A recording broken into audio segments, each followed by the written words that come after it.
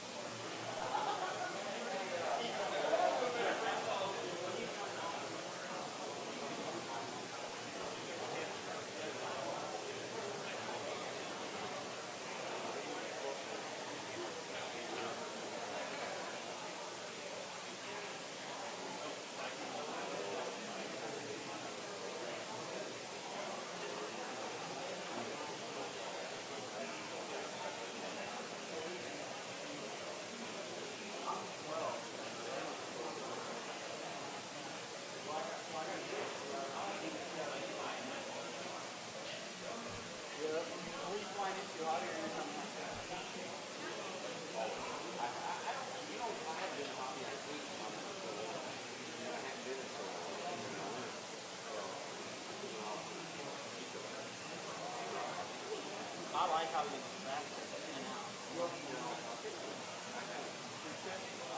Oh, yeah.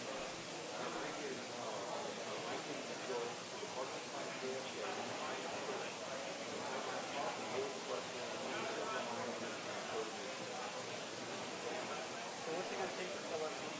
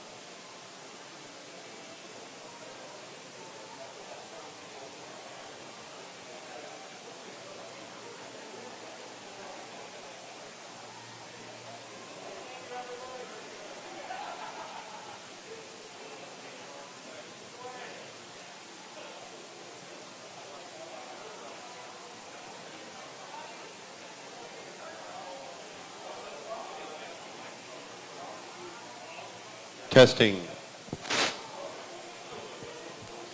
Okay, a real quick main day drivers meeting. Welcome to main days.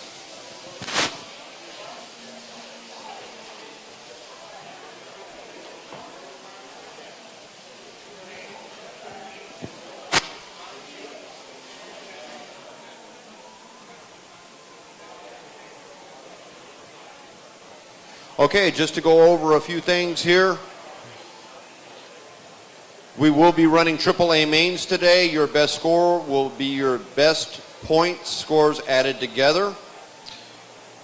Ties are broken by adding lap times together, the two best scores together. If you win the first two races, you are required to sit out the third leg. All other trophies will be waiting for you at post-tech when you come off if you're in the lower mains. Some of the mains do not have trophies. You will need to leave your name and address, and we will mail one, as we have to order the trophies so far in advance before registration for these events are closed in order to get the trophies on time. So we make a determination on the amount of entries at the time.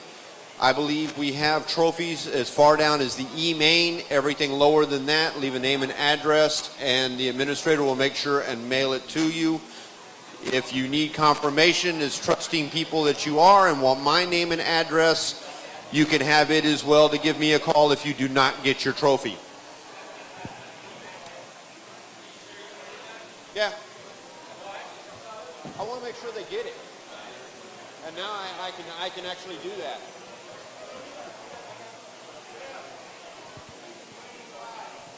Randy Pike, you won a concourse trophy for your buggy. They're looking for you to give it to you and take some pictures.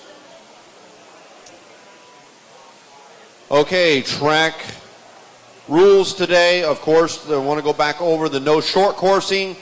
That means when you come in for practice and it's time to line up on the grid, jumping pipes is called short coursing, even in practice. Please do not do it. Also, if you are a vape cigarette user, no vaping on the track, on the driver's stand, on the back. We don't want any distractions for the rest of the drivers back there. Obviously, no smoking, no cell phones, no open-toed shoes.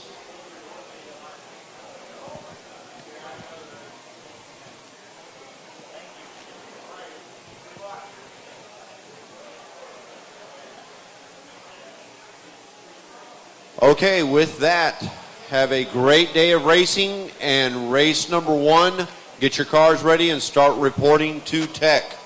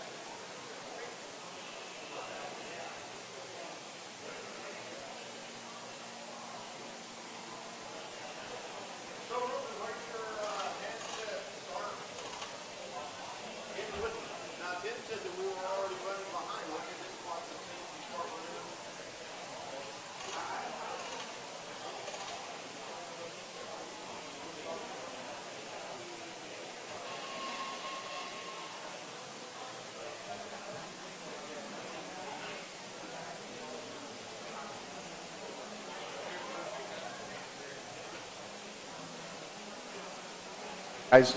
All right, drivers, 10:30 start for A1. Be in tech by 10:20, drivers. All right. Also, sponsor sheets. Still a lot of sponsor sheets downstairs in the off-tech area. A-main drivers, go ahead and get those picked up. Let's get them filled out and try to get them up here before we get A1s rolling. That way you guys don't have to worry about it either.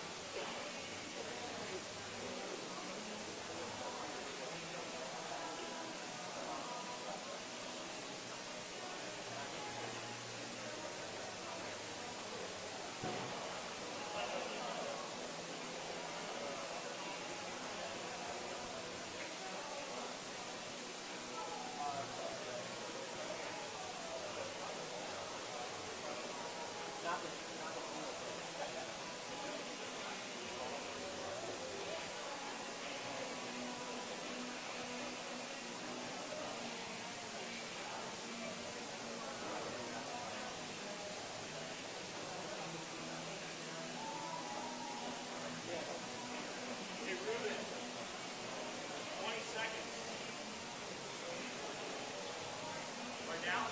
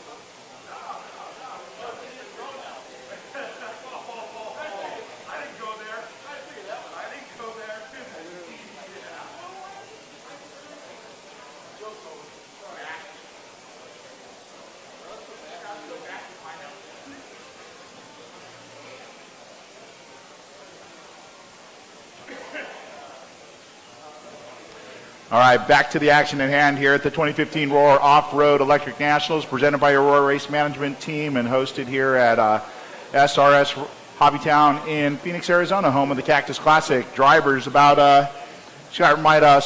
A1 drivers might start wanting to think about making their way into tech before it gets crowded down there. We're going to be rolling off here in less than 14 minutes, drivers.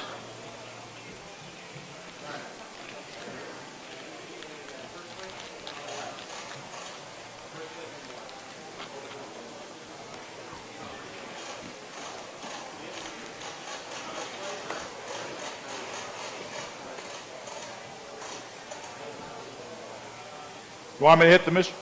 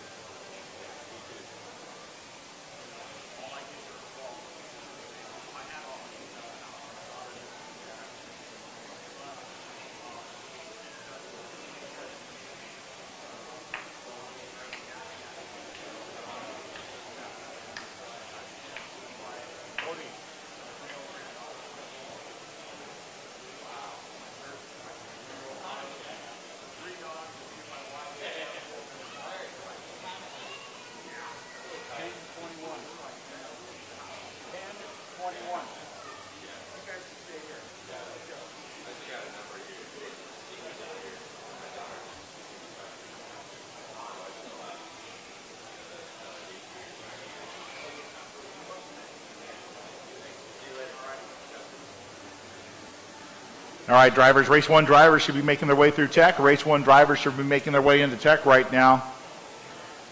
Two-wheel drive short course truck modified, going to be our first race up.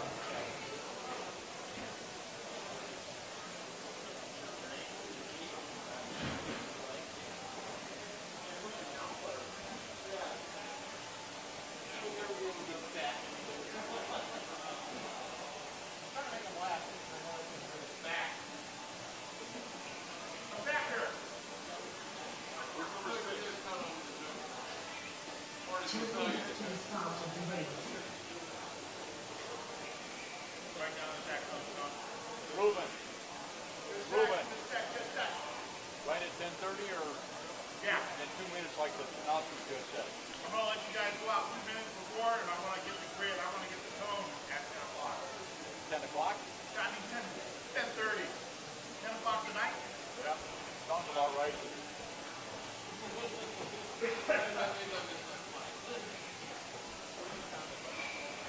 You don't want to miss the class?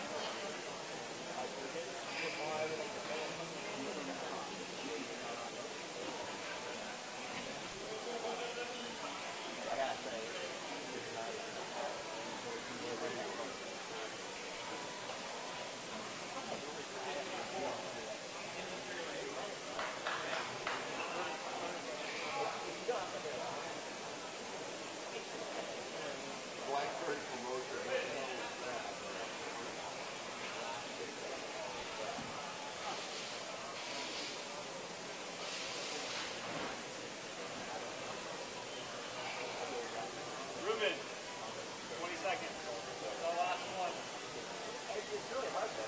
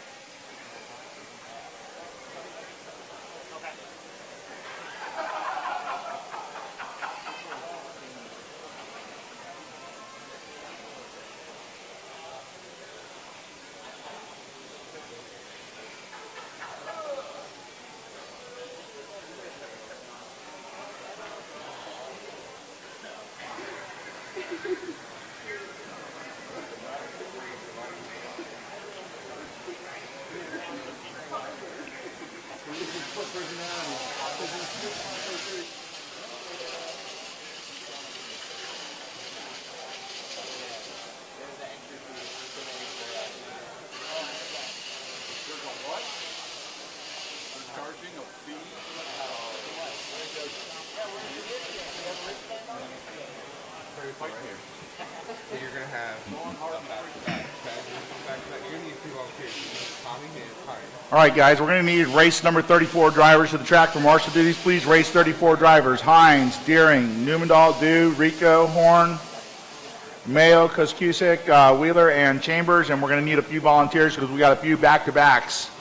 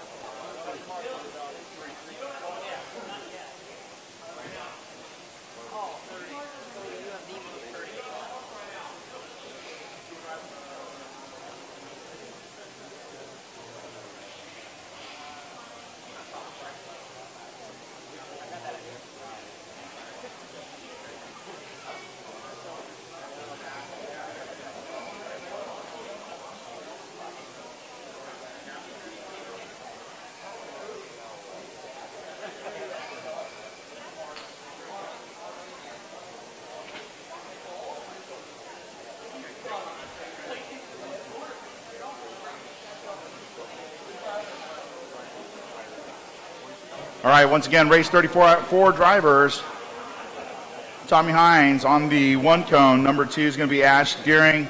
On the 3 cone, going to be Cody Newmandahl. We're going to need somebody out there for Cody. I got it. Okay. On the 4 cone is going to be Chad Dew. And we're going to need somebody out there for Chad. I'll get Chad. All righty. On the 5 is going to be Rudy Rico. On the 6 cone, Aiden Horn. Cody's on the 4. On the 7, Jake Mayo. Unless you want to go right here. On the 8 cone is going to be Alex K. Are you in 34? Yeah. On the 9 cone is going to be Wheeler. And on the 10 is going to be Matt Chambers. So once again, Hines, Deering, Newmandahl, Dew, Rico, Horn, Mayo, Koskusik, Wheeler, Chambers. Need you guys out for marshal duties. Just make sure, I know I called your guys' names on the stand, so just make sure your marshal is in the right position and we're good to go. Again, 34 drivers, let's get them out here. All right, drivers. Go ahead and take your 2-minute warm-up. Top right, far right. Top right corner, I need somebody on that 4. That's going to be somebody up there for Dew. Cody, you're getting Chad, right? No, he's Cham- going to go to 8. Sarah's going to go to 4. Okay. Sarah, you're going to grab the 4 on the back right. We still need front right. And I need somebody on the 5 cone. Rudy Rico, where you at, Rudy? Need you on the 5 cone, Rudy Rico.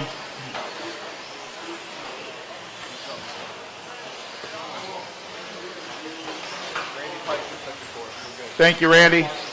All right, marshals are set.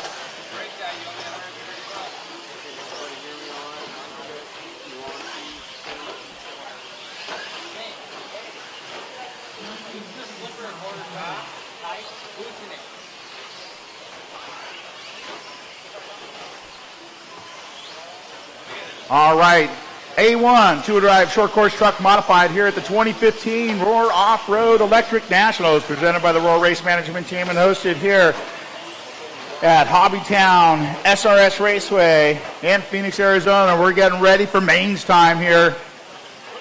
All right, drivers, let's go ahead and close the straight down. Close the straight down. CJ or Lucas to grid, please. Thank you. All right, get you guys gridded up. We're going to be racing here shortly. This is what we've all been here for the last 4 or 5 days for.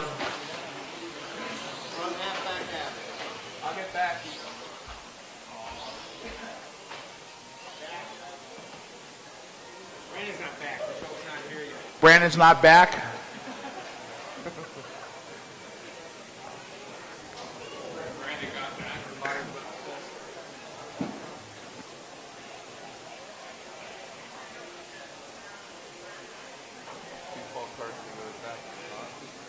Remember, drivers, keep it ready for the place. Let's give you a good, clean, fast race. Marshals, let's look live.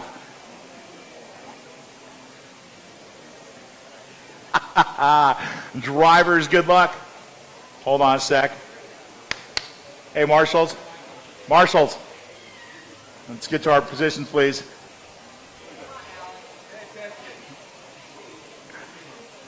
Okay, he's standing out of the way.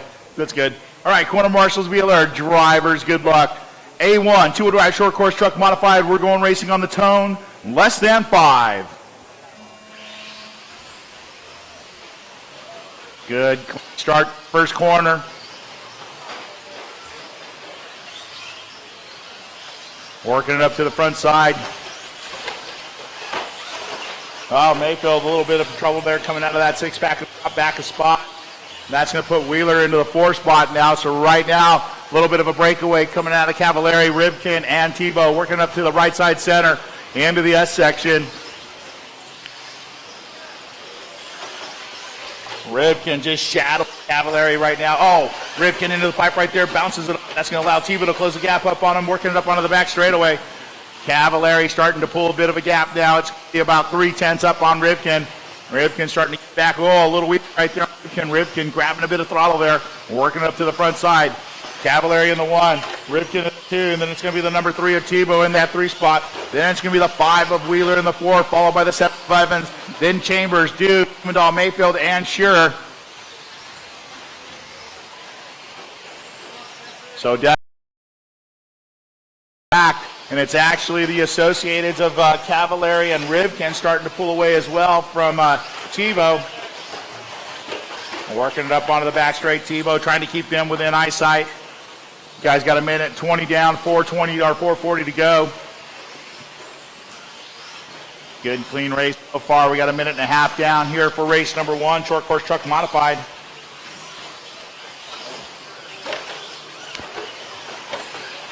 Oh, Cavallari getting a little wide, or getting a little high on the straightaway, ends up into the pipe just a slight bit. That's going to allow Rivkin to close it down on him. They're going to work to the front side. Rivkin all over the 6 of Cavallari. And Tebow closing it back up, working it up over the step onto the straightaway. And, oh, Rivkin getting tipsy there, and it's going to be a pass there. Tebow going to move to the 2 spot. Rivkin down to 3 now. Rivkin getting a little tipsy there through the sweeper, and that's all Tebow needed to get by him. Guys got 2:15 and 3:45 to go here for race number 1.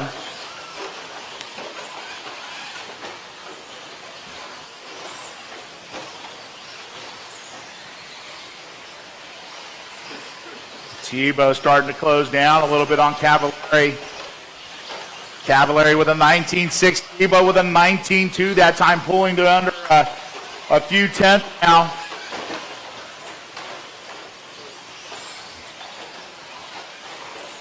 So your top 3 going to be Cavallari still in the lead, followed by the 3 of Tebow, then the 2 of Rivkin. They're working through the left side, coming into the step up onto the straightaway. Oh, and it sounds like Evans, something in the drive, letting loose. And that's going to put it into Evans right there. A 19.3 for Cavallari, 19.5 for Tebow that time. 3:15 down, 2:45 to go.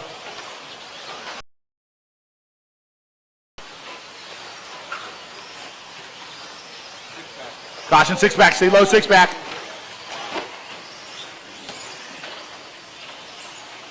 Cavallari starting to pull a bit of a gap up on Tebow now. Oh, and Tebow rolls it right where Rivkin did. That's going to allow Rivkin to go back to the 2. Cavallari going to enjoy about a second lead now. It's actually going to be a 2.2 second lead now over Spencer Rivkin with 2 minutes remaining here for race number 1.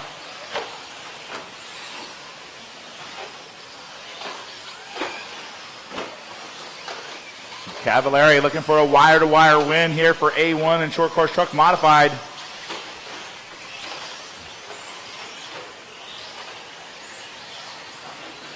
And Cavallari starting to pull a gap now in the final minute, in the final minute and a half of this race. Actually, a minute 35 go, and Rivkin with a bobble there coming into that S section. That's going to allow Tebow to move back to the 2 spot.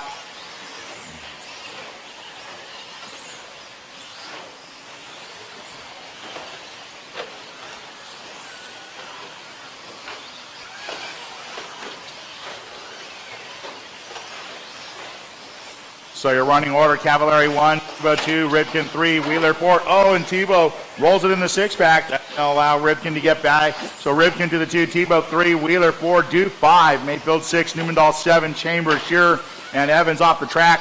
Caution coming into the S's. Clear. And Cavallari now 4 seconds up on P2 Rivkin with 45 seconds remaining here in race number 1.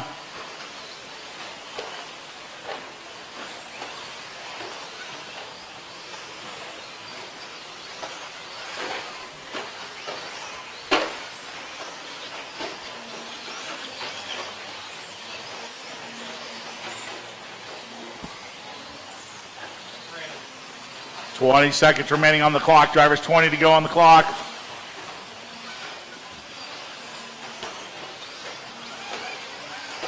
Cavallari almost 4 seconds up now. It actually is 4 seconds up on Rivkin.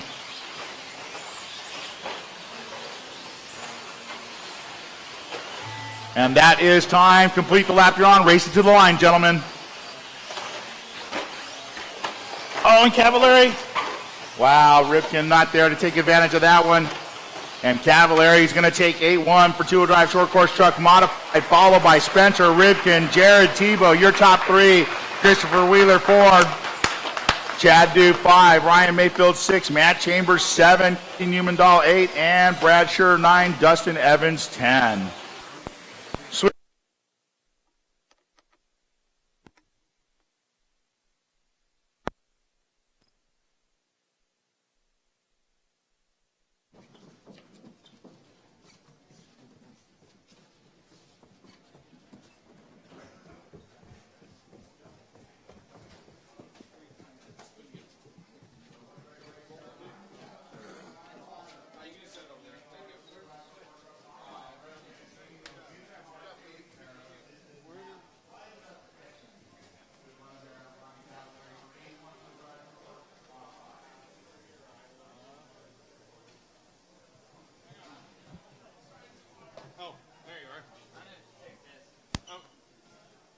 Really quick.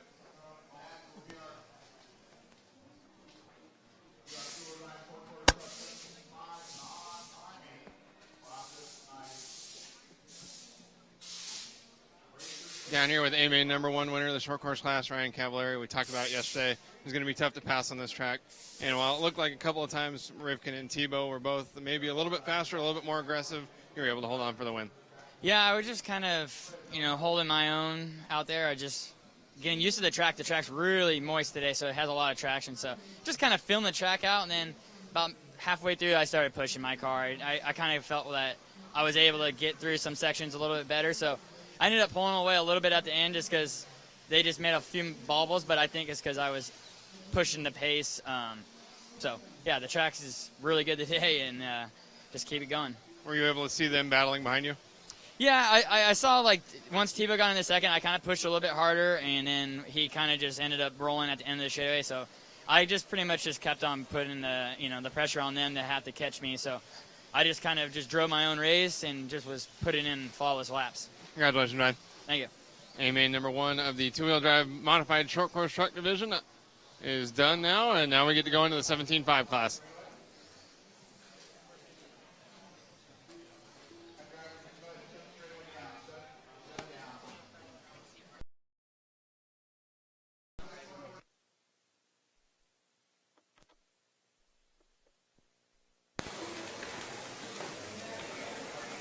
Starting on the 1, going to be Tanner Day, followed by the 2 of Kyle Layton, 3, Alexander Craig. 4, Michael Meister. 5, Jason Diaz.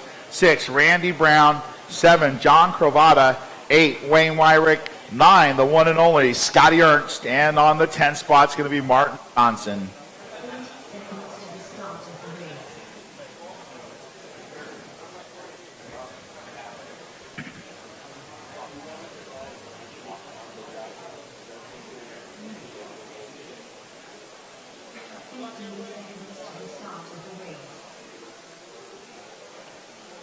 All right, we got a grid set. A1, two-wheel drive, short course truck, 17.5 timing. Quarter marshals look alive. Drivers, good luck. We're racing on the tone, less than 5. Oh, Craig trying to pull a hole shot right there on Layton. Backed out of it, though.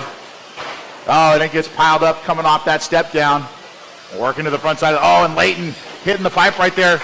Alexander Craig almost getting collateral in that one, and that's going to be the number 4, Michael Meister now moving up to the 2 spot. Craig going to move to the 3. Looks like Cravata up to that 4. Then it's going to be Layton in the 5, Ernst in the 6.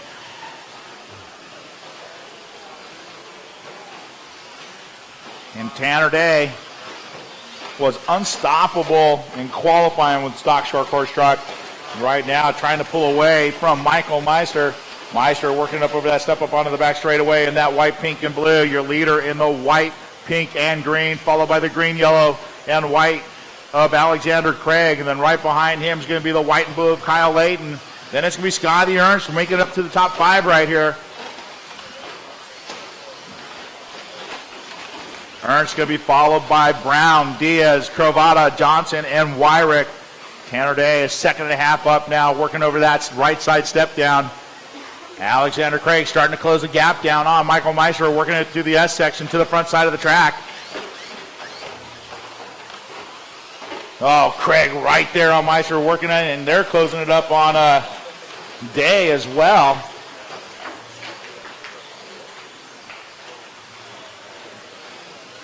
Craig having an inside look coming into the corner. Oh. Craig looking on behind it. Meister keeping it tight, and Kyle Layton now starting to close up on them. All the while, Day starting to pull away a little bit. Oh, and a bobble there from Meister. That's going to put Craig to the 2, Layton to the 3 now. Oh, and Ernst rolling to a stop coming into that right side step up, and Ernst going to be out of this one early. Not sure what happened to Scotty there. There's something in the electronics or something in the drivetrain, but just rolled to a stop in the face of the step up. And right now, Alexander Craig working in P2, trying to find Tanner Day. Day, truck number 1, working it out of the S's to the front side.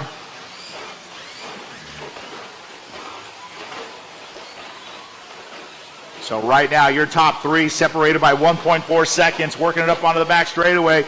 Michael Meister not too far behind them either, going to be about a second back of Layton. 2.5 down, 3.5 to go here for race number 2. So a lot of, Meister with a little bobble there coming into the S section. That's going to give Layton some breathing. And Alex all over the 6 of Tanner Day, working it up into the left side, step up onto the back straightaway. Who's got the motor? Oh, man, Craig with some motor right there. Oh, Tanner runs it tight right there. Craig tried to look inside. Here comes Kyle Layton. Layton looking to the inside. Oh, Craig got up on 2 wheels right there. Layton got out of it, didn't want to roll him over. Good racing there. You got a nice battle working down the straightaway. That's going to give Day a little bit of breathing room again. 3:15 down, 2:40 go for race number 2. Your order, Day 3, followed by the 4 of Meister, the 5 of Diaz to round out the top 5. Then it's going to be P6, Randy Brown in the 6 car, followed by the 10 of Johnson, the 8 of White. And right now, Tanner Day starting to pull a lead, a 2.5 up on P2. Kyle Layton in car number 2. Oh, and Tanner gets it wrong. Kyle rolls it, though, and gives it all right back to Tanner. And then Craig gets a bobble coming off the step down. Nobody taking advantage of anything there. That was the break Layton was looking for, but just couldn't capitalize on it. And now he's going to have to deal with Alexander Craig. Craig working hard on his 6. Oh, and Layton gets tipsy there in the same corner. That's going to give Craig enough room to go by. And Ernst back out on the track.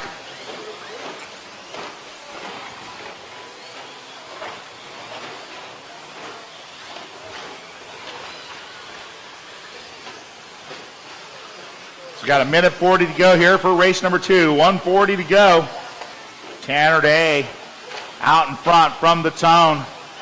He's got a minute 30 to go to hold on to this one for a win in the A1 for two-wheel drive short course trucks. 17.5 non-timing. Not if Alexander or Kyle have anything to say about it, though. Craig starting to close the gap up again, working down the right side. To the step down. Craig just reeling him in like a dead fish right there. Coming up on the minute tone here, pretty quick drivers. Craig with a second gear down that straightaway. Minute to go, drivers just under a minute to go. Oh, Craig looks inside, forcing the issue. That's going to allow Leighton to get back up into it again. Wow, what a race this one is.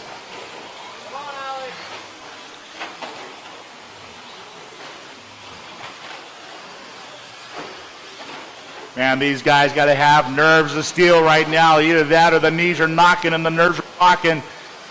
30 seconds left on the clock right here. A way around Craig. Craig trying to find a way around Day. 20 seconds to go. They should get across for one more. Oh! And Craig, not sure what happened there. Craig rolling it over. That's going to put Leighton to the 2. They cross for one more. That is time to cross the line, drivers. You will be done. And Craig, you got caught at the line.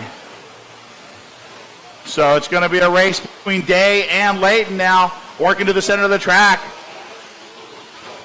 Kyle coming up on him. And Tanner Day takes the win for two-wheel drive course 7.5 for number 1. Awesome race.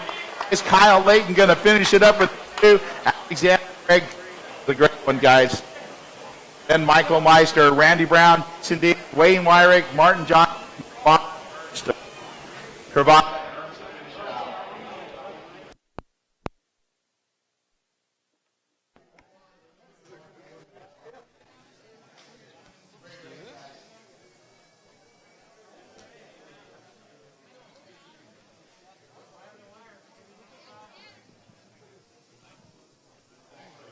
Down the track here for a J Concepts pit report with A-Main number 1 winner of the 17.5 short course class, Tanner Day.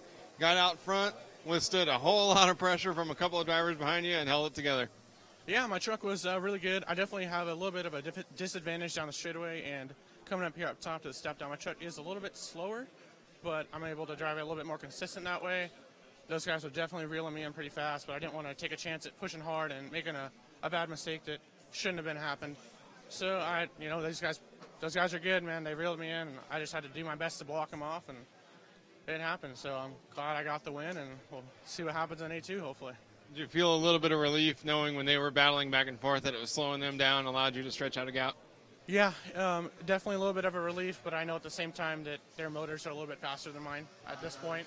So, I know they were a little bit slower, but not by much. But they did good. You came up on traffic toward the end of the race there. Did you get nervous at all? No. I did shoot across the line and bump a guy, but, I had second place right behind me. I didn't want to take a chance at trying to go wide around him and rolling it over, so I just kind of sent it in. But, I didn't want to chance it, and he crossed the line before me anyway, so, I feel a little bit bad, but I didn't want to have to lose the race. Congratulations, Tanner. You're halfway there. Thank you very much. That's Tanner Day winning the 17.5 short course class here for A-Main number 1, and now we're getting ready for the first A-Main of the four-wheel drive modified buggy division.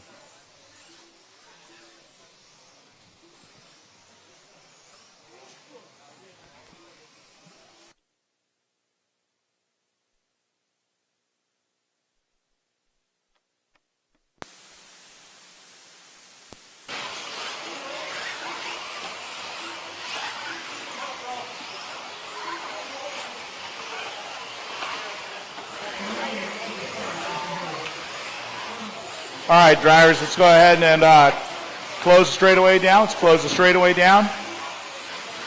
Close the straightaway, drivers. Let's close the straightaway.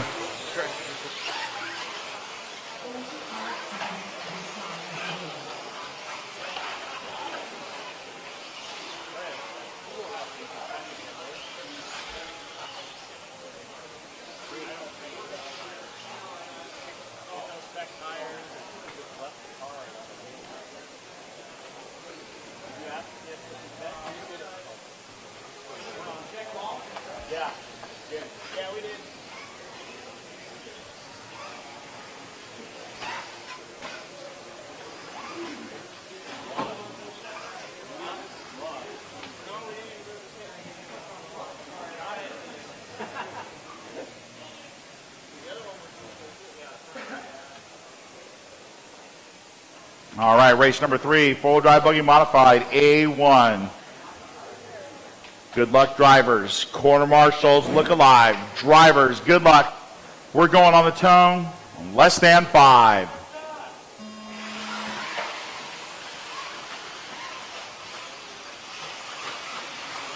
So Ryan Cavallari dominated in qualifying 4 of 4 rounds in full drive buggy this weekend at the 2015 Royal Electric Off-Road Nationals. Very nice start.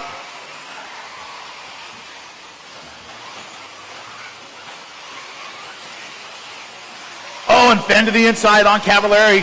Coming through the 6-pack now, so you got a lead change right there. Fenn to the lead. Cavallari to the 2. Rivkin 3. That looked like Tanner Steeves rolling it down that drop-down double. So Dakota Fenn starting from the 2 to the lead. And Rivkin getting a handful of Mayfield right now. So right now, oh, and Fenn gets it wrong. Oh, and Rivkin to the lead. Fenn to the 2. That's going to put Mayfield to the 3. Cavallari to the 4. Looks like Tebow in the 5. Moeller in the 6. Warnemont in the 7. Followed by Gillespie. Steeves. So Spencer Rivkin, the local Yoke, in the lead right here, working to the S section, coming to the front side. 120 down, 420 to go here for race number 3. Oh, and Fenn rolls it coming out of the 6-pack. And that's going to move Mayfield to the 2, Cavallari 3. Oh, and Tebow's looking for a way around Fenn right here now. And Fenn gets it wrong off that right side roller. That's going to put Tebow to the 4 spot now. Fenn's going to drop to the 5. And Cavallari all over the 6 of Mayfield, trying to find a way around that low seat, working up the straightaway. Rivkin in the, oh, and Mayfield getting up on 2 wheels, coming out of that sweeper. That's going to give Mayfield, or Cavallari back to 2 spot. Mayfield going to move to the 3. Tebow trying to move up on them in that 4 spot. Fenn in the 5 spot. Then it's going to be Gillespie in the 6. Muller 7. Warnemont 8. Followed by Tessman and Steeves. So Rivkin right now 9/10 up on Ryan Cavallari. Oh, and Rivkin off the track through the 6-pack. Oh, Rivkin ran out wide, coming out of the S section into the 6-pack face, and got off the track. Easy, take it easy, guys. Take it easy, keep it clean. And that is going to give Cavallari the break he needed. 240 down, 320 to go. Cavallari going to pull away a little bit. Can Mayfield reel him in? Tebow now 3, Rivkin 4, Fenn 5, Gillespie 6, Muller 7, followed by Warnemont, Tessman, and Steeves. So right now, Cavallari showing 1.6 up on Mayfield. And it's going to be a 1.4 now. Ryan Cavallari with a 17.9. Mayfield with a 17.7 that time around. Tebow with an 18.0. And Rivkin all over Tebow, working through the center of the track to the S section now. Rivkin trying to find a way around Tebow, get back into a top 3 position. Cavallari starting to pull away. 1.4 up on Mayfield still. Keep it clean, guys. Keep it clean.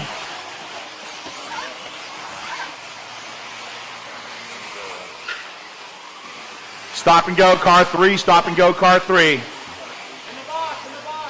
Go, go, go. Go, go, go.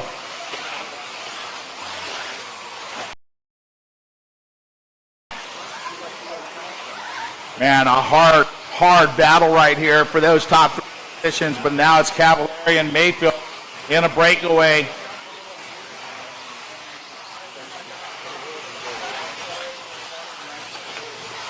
Oh, and Mayfield gets it wrong off the right side roller. Position, but that's actually going to help out Cavallari and give Cavallari some breathing room. Just under 2 minutes remaining here for race number 3.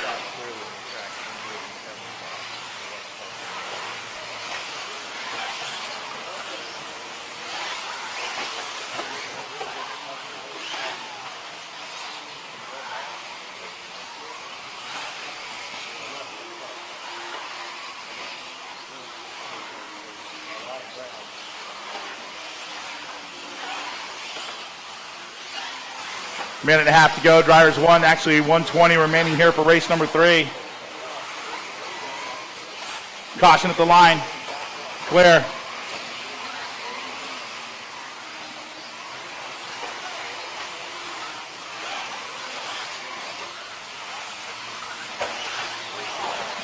And Gillespie into the pipe hard. Peel the front left in that one, so that's going to put an early end to Gillespie's race.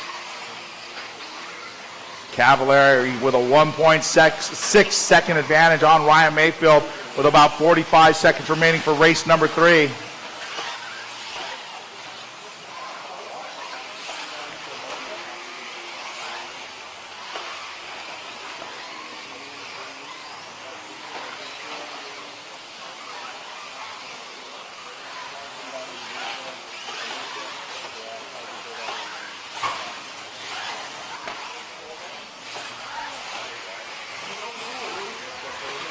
All right, car 3, stop and go to the box. Car 3, stop and go to the box.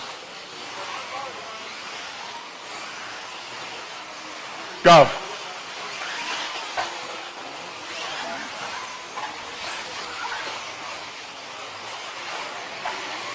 And that is time. Drivers finish the lap are on. Cross the line, you be done.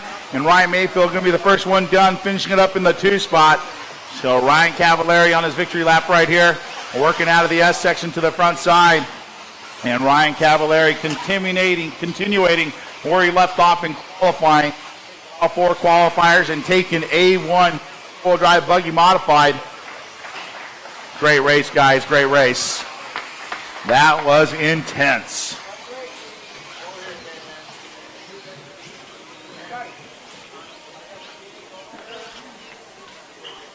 So your final order for race number 3.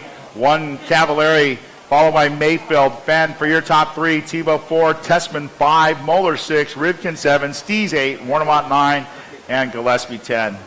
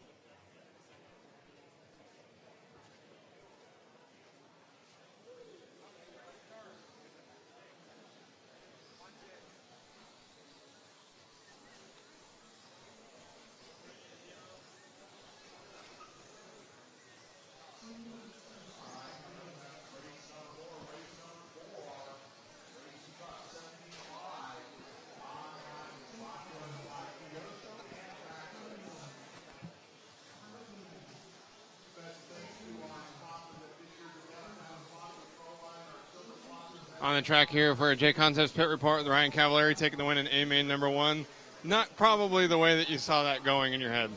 No, I mean, Dakota just put a really good pass inside, and there was nothing really I could do. He just he set up the corner perfect, and I just barely went off the line, and I mean, it was just enough for his car to get through, and I'm like, all right, just take my time. I knew my car was really good, and I just picked my way slowly through the field, and I got up behind Mayfield and got around him. Once I got in the second, I was a lot more comfortable. I was a little freaked out that I was back to 4th, but Spencer just made him bobble, and then I was able to get the lead and just kind of drive my own race. My car is really fast where I can kind of just take a little bit of time through some sections and make up in others, so I'm happy with it. You mentioned Mayfield walking down the stairs with the driver's stand. You said it was actually a little bit easier to follow. Yeah, when I was behind him, I mean, it was like I could just completely control where he was going to go. And then once I got in the lead, you know, he was able to catch me. So it was just, I was taking it a little bit easier. But Well, you won the cat and mouse game there. Congratulations. Thank you. Ryan Cavallari taking the win in A main number 1 of the 4-wheel drive buggy class. And now we're on the track with some stadium trucks for the 17.5 division.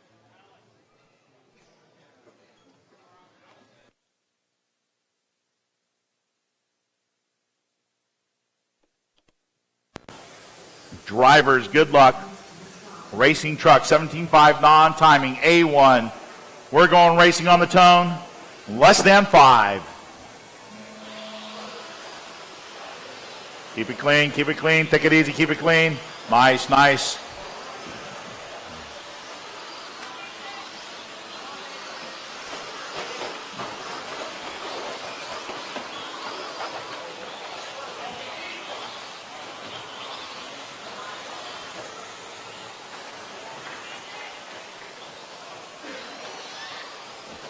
So, and Chase trying to force the issue right there.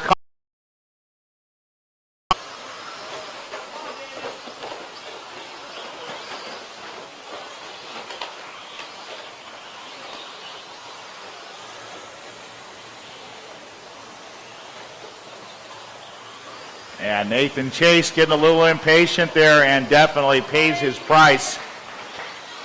So it's going to be Alan Wright, truck number 1, working out of the 6-pack. He's going to be followed by the number 5 of Jeremy Harris, and then it's going to be Kyle Davis, followed by Cameron Ayers, Krivitz, Gatton, Diaz, Schmitz, Chase, and Helms. So right now you're going to have Kyle Davis, truck number 3, working hard on the 6 of the number 5 of Jeremy Harris.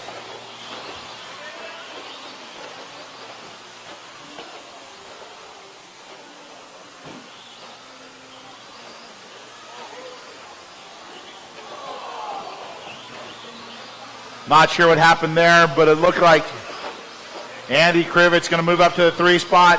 Cameron Ayers to the 4 spot now, and all the while, it's going to be Wright and Harris breaking away. The Florida boys in a breakaway, working to the right side.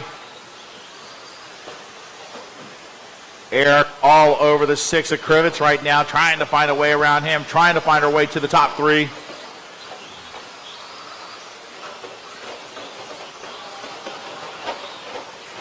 And the pack starting to catch up with those 2 right there. Wright and Harris, though, gone right now. Krivitz in the 3, Ayers in the 4, Davis or Gatton 5, Davis 6, Diaz, Schmitz, Chase, and Helms is the order.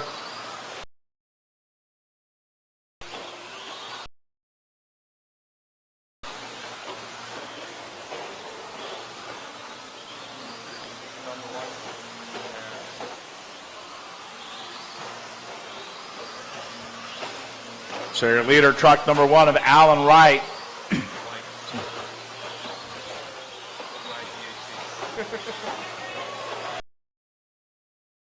And finding a way around Krivitz. So Ayers getting it up into a top 3 now, working through that sweeper. But Krivitz, what's the motor at the end of that straightaway, closing the gap up. Oh, Cameron. And it looks like Harris starting to close the gap up on White, working up over that step up to the back straightaway.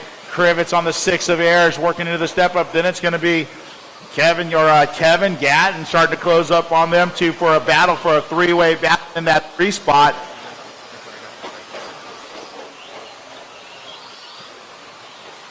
So White and Harris work. Oh, and Harris with a big lead coming out of that corner. Ayers. Oh, and Ayers rolls it in the 3 spot, and everybody gets in. That's going to drop her back 3 spots now.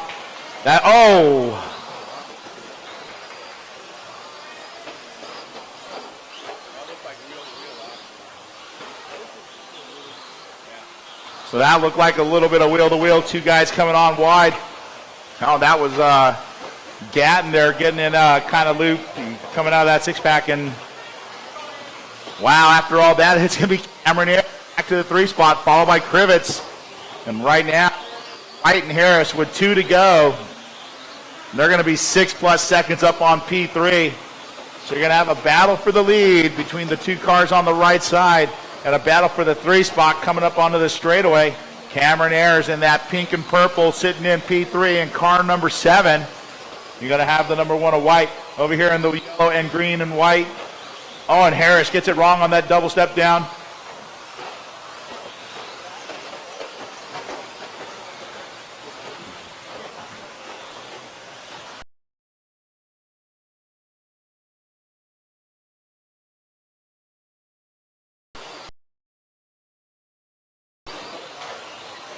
Harris going to be 4 seconds back of our leader now.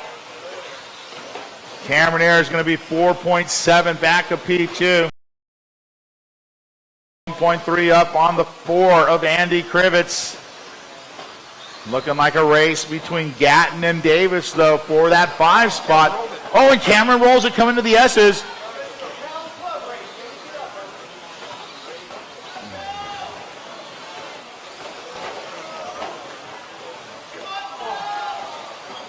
Oh, and Cameron rolling it coming into that S spot, going to drop herself back 2 spots.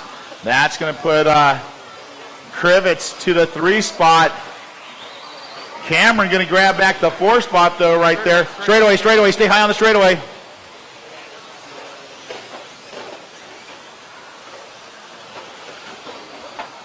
Caution through the 6-pack, it's right in the middle.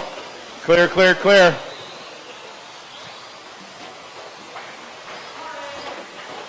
Guys got 10 seconds to go here on the clock. 10 seconds left on the clock here for race number 4.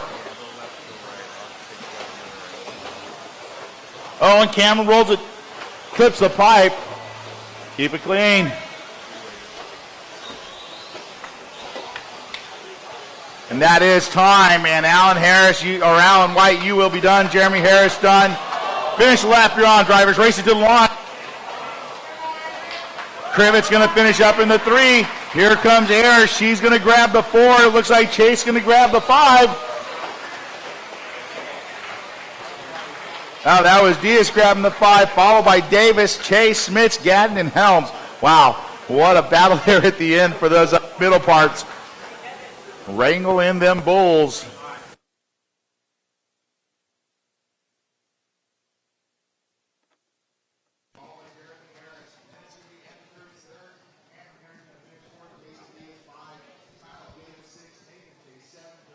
Down here on the track for a J Concepts pit report with 17.5 Stadium truck. A-main number 1 winner, Alan White.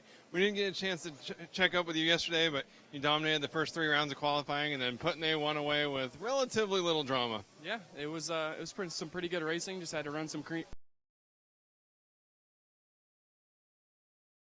Some of the other classes saying it's difficult to pass in this class, especially in 17.5. The guys behind you don't quite have the motor to drive up the inside on you anywhere, so just kind of a chance to stay defensive until you get a little bit of a lead. Yeah, you just got to, run nice, smooth lines, not real tight like we're used to in Florida. So it's a little bit different driving than we're used to. And speaking of Florida, for much of at least the beginning of the race, you had one of your local competitors there, Jeremy Harris, and a teammate following behind you. Did that make you more comfortable knowing that you could trust the guy behind you, or was it more pressure because you know how fast he is? It's both. You feel comfortable because you know he's not going to intentionally take you out, and he's gonna make some good races. So we're both here to win. So congratulations on a solid A1. You're halfway there. Thank you. Alan White taking the win in the first round of the racing truck class for 17.5. Now we got the modified division coming up next.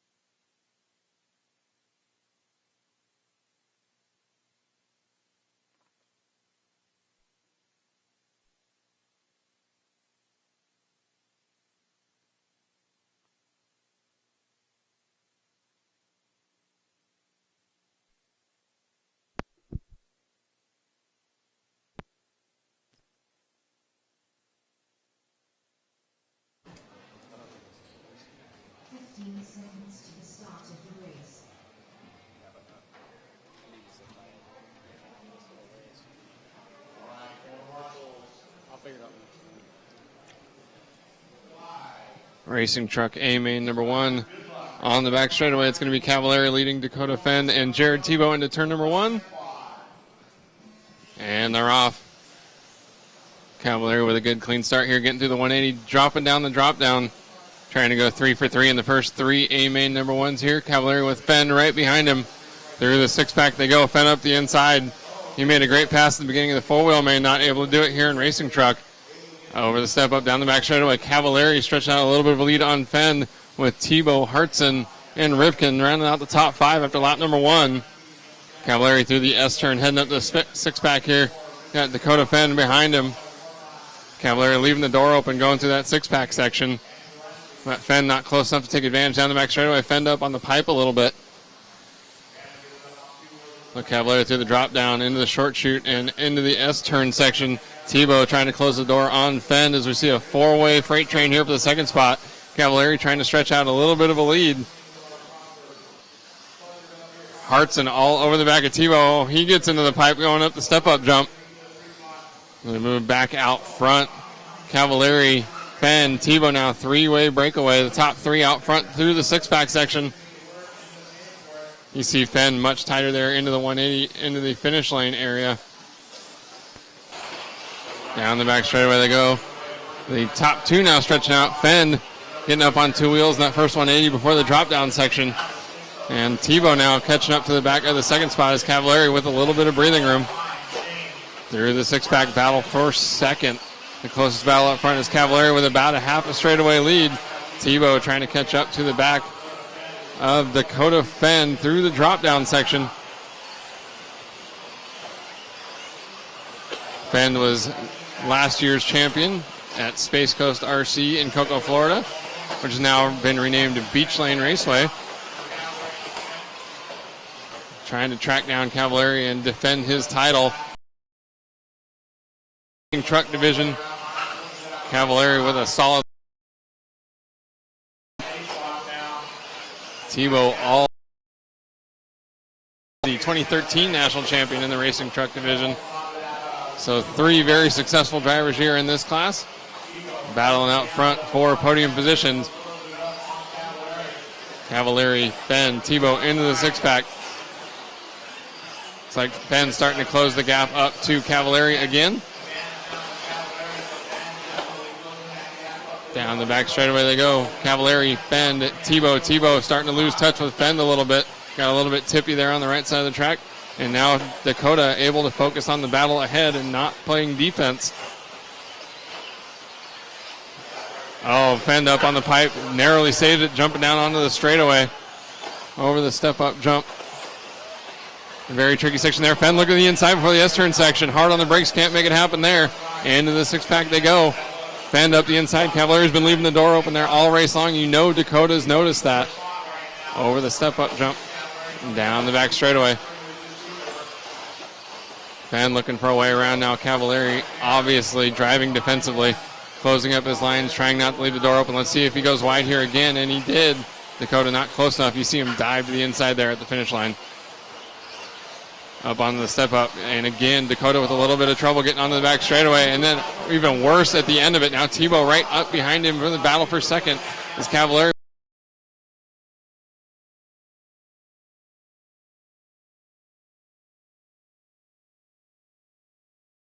And Dakota right up the inside there. Dakota again, trouble coming onto the back straightaway. That's bit him several times now. And Tebow to the second position. Now it's his turn to try to track down Cavallari. Fenn obviously going to drive very hard now to try to catch back up that second spot. And with these 2 drivers battling, that's going to allow Cavallari to take a deep breath there and focus on pulling away, although Tebow starting to reel in the leader here, heading into the S-turn section. Cavallari, Tebow, Fenn through the 6-pack at the same time. Narrowly getting around some lap traffic there. Tommy Hines getting out of the way. Dakota back to the second spot through the S-turn section. Traffic there at the end of the back straightaway. The top 3 get through cleanly. Excellent work by the turn. Oh, and Fenn getting sideways after the step down.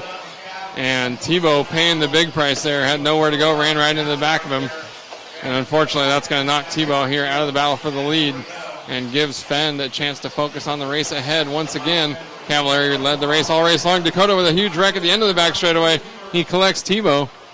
Now Cavallari with a monstrous lead. Now he gets to drive this one home cleanly. Tebow and Fend, the battle for the second spot at the finish line. Cavallari stretching out quite the advantage now.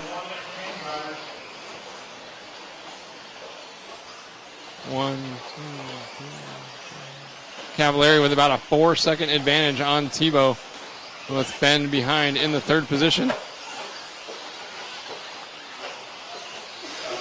Dakota getting through some traffic there. Looks like no traffic ahead of Cavallari for at least a half a lap, so he's got quite a chance here to wrap up his third AMA number 1 victory. Well on his way toward a clean sweep here at the 2015 Aurora Electric Off-Road National Championships, brought to you on Live RC by Proline, with a little bit of help from Team Associated, our 2 sponsors for this race. Battle for second closing up, and it sounds like, and Dakota rolling it over.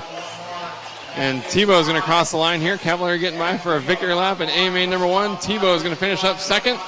And Dakota Fend grabbing third here in AMA number 1. We're going to head it downstairs for a J Concepts pit report. We're going to talk to Ryan Cavallari after yet another AMA win.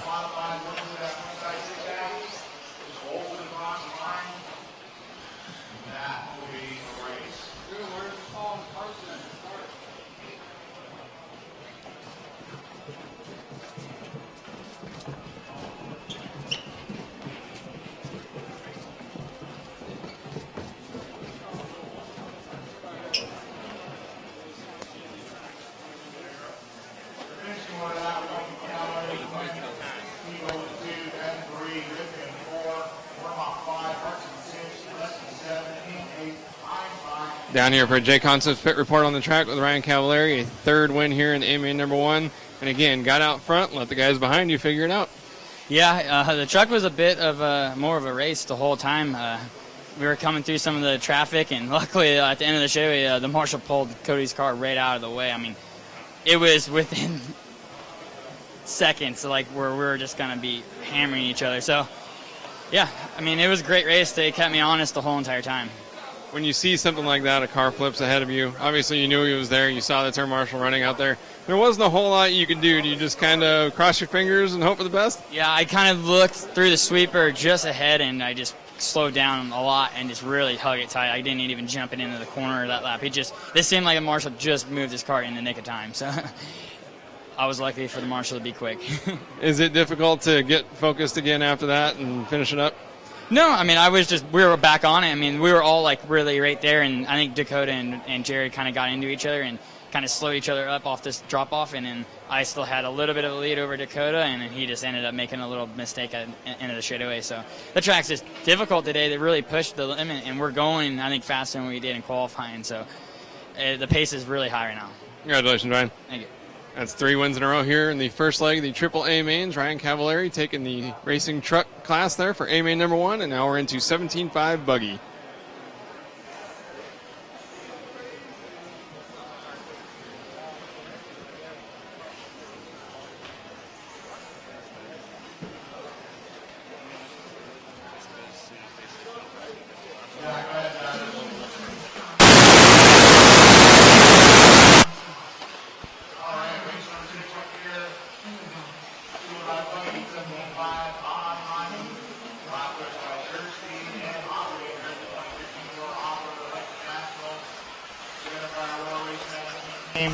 Hosted here by SRS Hobbytown, the home of the Cactus Classic in Phoenix, Arizona. Thank you to our title sponsor, Proline, our silver sponsor, Venom Atomic RC, as well as Caution Through the Sweeper, as well as all our class sponsors associated, Reedy, Teakin, X Factory, Hobbyco, TLR, Sure Speed, Hobby Wing, Racer's Edge, Saybox, Kyosho, and Traxxas.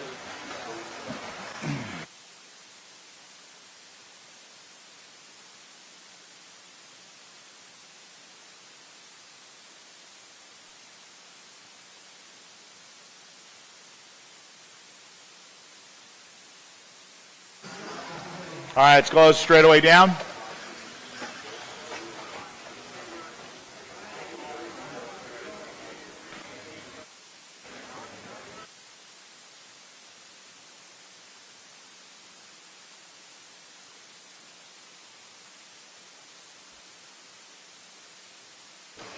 Tanner, Danny, where you at?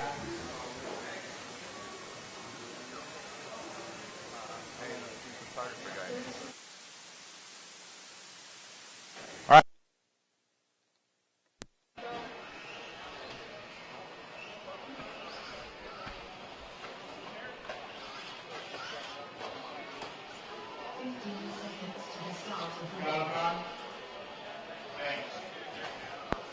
All right, two-rod buggy 17.5 on climbing A1 right here. Start with the one will be Tanner Day, followed by the two Kyle Lake, the grid Randy Brown, and it's going to be Brandon Whitney on 4, Kevin Jack 5, Alexander Craig 6, Kyle Lewis will be 7, Randy Martin 8, Al Wright 9, and Dave Kamali 10.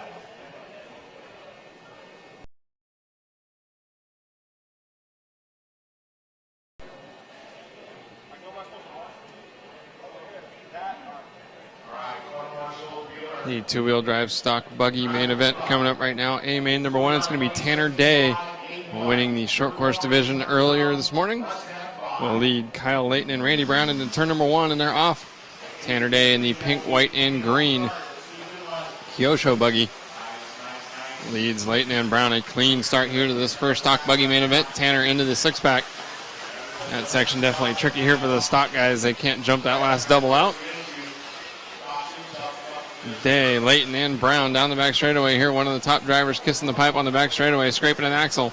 Layton getting a little bit out of shape there in the first 180, and Tanner Day trying to stretch out a lead here. That's heading to the 6-pack for the first complete lap. Layton and Brown running in qualifying order. Day starting to stretch out a lead. Had a wonderfully difficult time through qualifying. TQ the first round. Had horrible luck in the second and third rounds. Came back in the fourth one to wrap up the overall TQ and lock down that front row of the grid starting position. Huge advantage here on a very difficult track with a lot of grip and not a whole lot of places to pass. And now Day using that advantage out front and leaving the rest of the field for dead through the S-turn section, already stretching out nearly a lead over the second spot. Kyle Layton running in second with a three-way battle for third heading down the back straightaway. That's Brown, Wheatley, and Gatton.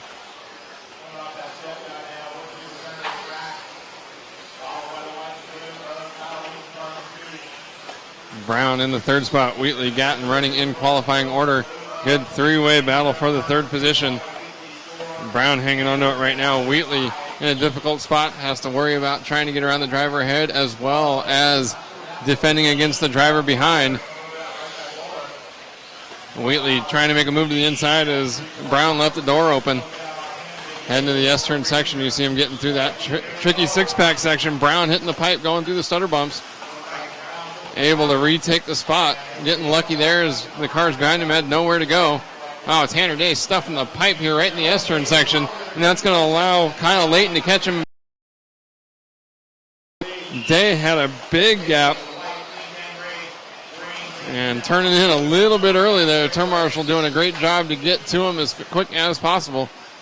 Let's see how long Layton can hang on to our leader or see if Day can drive away once again. Good battle through the front six-pack section. Looks like Day starting to gap Layton a little bit. Down the back straight they go. Day with all sorts of motor getting a better run down that step-up jump.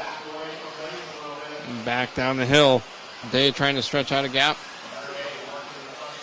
and get comfortable once again as he was earlier in the race. Trying to take home a couple of 17.5 national titles to Portland, Oregon, one of the Pacific Northwest racers here. Day dropping down the step down, heading into the S-turn section. Layton trying to do everything he can to hang tight. Brown, Wheatley, and Gatton still top 5 running in qualifying order. As we check out up front, Day down the back straightaway. Then we see Kyle Layton down the back straightaway. Layton trying to keep in touch with the leader. Day, however, just too much pace. Day's fastest lap over a tenth of a second quicker than that of Layton. Up over the step up, down the back straightaway with just 2 minutes and 20 seconds left to go in this one. Tanner trying to put it away. See him carrying a lot of speed through that short chute in the center of the track, lands down the step up jump, holds it wide open and just turns to the left. Tanner over the stutter bumps, getting a little sideways there over the first one, actually set him up better for the corner. Just 2 minutes left to go here in 17.5 buggy A main number 1. Day, Layton, Randy Brown, the top 3. The top 3 starting to spread out quite a bit. Layton with quite the gap back to Randy Brown. Following along with Tanner Day, the leader. Simply clicking off laps now. He's got another minute and a half. Time to complete about 4.5 laps. As we move back here to Kyle Layton in the second spot in the white and the blue through the stutter bumps. And up the step up, down to the back straightaway. Layton now losing touch with leader Tanner Day.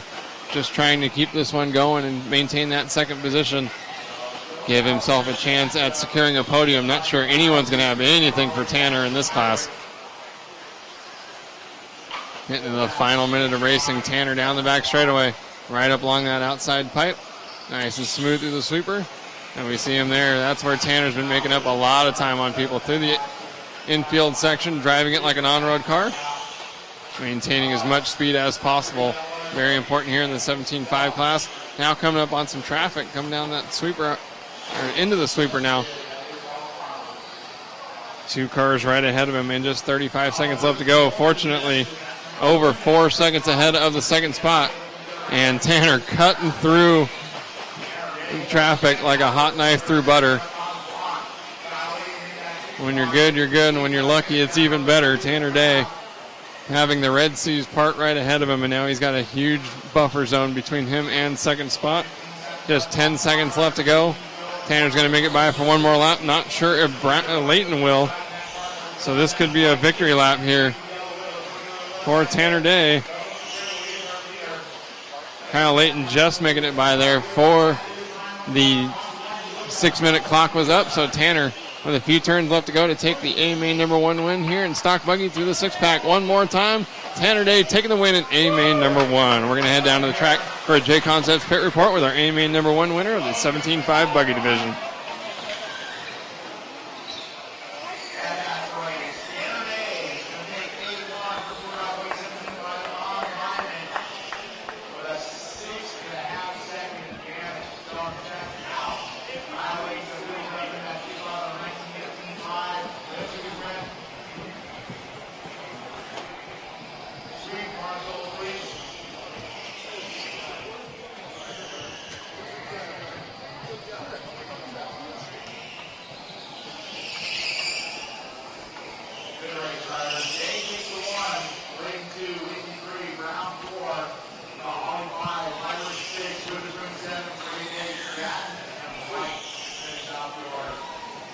Down the track for a J Concepts pit report with A main number 1 winner of the 17.5 buggy class, Tanner Day, from the top qualifying spot. Stretched out a gap, made a mistake, second place caught up again, and then, well, you just simply pulled away.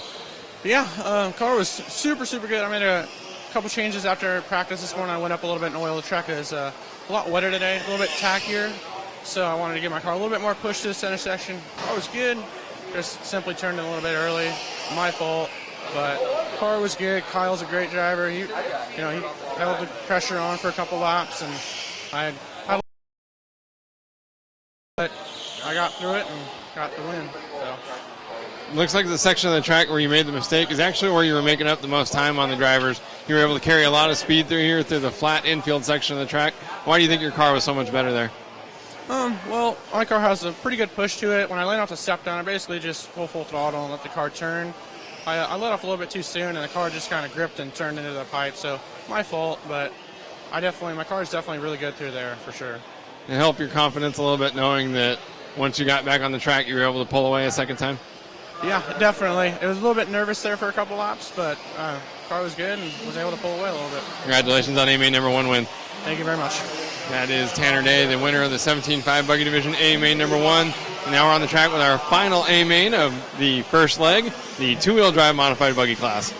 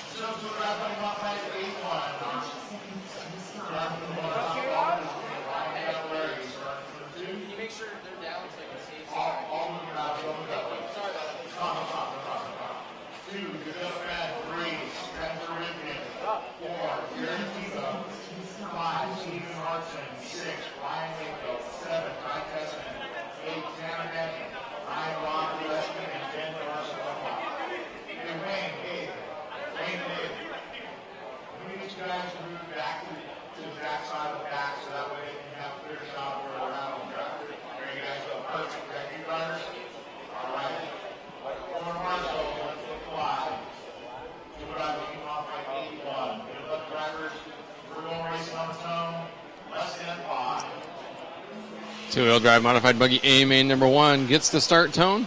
Ryan Cavallari, the top qualifier in all 4 divisions, leads two-time defending champion Dakota Fenn into turn number 1 with Spencer Ripken right behind. You see the team associated drivers running front wings on their cars. Dakota with a mistake right at the finish line, and he's going to drop out of the top 5. It's Jared Tebow, the current world champion, moving up to the second spot, and Stephen Hartson up into third. So great luck for both of those drivers. You see Tebow here jumping into the six-pack section and already losing sight of Ryan Cavallari. Is out of the frame. Battle for second between former teammates Jared Tebow and Stephen Hartson. Tebow into the Eastern section, starting to pull away there from Hartson, trying to focus on catching Ryan Cavallari and not letting him get too far away. Cavallari up the step-up jump, down the back straightaway he goes. Already going 3 for 3 here in round number 1, trying to make it a clean 4 for 4 and give him a chance to wrap up 4 more national championships into the six-pack section. Coming up a little short there, and actually inside line there at the finish line. Cavallari down the back straightaway. Tebow running in second. Hartson trying to keep pace with both of them. Tebow just about 1 turn behind. Follow along there with that red, white, blue, and black paint job. Tebow going back to black here for this race. That Kyosho RB6. A little bit different than the car that he won the World Championship with, but not a whole lot. Through the six-pack section, trying to at least maintain the gap up to Ryan Cavallari. It's right about 1.2 seconds. Jared Tebow matching Cavallari's lap time last time by. Both drivers are 10th or 2 faster than Stephen Hartson. Cavallari through the six-pack section, trying to inch away a little bit here and there. Last lap, pretty identical lap times this time by. Tebow actually making up a 10th of a second. Now Cavallari nose down over the step-down jump. That's going to allow Tebow to catch up a little bit further. Still not quite within striking distance as they head through the six-pack. And this lap, Tebow clicks off 4 more tenths of a second. So at the line, less than a second apart. Still not quite close enough to force an issue, but Cavallari certainly knows he's there. two of the most successful drivers of the last decade battling out here for the AMA number 1 win, and a prime opportunity to lock down the premier two-wheel drive modified buggy national championship. Through this intersection, you see Cavallari much tighter through that short chute, trying to protect the inside line. Of course, that allows Tebow to open up those corners, carry some more speed, and try to close the gap. Tebow again 0.3 of a second faster. He's within 0.6 of a second of the leader. Tebow with a little bit of a mistake on the right side of the track. Cavallari now with some breathing room, and Hartson right up on the second spot behind Tebow.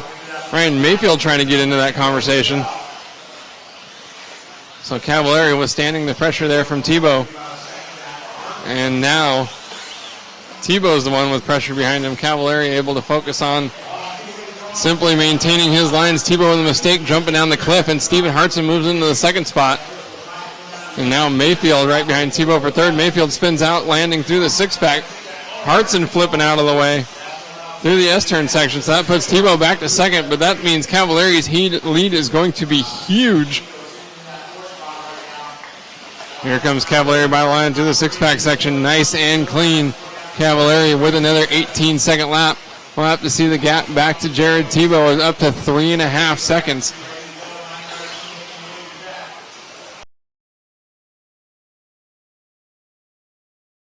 Does the stutter bump traffic. Everyone knows what Cavallari's paint job is, especially his teammate Tanner Denny, giving him a little bit of room. Second, third, and fourth. Trying to mix up here through the S-turn section. Mayfield just made a small mistake, a little bit out of frame. Oh, now Hartson making a mistake, so he's going to drop back. Tebow to the second, Mayfield to third. Mayfield now up into the top three after trying to fight his way toward the front of the pack here in AMA number 1. Coming up on just 1 minute left to go. Mayfield with a mistake that's going to put Hartson back to the third spot. Tebow now with quite a gap back to third. Cavallari dropping down into this S-turn section, trying to lock down AMA number 1, winning all 4 classes here for the first leg, and take a big leap forward to a clean sweep here at the 2015 Roar Electric Off-Road Nationals, brought to you live on Live RC for free this weekend. Thank you to Proline and Team Associated, our 2 sponsors for this week's coverage. Cavallari through the six-pack section with 25 seconds left to go. He's going to make by for one more lap. Down the straightaway he goes. No cars ahead of him, no one behind him. It's a practice lap for Cavallari. See him taking it a little bit easier there through the S-turn section. Doesn't have to worry about punching it at all. Tebow trying to take advantage of Cavallari backing it off a little bit to close the gap, but not within striking distance. He's going to need a mistake from Cavallari. As we hear the finishing tone, this is the final lap.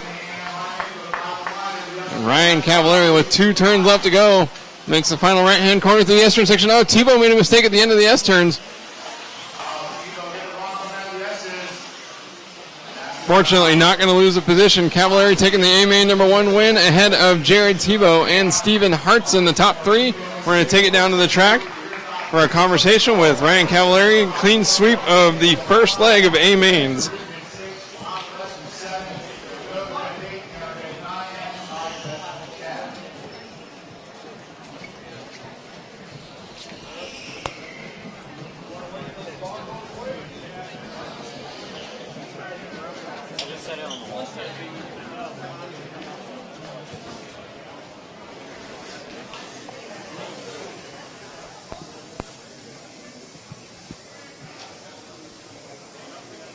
Ryan Cavallari finishing up the clean sweep here as we head down to the track for a J Concepts pit report. That one, on the other hand, went rather easily. You got out front, didn't have much pressure, and able to just focus on your own race. Yeah, I was happy with it. The first run out today wasn't very good with my car, and the track had a lot of traction, so I kind of had to change a few things, and I was really happy with how my car actually was. It was actually carrying really good corner speed, and I was able just to drive really smooth and just kind of do my own thing. Jared kind of got me at the end, but I knew there was,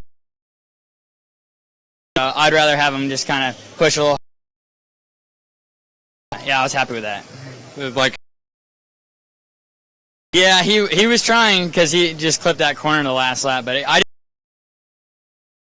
cruise around that last minute and just not make anything stupid happen. So glad to get the victory. congratulations, Ryan. Thank you.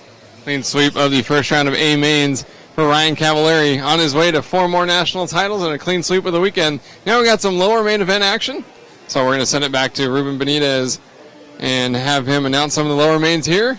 We've got a few races yet before the second leg, so stay tuned for our live coverage of the 2015 Roar Electric Off-Road Nationals from SRS Raceway in Phoenix, Arizona, brought to you by Proline and Team Associated.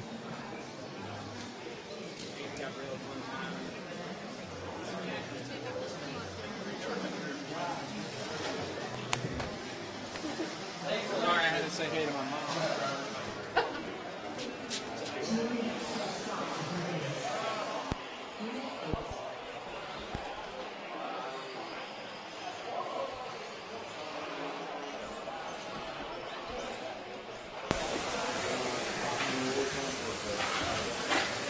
On what?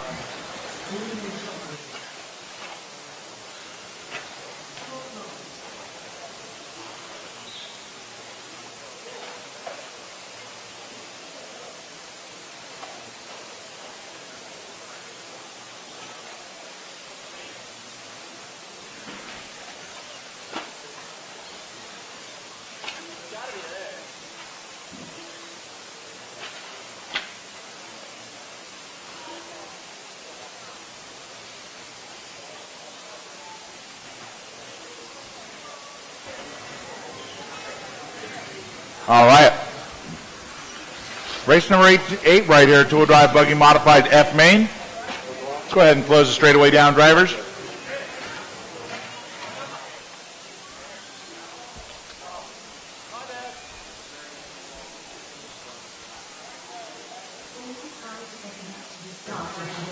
All right, this one will start with William Johnson's on the 1, Scott Robert, number 2 on the 2, Gary Brickman on the 3, and Brian Cossey on the 4.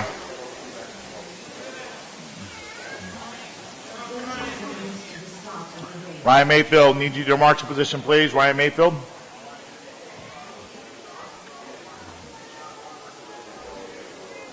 All right. All right, we are going to need a handful of volunteers for the next race. I'm going to need at least 5 or 6 volunteers. So if you can help out, please be ready to go. I'm going to need like 6 volunteers for the next race. Corner marshals, let's look alive. Drivers, good luck. Two-wheel drive buggy modified F main. You're going racing on the tone. Less than 5.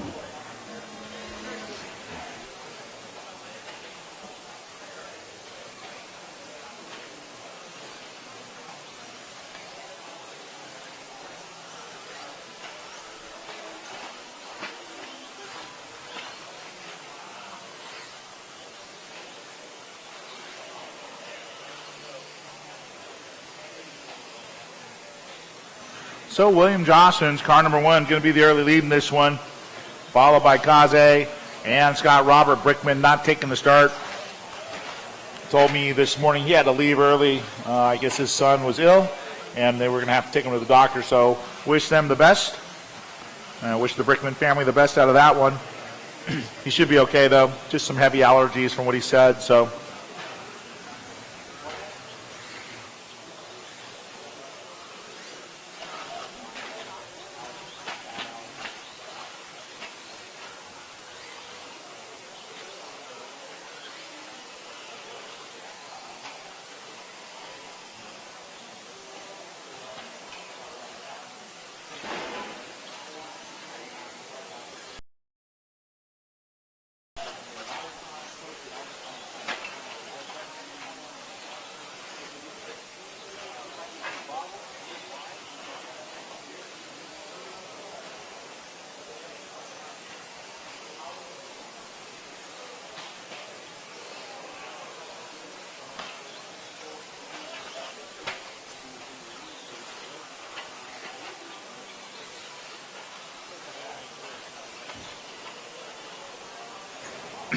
All right, 145 down, 4:15 to go here for race number 8. Jocelyn still leading this one, working through the center of the track, coming into that S section. He's going to be that white, pink, and blue coming to that front side. little bit of yellow on it.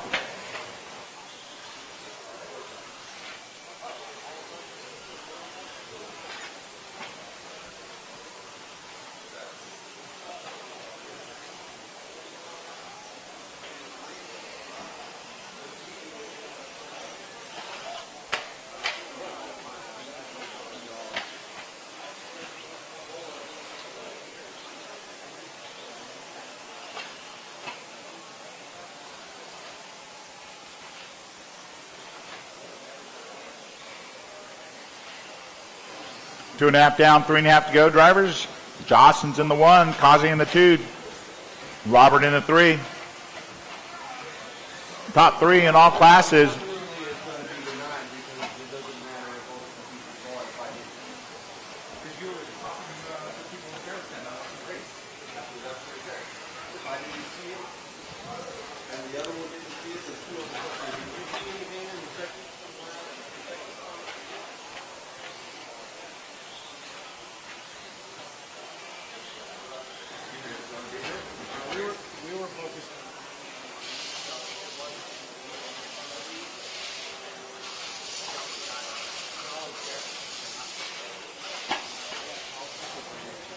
All right, 3.5 down, 2.5 to go for race number 8. Still Jostens, Kaze, and Robert.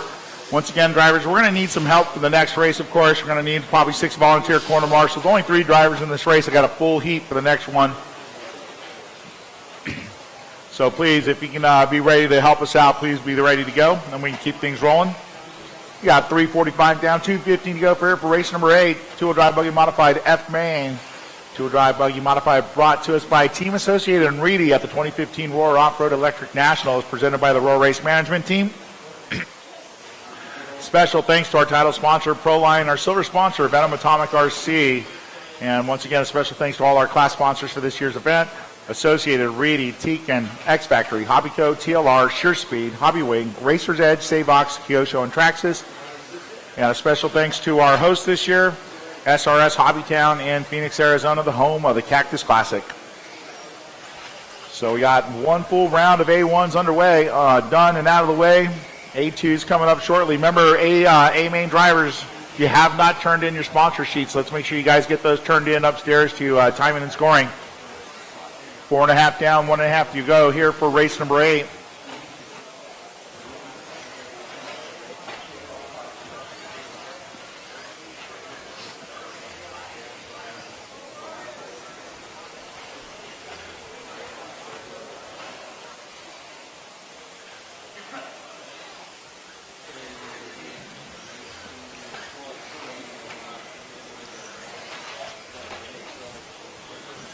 One to go, drivers, one to go.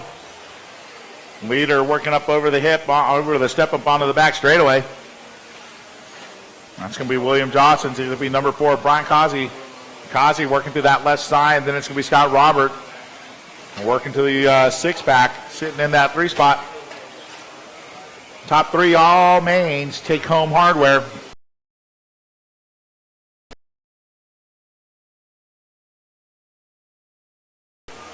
Top 10 only for the A-mainers. And then all the lower mains, top 3s. You're welcome, Robbie. So about 15 seconds left on the clock here for race number 8. Once again, and if you can help out with some marshaling for the next race, you're going to need 6 volunteer corner marshals. Please be ready to go.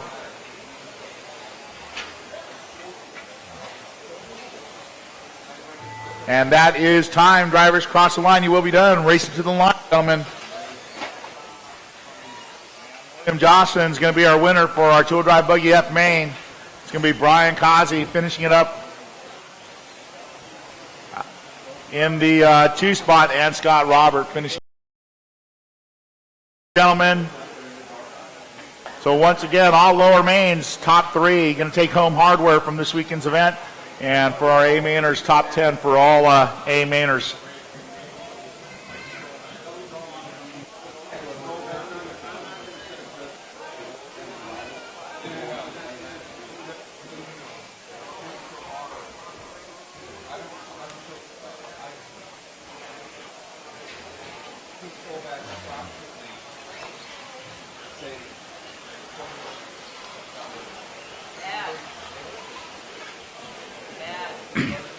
All right, coming up next, race number 9. Two-wheel drive buggy modified E main. Taylor Timmerman on the 1, Paul St. Clair on the 2, Jason Christie 3. Sean Blackwell 4, Blake Bayette 5, Brett Kingsbury 6, and Kyle Heaney 10.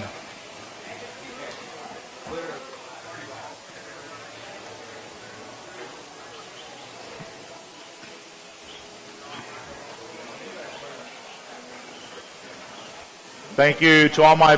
Hey, it's a Humpty Nation out there. Thank you.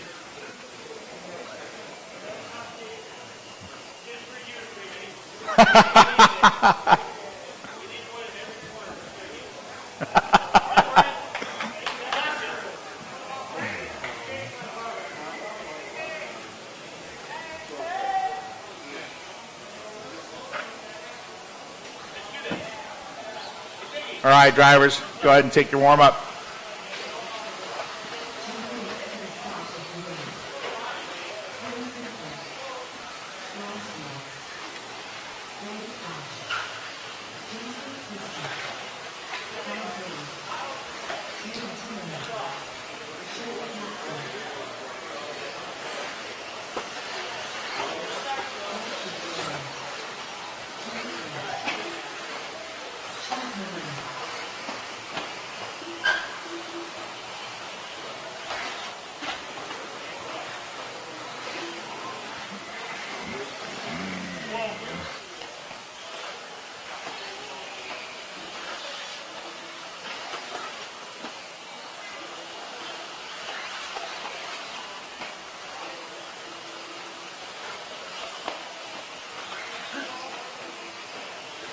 All right, drivers, let's go ahead and close the back straight. Back straight closed, back straight closed.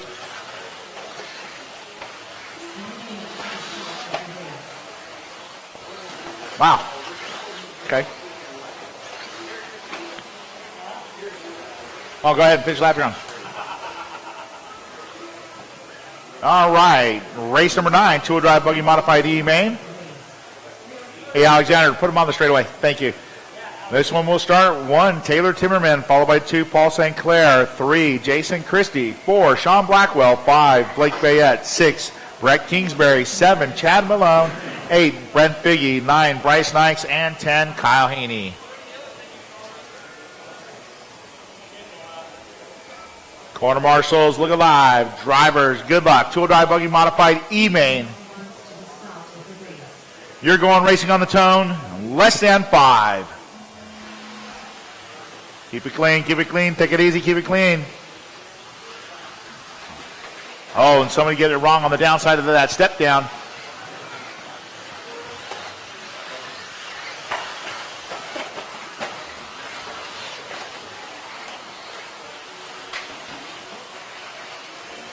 Good recovery, gentlemen. Good recovery. Nice.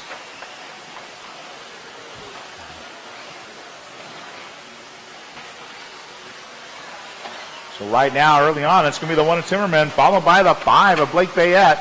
Then it's going to be the 2 of St. Caution coming out of the 6-pack. Caution coming out of the 6-pack. Caution at the line. Oh. Wow. Easy, guys. Easy.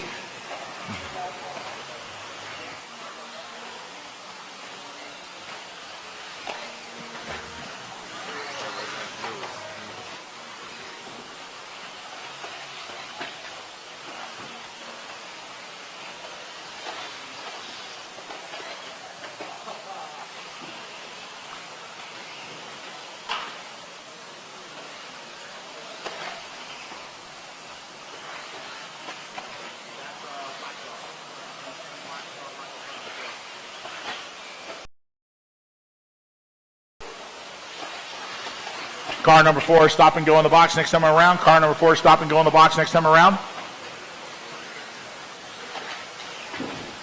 Caution coming out of the S's. It's clear. Go. Oh. Try to pull the wheelie out of it. So right now it's the 1 of Timmerman leading this one, followed by the 2 of St. Clair, the 5 of Bayette. St. Clair and Bayette working through the front side. St. Clair in that yellow, orange to blue. Bayette in the all orange coming over the step up onto the back straightaway. So that is a battle right there for the 2 spot. Right now, Taylor Timmerman, car number 1, working to the front side in that blue nose, purple or orange tail. And Timmerman right now with a 4.5 second advantage over St. Clair. St. Clair going to be 1.5 up on Bayette. Then it's going to be the number 6 of Brett Kingsbury in the 4 spot, followed by the 8 of Brent Figge, then the 3 of Jason Christie. In the 7 spot, it's going to be Blackwell.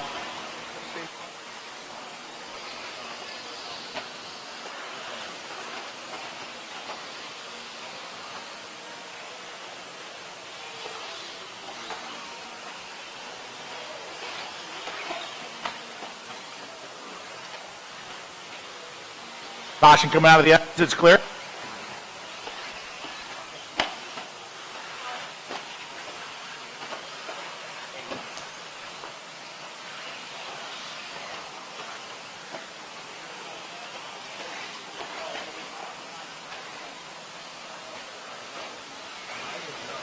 Nine next time around, stop and go in the box. 9 next time around, stop and go in the box.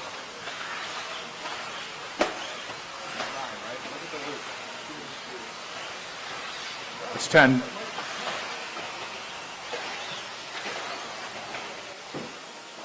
Nine, you're good. 9, you're good. 9, you're good. Yellow, orange, red, yellow, orange coming into the center. That's going to be 10. Stop and go in the box. Go. Remember, when you guys come out of the box, if you get stop and go, to please make sure cars on the track got the right of way. Don't come out and hit somebody because you'll just get it again. 4 down, 2 to go here for race number 9. It's the 1 of Timmerman, followed by the 2 of St. Clair, the 5 of Bayette for your top 3. Then it's going to be the 6 of Kingsbury. And Kingsbury starting to close it up on them too. So Kingsbury going to be that white, looks like either orange or pink and some blue on the back coming over that step down. And St. Clair getting it wrong on the step down. That's going to allow Kingsbury to move into the 3 spot. So a nice little battle here. That's going to be a battle for the 2 and the 3 spots between Bayette, now Kingsbury, and St. Clair. And Bayette gets it wrong, and Kingsbury going to move to the 2 this time. Remember, drivers, please make sure you got 2 numbers on your vehicles. Buggies front and center, 1 on the left side. Oh. And Craig having to help St. Clair out right there. So that's going to allow Figge now, car number 8, move to the 4 spot. Then it's going to be the 2 of St. Clair and the 5, followed by the 3 of Christie and the 6, the Blackwell, car number 4 and the 7, followed by the 7 of Malone, the 10 of Heaney, and the 9 of Nikes. Thank you, Chris.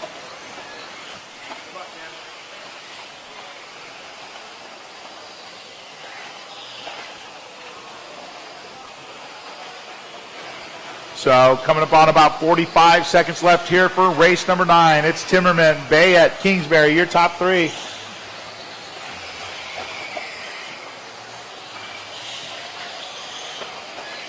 Caution coming onto the straightaway, stay high. It's clear, it's clear.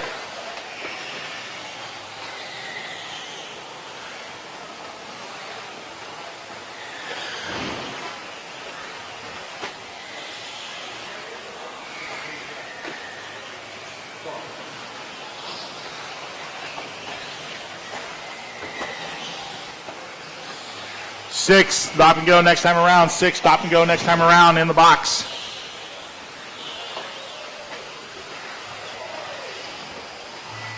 And that is time on the clock. Drivers finish the lap. You're on line. 6, stop and go in the box. Go.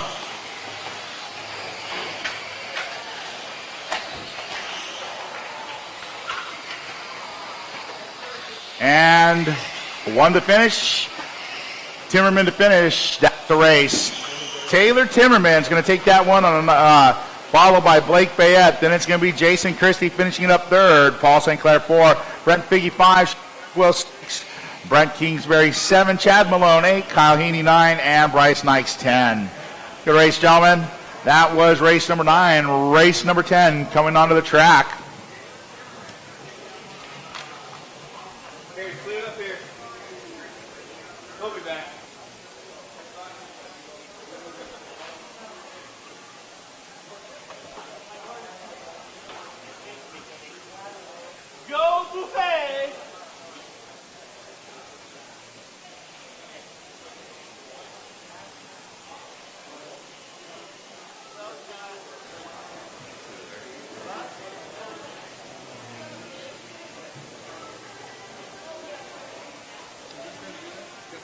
Thank you, Paul.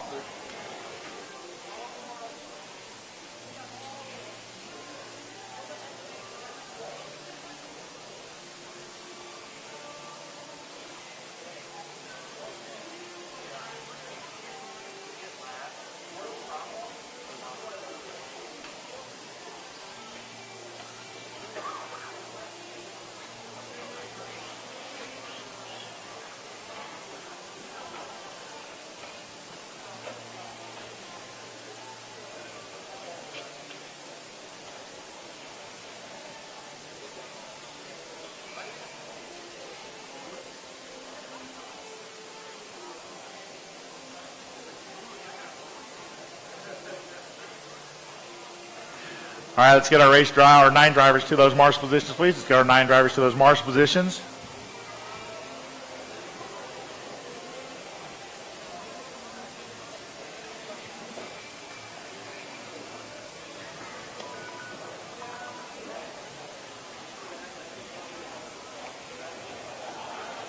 All right, drivers, go ahead and take your warm-up. Race number 10 coming onto the track.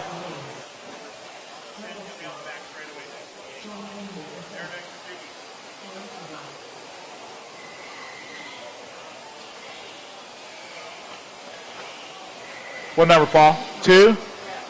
Right there on the left in the middle.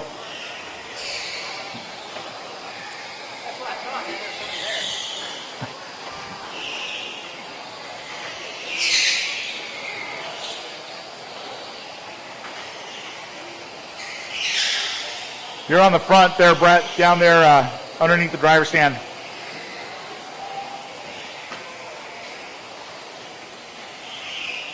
All right, guys, let's go ahead and close the back straight.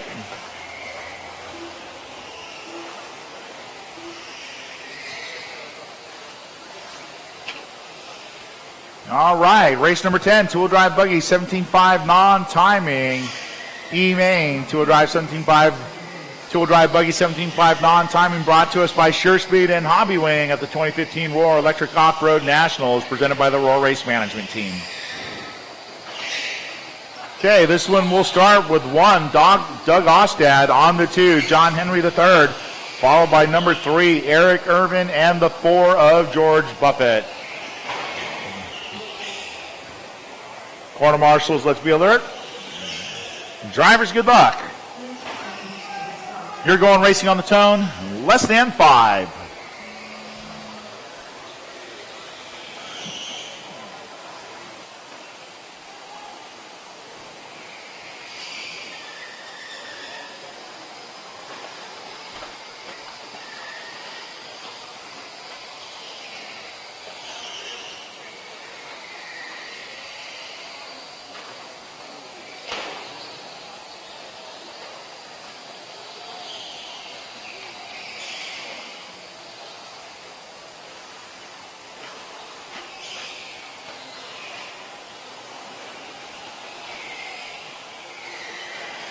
All right, race number 10 on the track. Race 11 drivers should be making their way through tech, and 12 drivers start thinking about it. This is our two-wheel drive buggy 17.5 non-timing E-Main, better known as stock buggy around the country. The number 1 of Ostad working over that left side step up, coming up on the back straightaway is our current leader. He's going to be followed by the 2 of John Henry, the 4 of George Buffett, and the 3 of Eric Irving in that order. Buffett and Irvin having a little battle over here on the right side, coming over that step down. Looks like Irvin going to get around Buffett.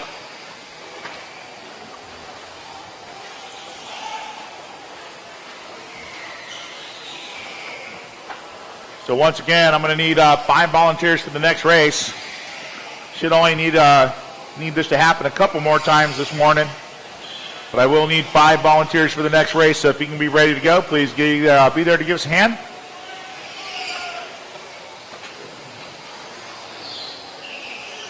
Minute 45 down. Henry. 2, Eric Irvin 3, and George Buffett 4.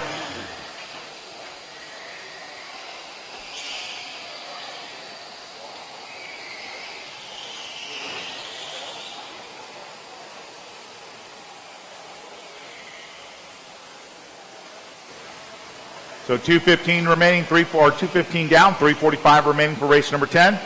This is our two-wheel drive buggy, 17.5 non-time, E-Main.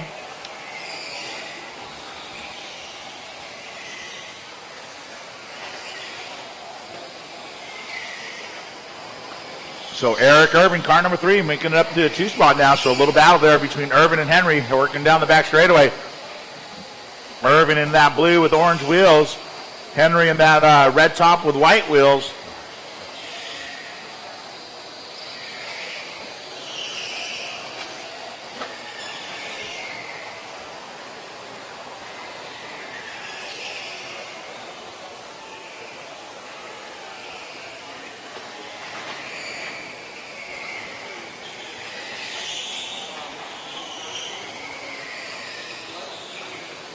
Coming up on just past halfway here through race number 10, 3:15 down, 2:45 to go. Irvin with a little bobble there coming out of the 6-pack. That's going to allow John Henry to move around him back to the 2 spot.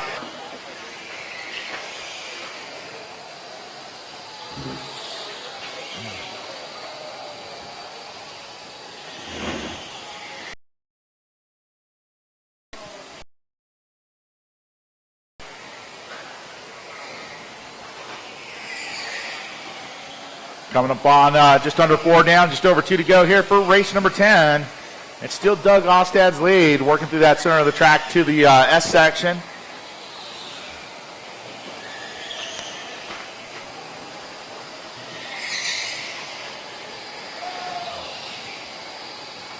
Then it's going to be Eric Irvin 3, George Buffett 4. So Ostad right now just checking out right now. 14 seconds up on John Henry in that 2 spot.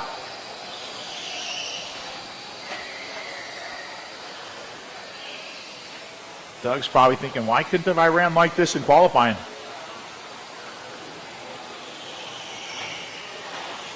Guys got about a minute and a half to go here for race number 10. That's actually a minute 20 to go, 120 to go. Once again, I'm going to need 5 volunteers for the next race, 5 volunteer and corner marshals for the next race. So if you can help us out, please be ready to go.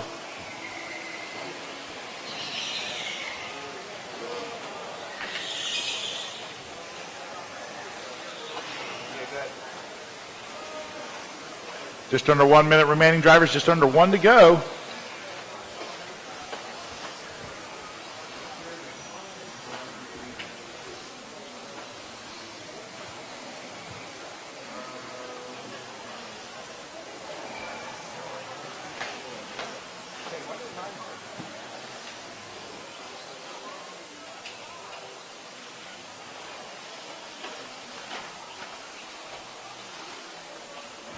30 seconds remaining, drivers. 30 seconds remaining. Yes.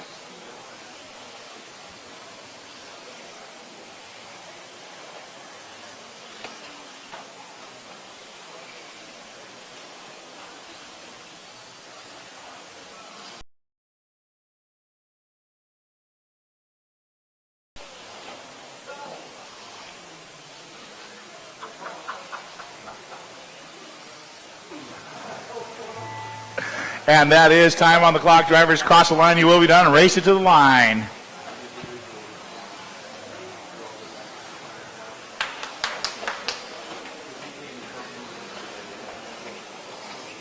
And that's going to be a race. Doug Ostad going to take the E-Main for two-wheel drive 17.5 non buggy. John Henry going to finish it second. Eric Irvin third, and George Buffett fourth.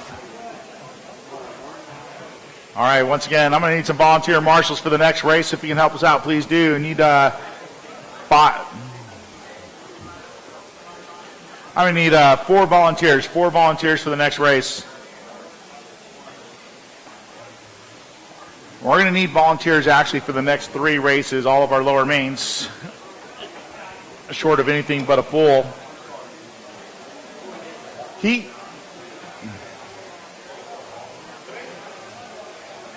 So race number 11 coming onto the track. This is race 11 coming onto the track.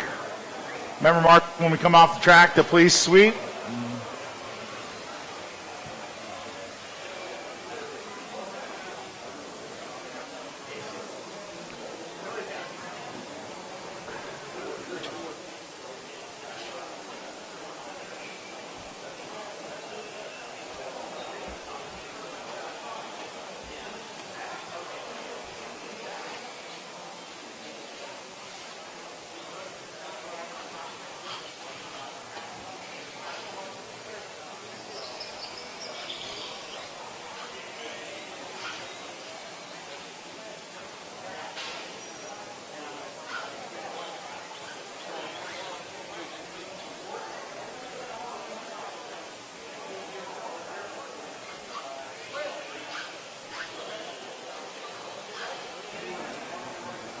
All right, drivers.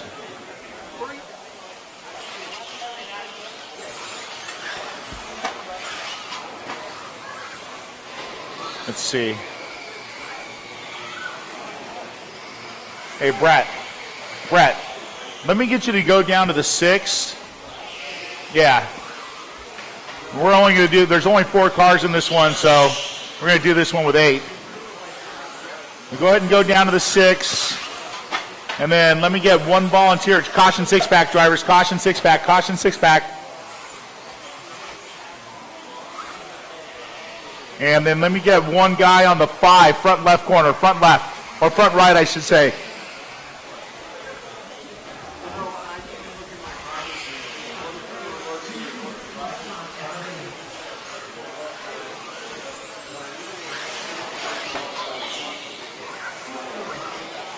All right, drivers, let's go ahead and close straightaway down. Let's go ahead and close straightaway down.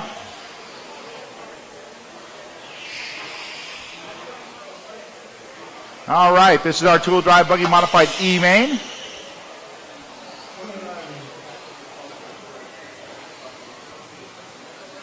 This one's going to start with the 1 of Scott Robert, followed by the 2 of William Johnsons, the 3 of Kyle Heaney, and the 4 of Derek New.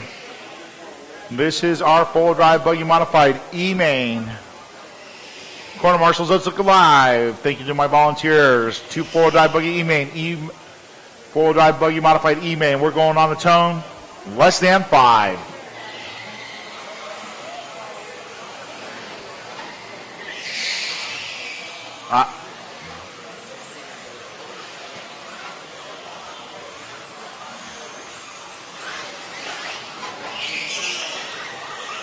Three, stop and go next time around. 3 in the box.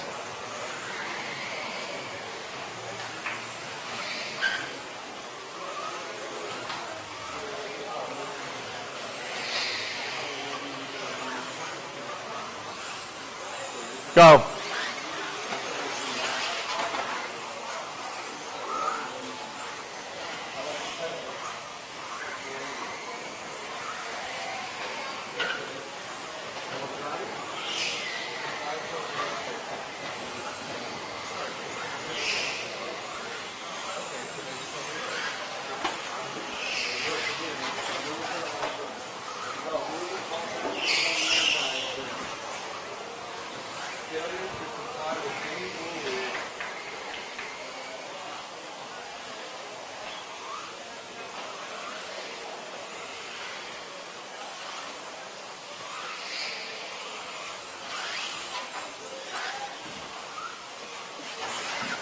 Oh, looks like new off the track.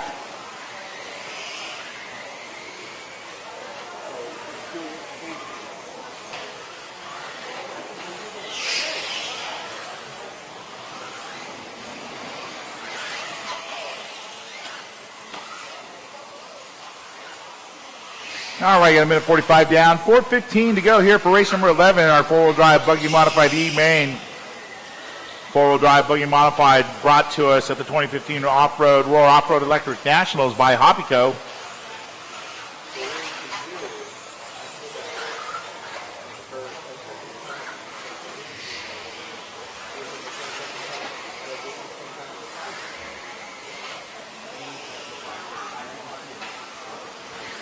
Okay, well then that's fine.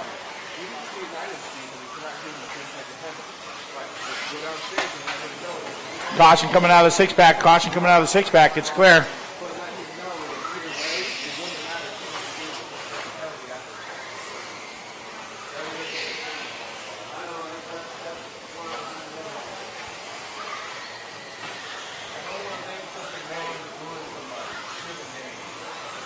About 2:45 down, just a little bit less than 3:15, or a little bit more than 3:15 to go here for race number 11.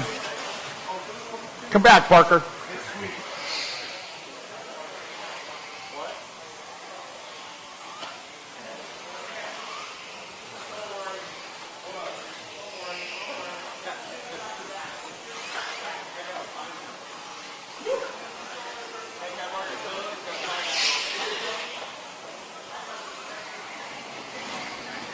$3:15 down, 2:45 to go for this race number 11. It's Scott Robert, car number 1. Oh.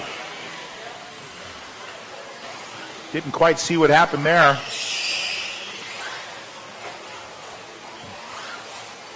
Looks like a nice little battle there between Heaney and Jossens. Jossens in that white with pink, Heaney in that orange with yellow.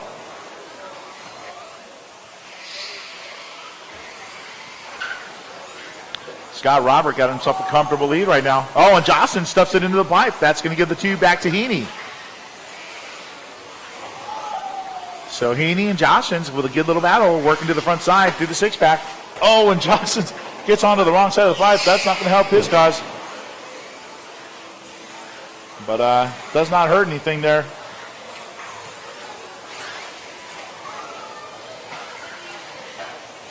Just under 2 minutes remaining here for race number 11.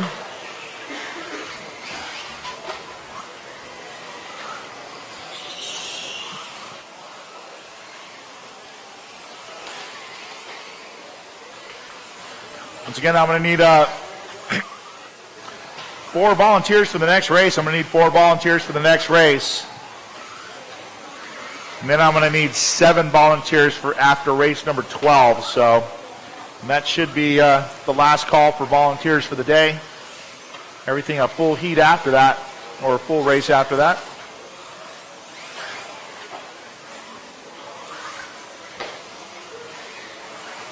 So just over a minute remaining for race number 11. Scott Robert with a nice, comfortable lead.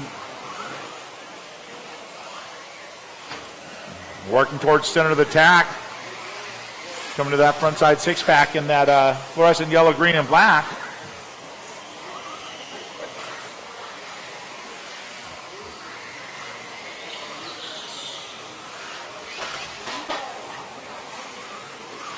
$40 seconds to go on the clock, divers. 40 seconds remaining.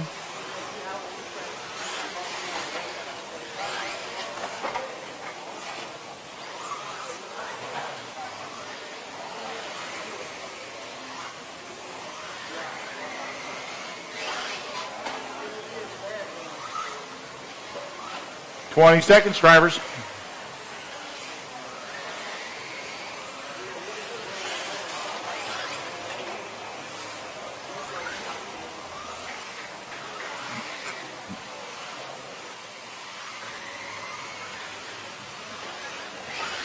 And that is time. Scott, keep it going, guys. Kyle, you're going to be caught at the line.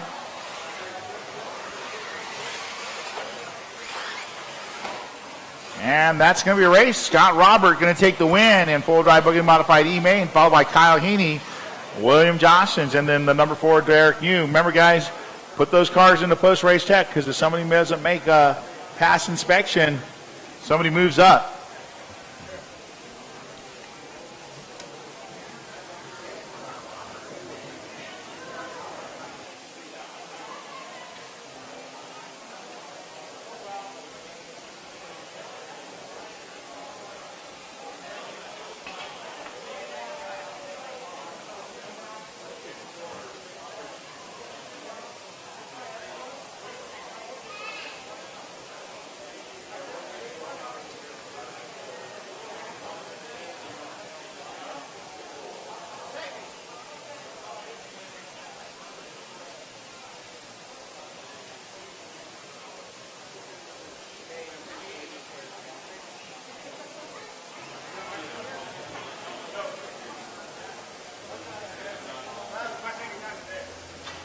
Thank you, John.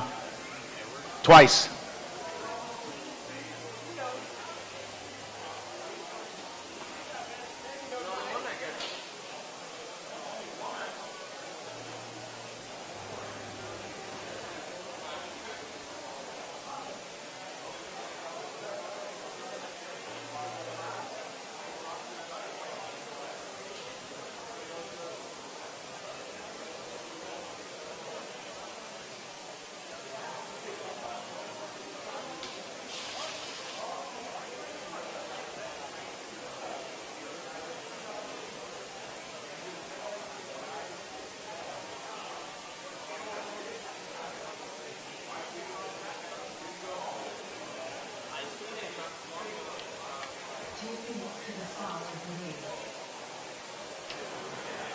Eric Irvin, you going to make your race, Eric Irvin?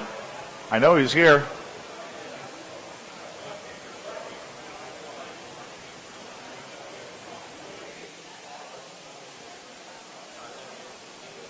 All right.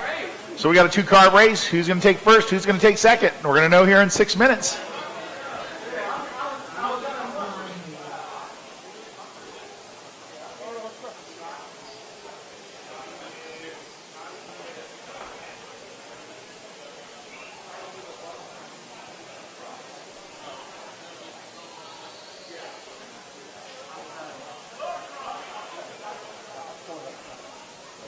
All right, let me get William. Go ahead and move it to the back, or move it to the back straight. Get a help on. You get a help here behind the 9, on the 9 behind the driver's stand or behind the 6-pack. Go ahead, guys. Go ahead. Go ahead, drivers. Take your warm up.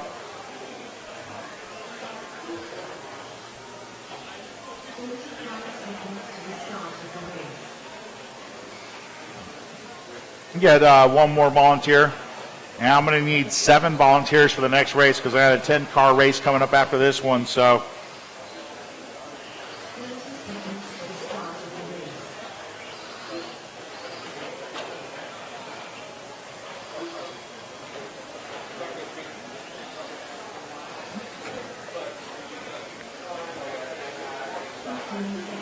all right, guys, go ahead and take them to grid. Take them to grid.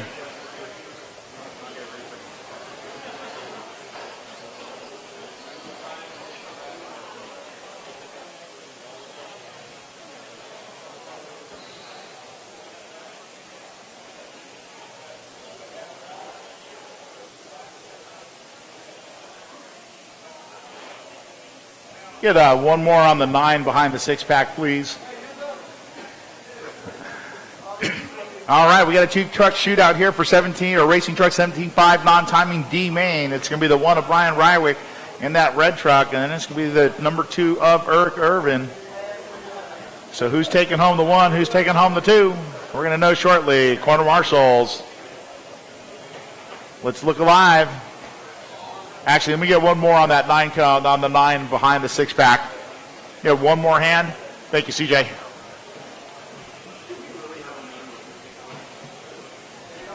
All right, corner marshals be alert. Drivers, good luck.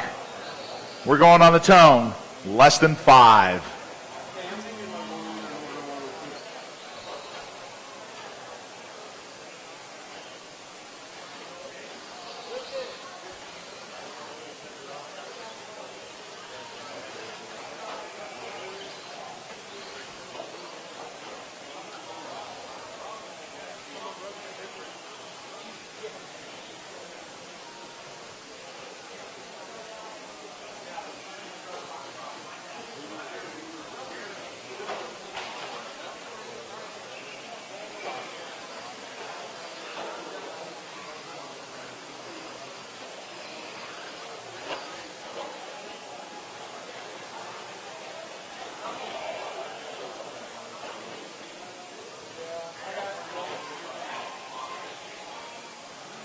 All right, we got a minute here into race number 12. It's going to be Brian Rywick with the lead right now. Eric Irvin sitting in the 2 spot.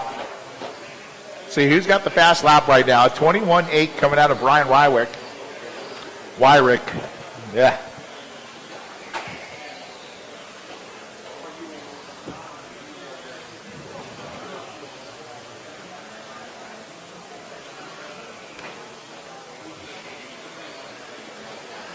So coming up right next will be race number 13. That's going to be our full drive buggy modified D main. Race number 12 on the track. 13 drivers ready to go. 14 drivers will be making their way through tech.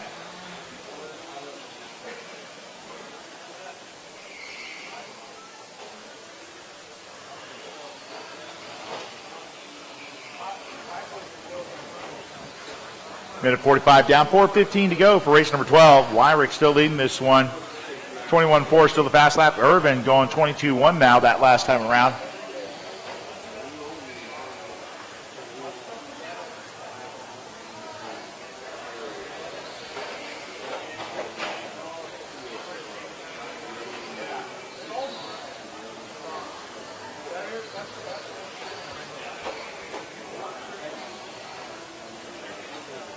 .215 down, 3:45 to go for this race number 12. Racing Truck 17.5 non-timing brought to us by Kyosho and Traxxas at the 2015 Roar Off-Road Electric Nationals, presented by the Roar Race Management Team. Special thanks to our title sponsor for this year's event, Proline, our silver sponsor, Venom Atomic RC, as well as all our class sponsors, Associated, Reedy, Tekin, X Factory, Hobbyco, TLR, Sure Speed, Hobby Wing, Racer's Edge, Savox, Kyosho, and Traxxas. And a special thanks to our host and the track crew here at the SRS Hobbytown in Phoenix, Arizona, home of the Cactus Classic.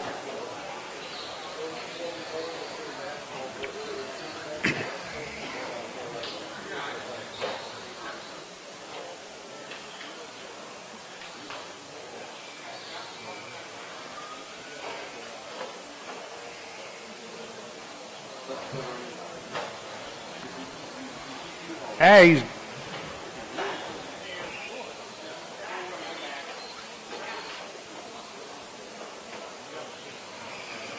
3.5 down, 2.5 to go here for race number 12. Wyrick having to get a little bit of help there after the step down that last time around. Quickening up this fast lap to a 21.2 now. Irvin's got a 22.1. 3:45 down, 2:15 to go.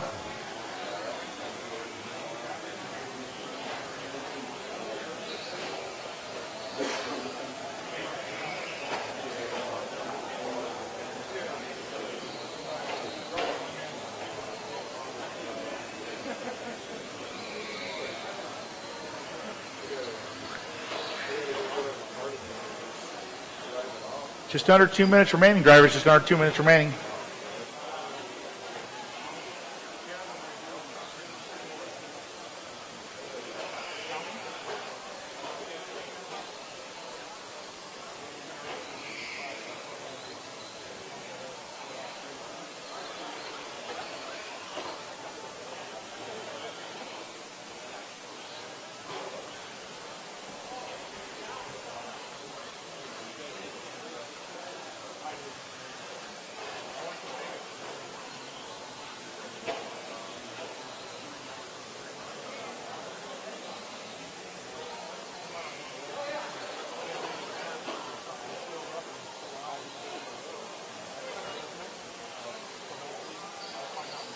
One to go, drivers, one to go here for race number 12.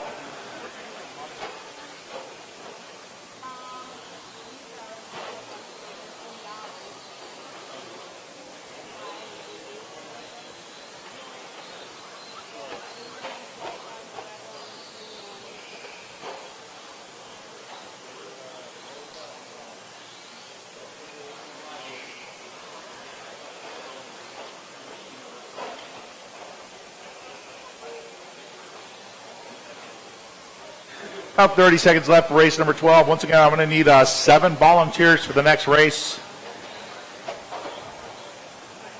So if you can help out, please come on out. Got a full race of 10 cars coming up next for our full drive buggy modified D main.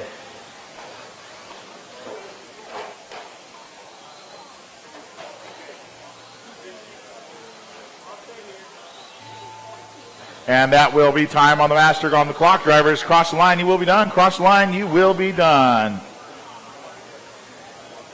And Eric Irvin going to finish it up in the 2 spot. And here comes Brian Wyrick, going to be your winner for your Racing 15.5 non-timing D main. So Wyrick and Irvin will be your order.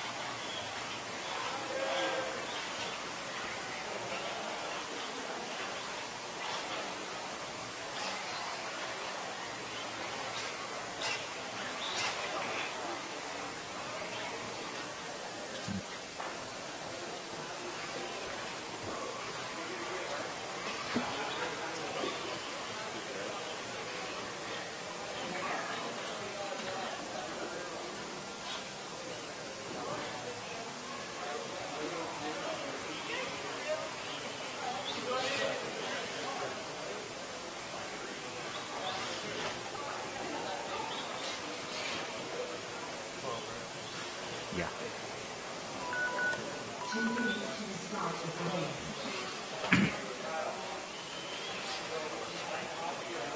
All right, volunteers, come on out, guys. Give me a hand. Thank you, Cameron. Thank you, Nate. And thank you, Brendan. Thank you, Robbie.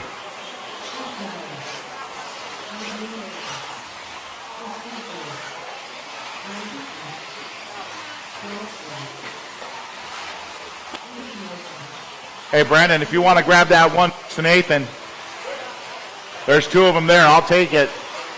Actually, Brendan, grab the 4 in the back right. No, Robbie's got that one. Caution at the line, drivers. Caution at the line. Caution at the line. All right, race number 13, full drive buggy modified D main.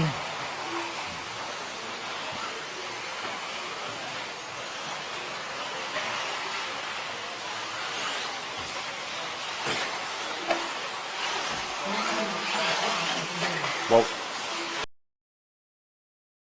A main drivers, sponsor sheets. Please return those sponsor sheets, drivers.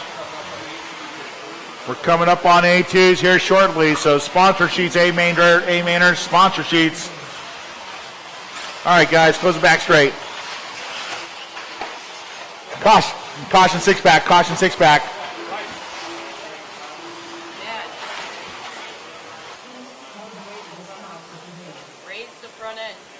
All right, your full drive buggy modified D main. Starting on the 1 is going to be Scott Spear, followed by the 2 of Taylor Timmerman. On the 3 is going to be Nick Saba, followed by the 4 of Jason Christie.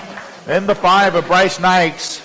Sitting on the 6 is going to be Austin Horn, followed by the number 7 of Chad Malone. Then you're going to have the 8 of Randy Pike, followed by the 9 of Andrew Mowry, and the 10 of Dylan Nelson. Four-wheel drive buggy modified, brought to us by Hobbyco here at the 2015 Roar Off-Road Electric Nationals. So thank you, Hobbyco, for your support.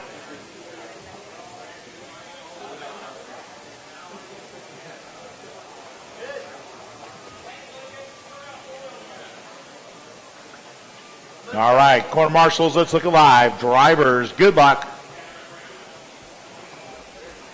Nathan, Brendan, why don't you guys just step back out of the way? No posing on the back straight. All right, corner marshals, let's look alive. Drivers, good luck. Full drive buggy modified D main. You're going racing on the tone. Less than 5. Take it easy, guys. Take it easy. Keep it clean. Keep it clean.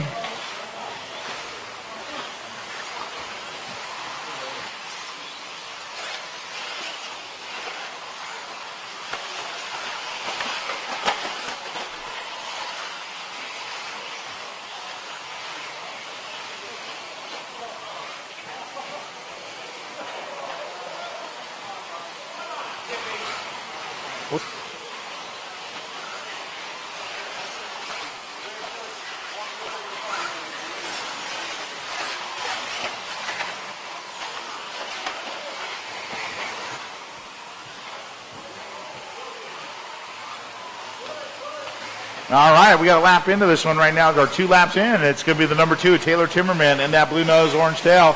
He's going to be followed by Scott Spear, Austin Horn.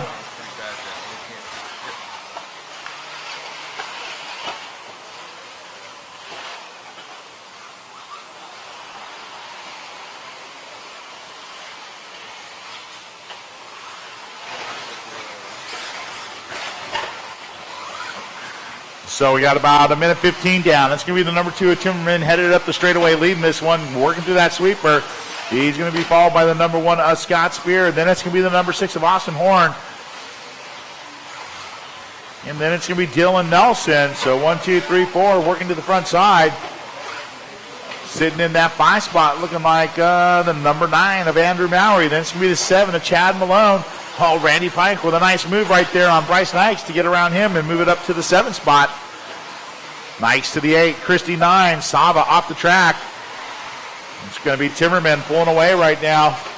All the while, it's going to be Horn, Spear, Nelson in a 3-way battle for the 2 and the 3 spots now. Working it up onto the straightaway is the battle.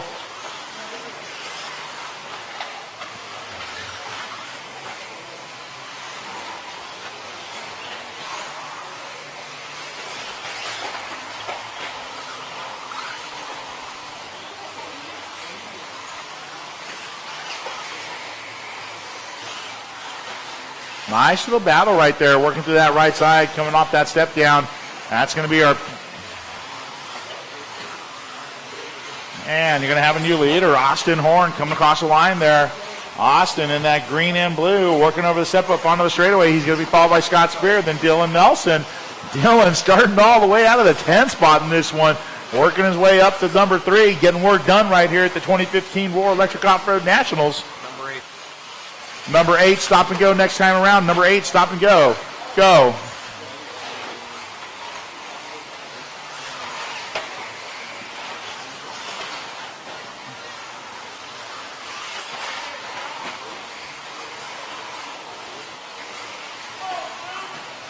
Oh, and Horn clipping the pipe coming on him. Going to hold that lead. Then it's going to be Spear 2. Dylan Nelson 3, working to the center of the track, coming into the S section. Your leader going to be in the green, orange and blue, followed by the, and Horn getting it wrong, coming through the 6-pack. And that's going to give Scott Spear the lead. Dylan Nelson to the 2, Austin Horn to the 3, followed by Mowry 4. So 1, 10, and 6, your top 3, followed by the 9 and 2 of Mowry and Timmerman in the 4 and 5 spots. Then it's going to be the 7 of Chad Malone, 6, the 4 of Jason Christie in the 7, followed by the 5 of Bryce Nikes in the 8 spot, and the 8 of Randy Pike in the 9th spot.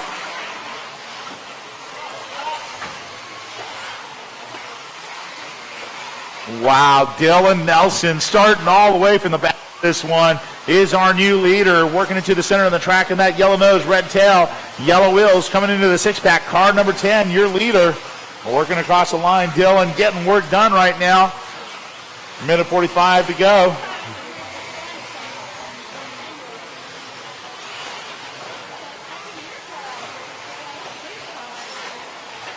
So it's going to be Nelson coming to the front side, followed by Spear very closely. Austin Horn just behind them. Caution coming into the hook. Put him on the other side. Good job, Brennan. So Dylan getting the heat. Oh, and Spear rolls it coming out of the corner at the bottom of the step down. And that's going to allow Austin Horn to move to the 2 spot. Spear going to hold on to the 3. Then it's going to be Mowry, car number 9 in the 4, followed by the number 2 of Timmerman in the 5. So your top 5, 10, 6, 1, 9, and 2. Nelson, Horn, Spear, Mowry, and Timmerman with just under a minute remaining here in race number 13.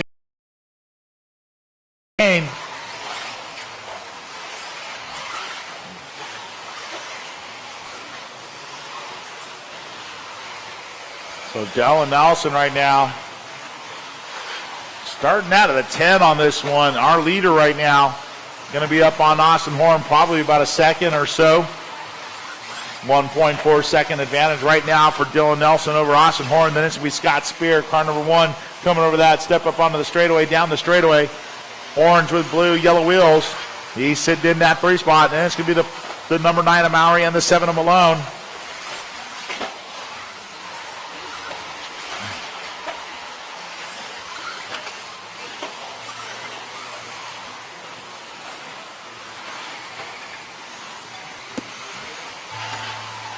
And time has expired on the master clock. Drivers' time expiring on the master clock. Keep it going. Cross the line, you will be done. Cross the line, you will be done, drivers.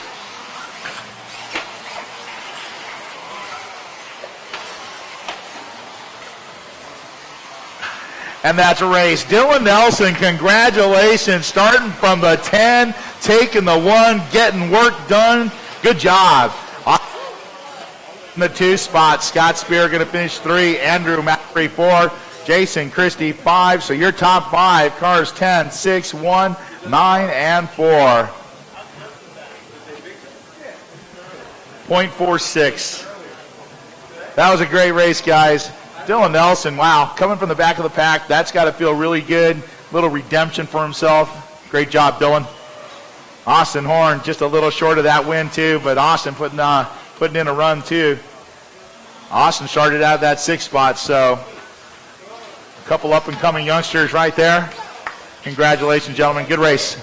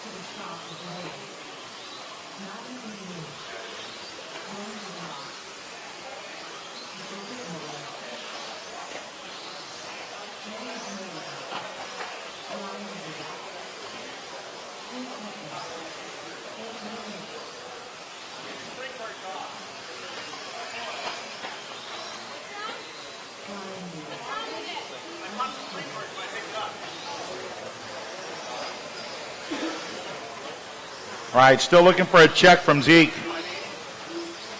Zeke Ballinger, no check yet. Zeke Ballinger, you guys are starting it up on the back straightaway. Remember, it's Mains Day.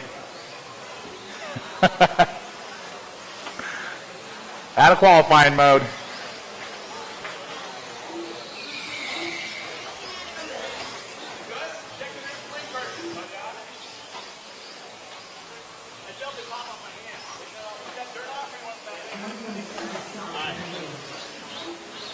All right, here comes Zeke. All right, drivers, we're going to close the back straight. And let's go ahead and take them to grid. Two-wheel drive buggy 17.5 non-timing, brought to us at the 2015 World Off-Road Electric Nationals by Sure Speed and Hobby Wing.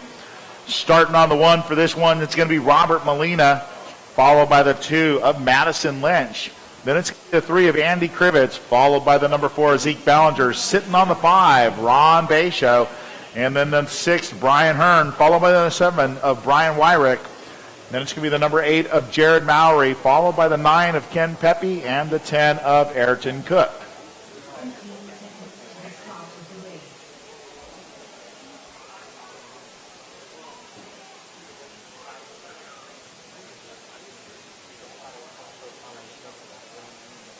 All right, quarter marshals look alive.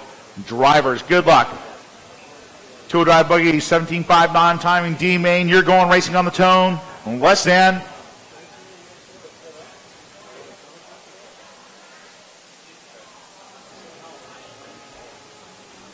Less than 5.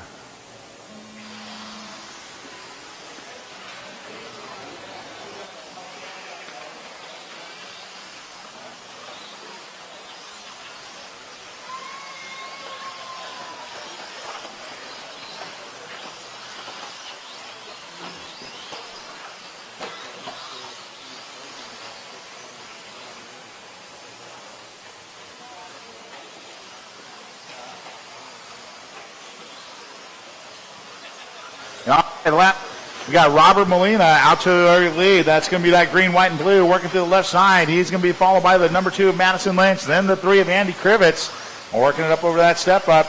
After Krivitz, it's going to be Basho, Cook, Pepe, Mowry, Hearn, and Wyrick. So right now, Molina trying to pull away. Lynch trying to keep him in check. Basho sitting in that, or Ballinger sitting in that 3 spot, followed by Basho. So 1, 2, 4, 5, and 3 going to be your top 5 in this one. Molina, Lynch, Ballinger, Basho, and Krivitz.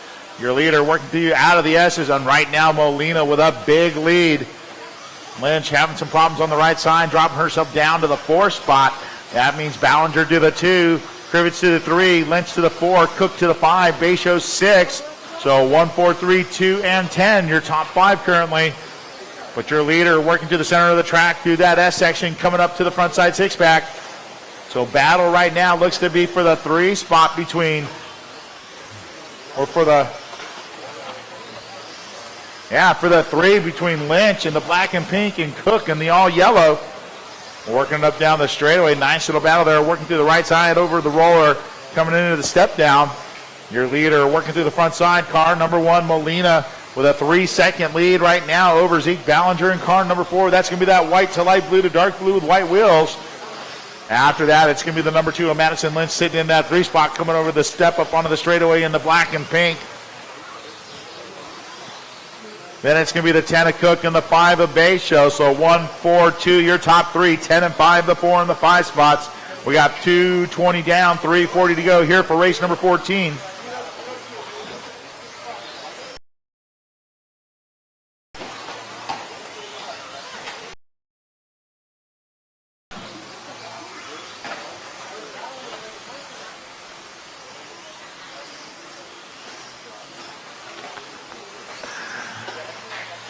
Alcott. So it looks like Wyrick off of this one now. Brian coming out of this race. Not sure what he did to his car, but he's sitting out there on the track. Done early here for this D main for two-wheel drive buggy 17.5 non-timing. 3 down, 3 to go. It's the number 1 of Molina with a commanding lead right now. Almost 4 seconds up, 4.5 seconds now on the number 4 Zeke Ballinger. Madison Lynch starting to pull away from Ayrton Cook right now. Going to be enjoying about a 7/10 advantage on Cook. So this one fairly well spread out now. Your leader working to the left side in that green, white, and blue. Coming to the front side. And that white, light blue to dark blue is going to be the P2 of number 4 Ballinger, followed by the black and pink of Lynch. Cook trying to close the gap down on Lynch now. Working over that left side step up, coming up onto the straightaway. And Cook getting it wrong coming on the straightaway. Oh, and Lynch gets it wrong off that right side roller. And that's going to put Cook to the 3, Lynch to the 4 now.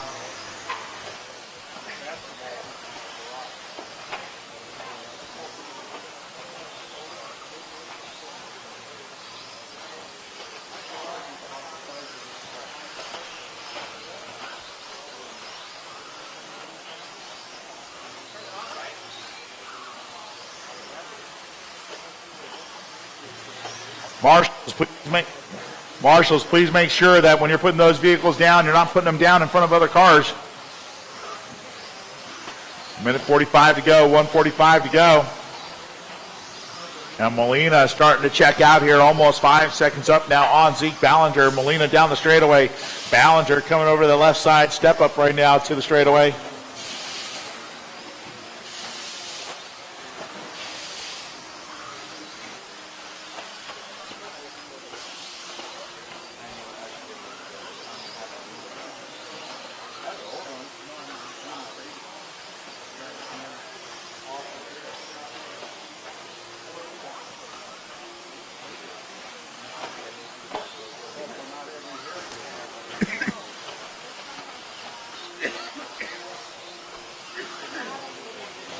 One to go, drivers, 1 to go. So it's Molina, Ballinger, Cook, 1, 4, and 10. Followed by 2 of Lynch and the 4, the 5 of Basho and P5. Then it's going to be Hearn, number 6 and the 6. Mowry, number 8 and the 7. Then the 3 of Krivitz in the 8. The 9 of Pepe in the 9. And Wyrick in the 10. So your leader working left side. 5.7 second advantage now on P2, Zeke Ballinger.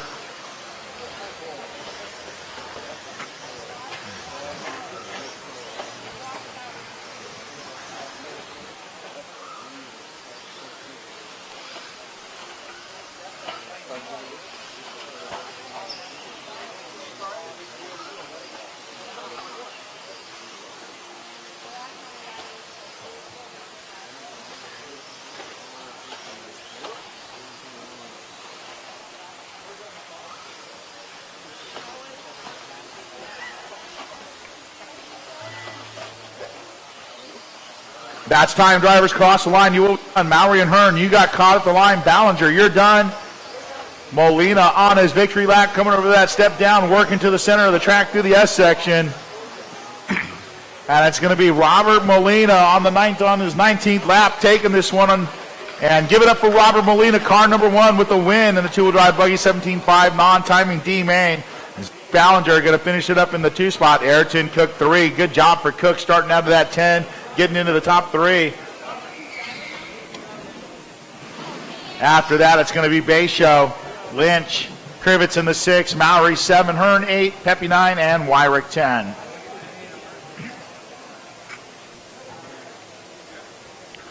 Can we get somebody to help out Ken Pepe on the 9 cone? That's going to be behind the 6-pack. If we can get somebody to help out Ken Pepe.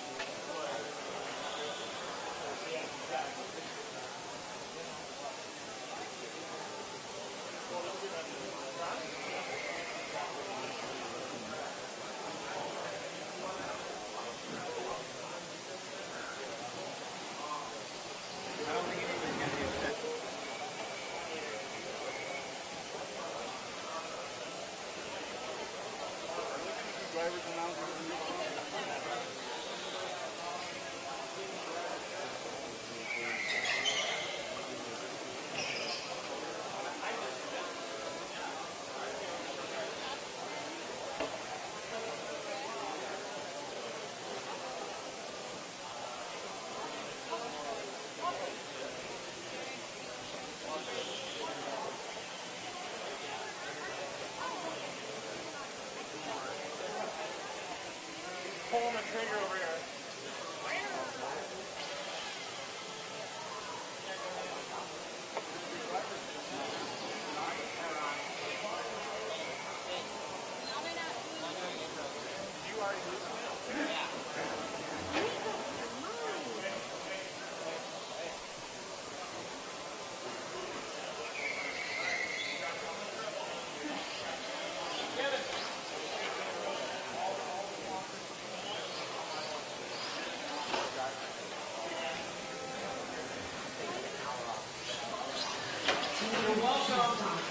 Thank you. All right, guys, go ahead and warm them up. Caution there. Take it easy. Take it easy. A2, two-wheel drive short course truck modified A main right here. This is our A2. Going to be a little different from what we're typically used to. We are going to skip intros. Mainly it's to keep the track as consistent as possible for the A-mainers. Otherwise the tires dry off, the track dries out, things change too much. All right, so in the best interest of the drivers, we are skipping intros. This is what they have agreed to. All right, if you're looking for any of their sponsor information, we'll get that posted on Live RC for you guys so that you guys can have all that information.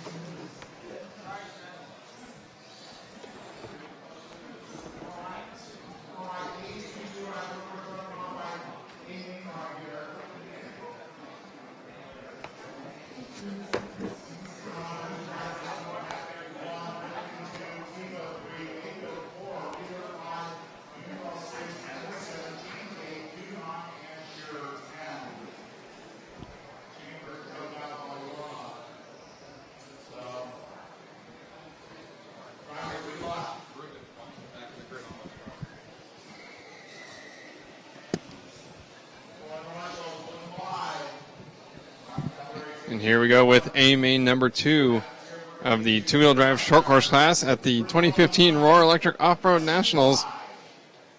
Cavallari winning A main number 1, taking off to an early lead here in the beginning of the race.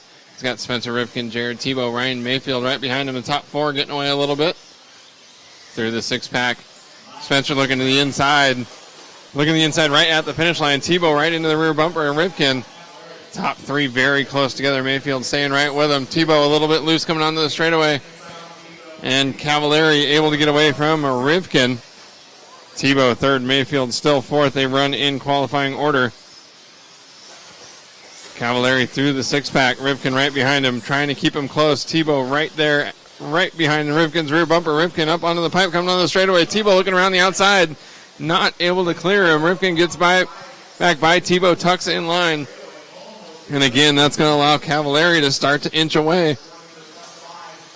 Less than a minute into this one. Cavallari looking to wrap up title number 1 in contention to possibly get 4 more national championships to add to his incredible career.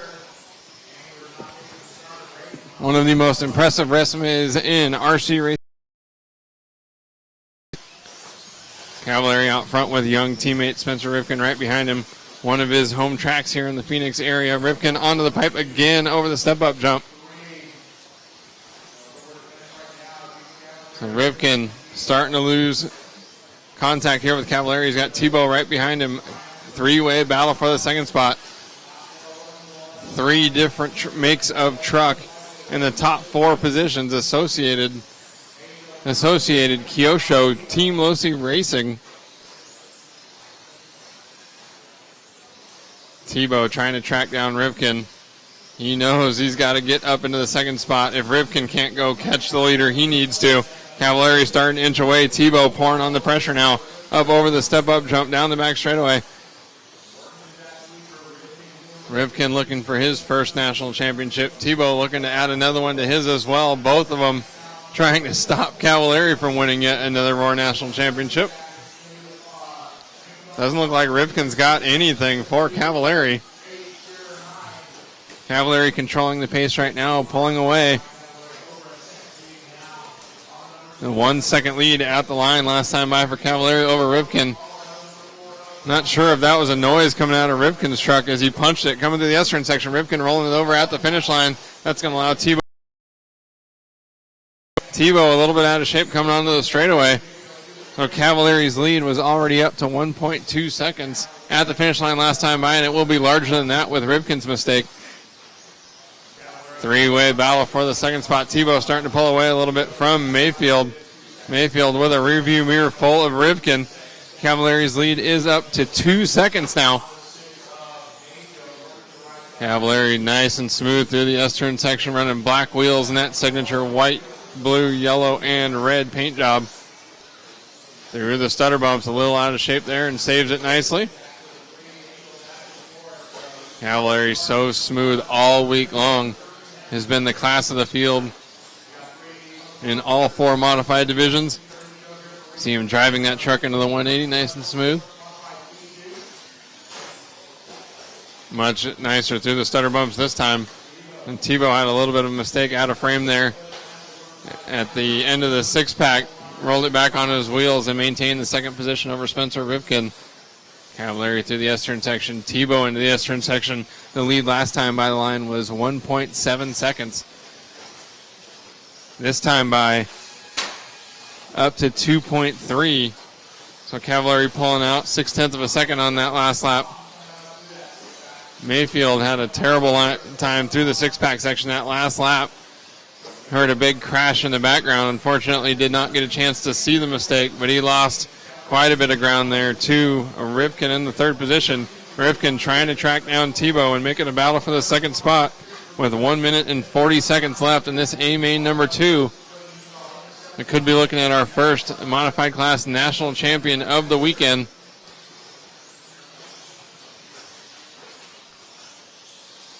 As we follow along here with Tebow and Mayfield back on the straightaway with Ryan Cavallari. Jumping down the hill, coming up on Wisconsin local racer Brad Shearer. Getting way out of the way. No one wants to be the guy that takes out the leader. Shearer doing the right thing there. Cavallari coming up a little short on the step-up jump, but certainly in control here of A main number 2 for the modified short course national championship in less than a minute to go before he wins that title. Following along here with Tebow through the rhythm section. Tebow trying to make up time. Slipping 2.4 seconds behind. He lost another couple of tenths last time by. So Tebow running out of time here. You see him driving hard through the S-turn section. Going double, triple, single in the rhythm. Just a little bit out of touch here, Cavallari, and starting running out of time. It's all up to Ryan now to finish up clean, getting around Dustin Evans on the track. Dustin knows what to do.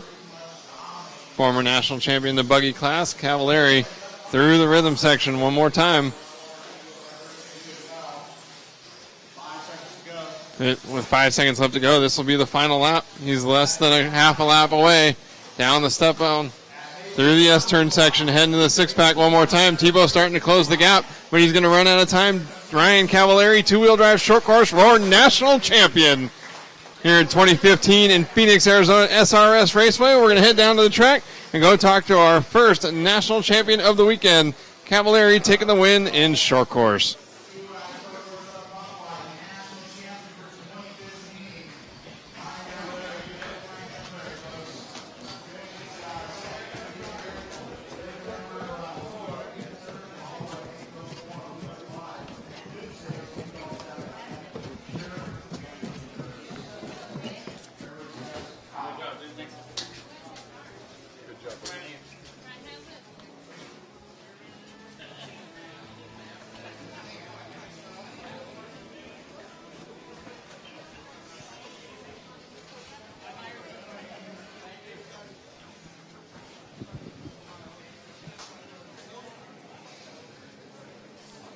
Down here on the track for a J Concepts pit report, the Ryan Cavallari got out front.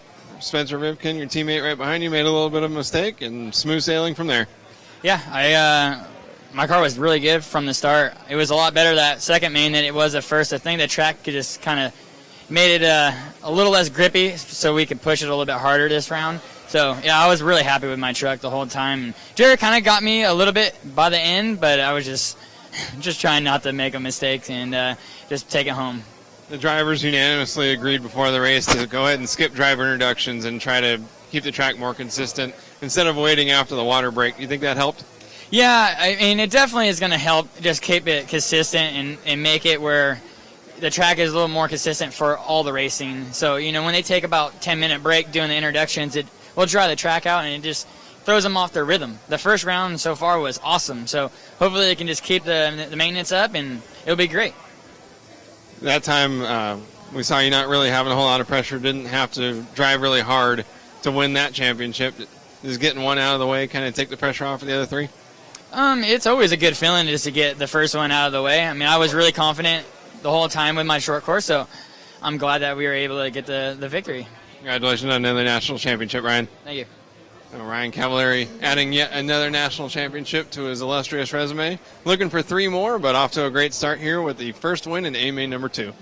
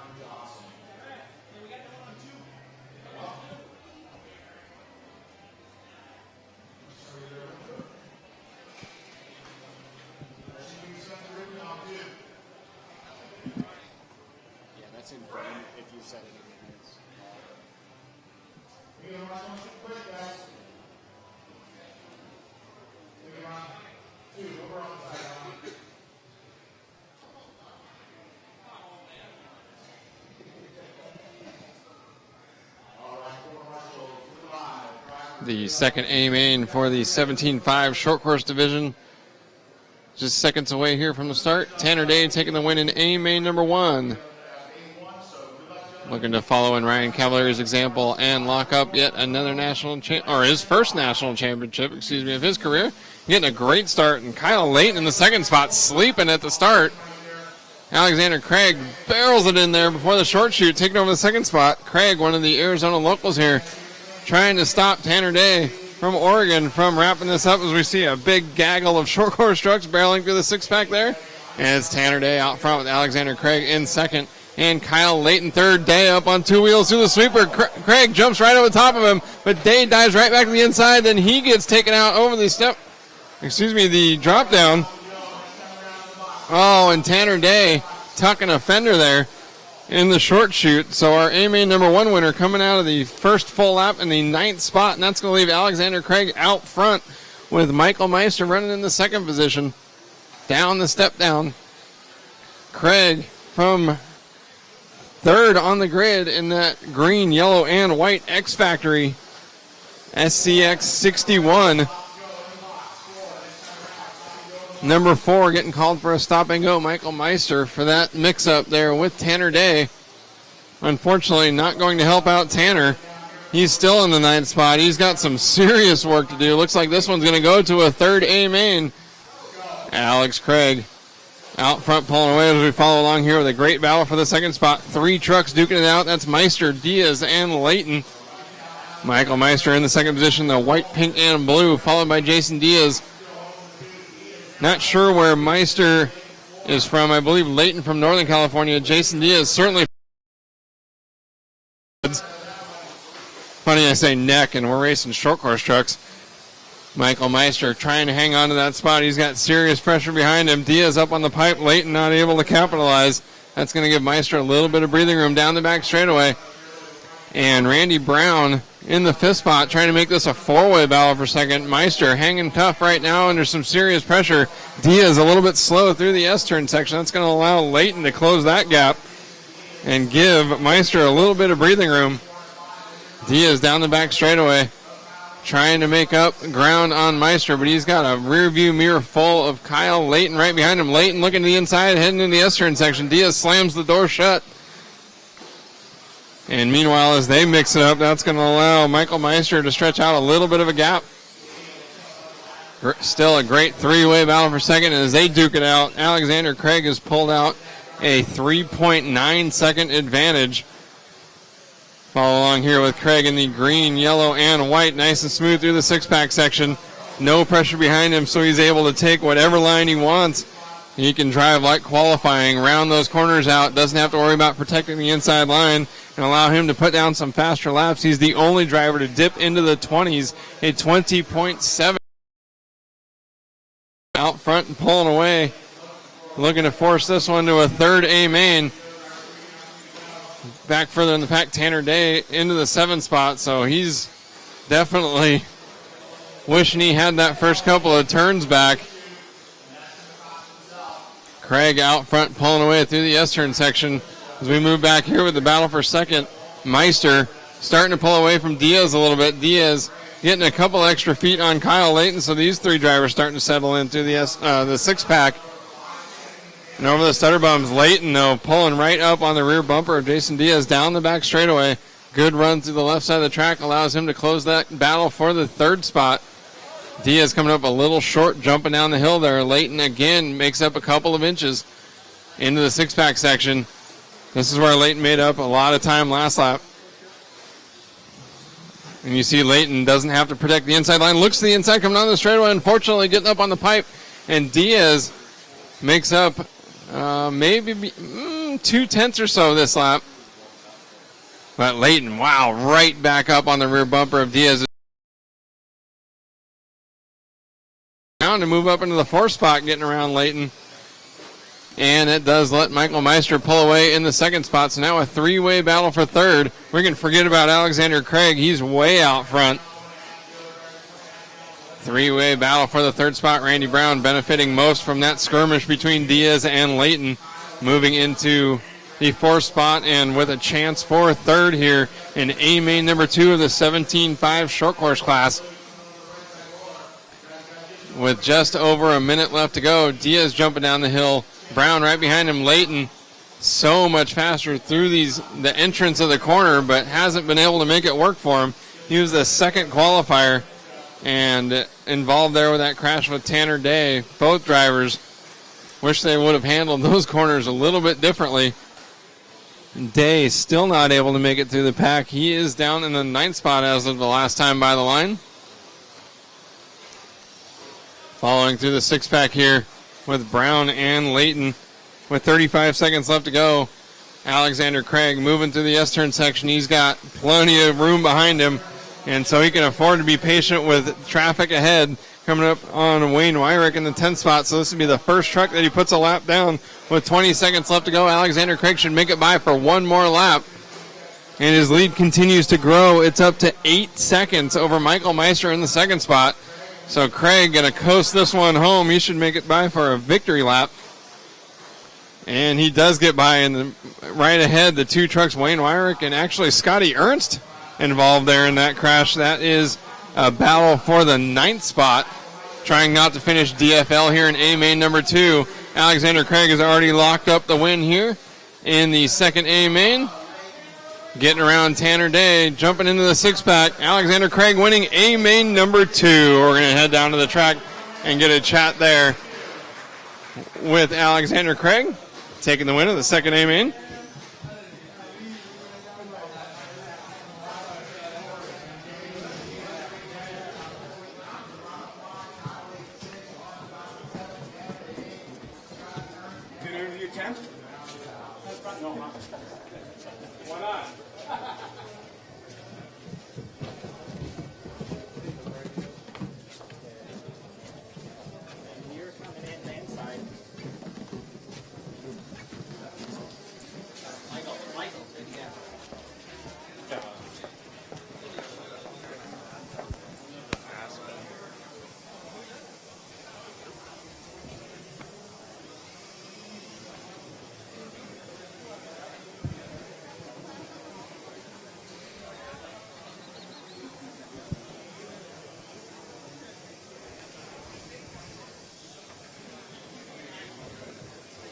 Down here on the track for a J Concepts Pit Report with A main number 2 winner of the 17.5 short course class, Alexander Craig. Started 3rd on the grid, but got the chance to move up front early on, and from there it was smooth sailing. Yeah, getting the whole shot early on was really helpful getting by Kyle. Just that Team Scream motor I got from John Cravata at the start of the weekend just ripped off the corner there. And from there I was able to get away clean and just run my own race. It's so hard to make up time on this track, so if you give anything away, you're not getting it back. So it's you stay out of the battle, stay clean. It's hard to lose at that point.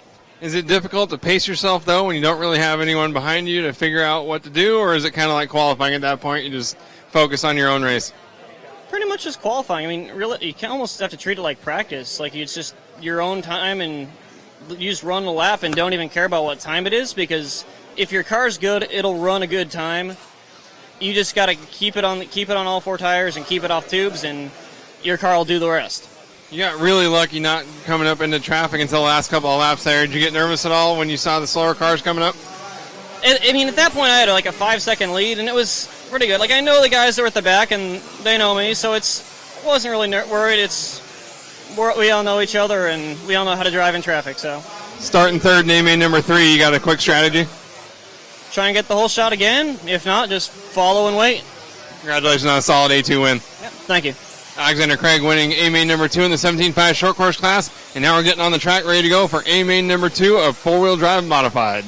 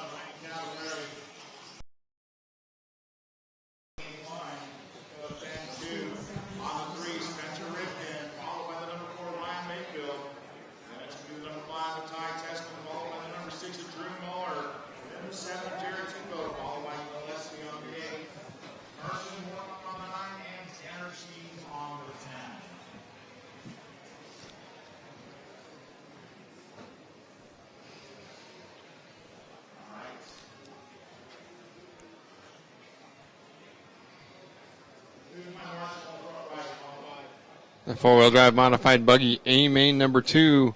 Seconds away here from the start. Ryan Cavallari winning A main number 1. Dakota Fenn starting outside row number 1 in this staggered starting grid position. 9 drivers trying to put a stop to Ryan Cavallari's absolute dominance of the weekend here at SRS Raceway. The 2015 Roar Electric Off-Road Nationals brought to you by Proline and Team Associated, and they're off. Cavallari with a good start. Dakota tucks in right behind with Rivkin, Mayfield, 3rd and 4th. Tessman in 5th. Tessman, the two-time defending champion here in four-wheel drive modified, has not quite had the pace here this weekend to contend for the win, but trying to do the best he can here in A-main number 3. Cavallari onto the back straightaway with Fenn, and you see how much faster these cars accelerate off the corner down the back straightaway.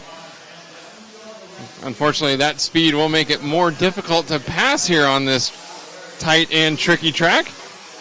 Cavallari out front with Dakota and Rivkin right behind him, 2 of the younger up-and-comers here. Of course, Fenn with several mini national championships to his credit already, trying to force this one to a 3rd A main. Biked up on 2 wheels there, heading into the S-turn section, and saved it. Didn't lose too much ground to Cavallari because, as we saw in short course and all 4 classes in A main number 1, cannot afford to let him go. Top 3 breaking away with Tessman in 4th, losing considerable ground to Rivkin. Rivkin all over the rear shock tower of Dakota Fenn. And as I say that, Cavallari already with 0.8 of a second on Dakota Fenn. So Fenn in the difficult spot of trying to focus on cars both ahead and behind him. Rivkin a little bit out of shape there, jumping off the drop-off. And that's going to allow Fenn to look forward. But Cavallari has been rock solid all weekend. No mistakes at really any point, especially not in the first minute and 30 seconds of this race. Rivkin with another little bobble down his back straightaway allows Fenn to inch closer to Cavallari and does not have to worry about protecting the line behind him.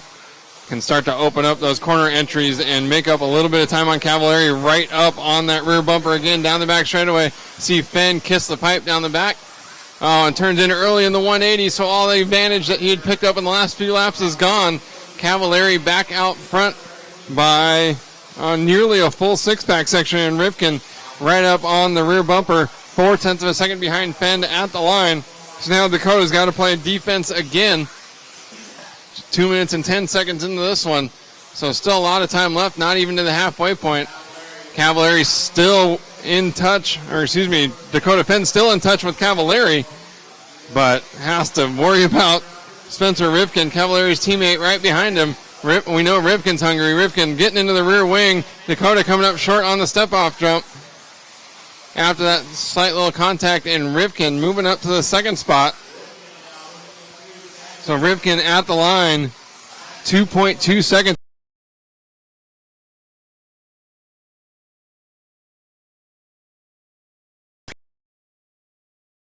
Straightaway.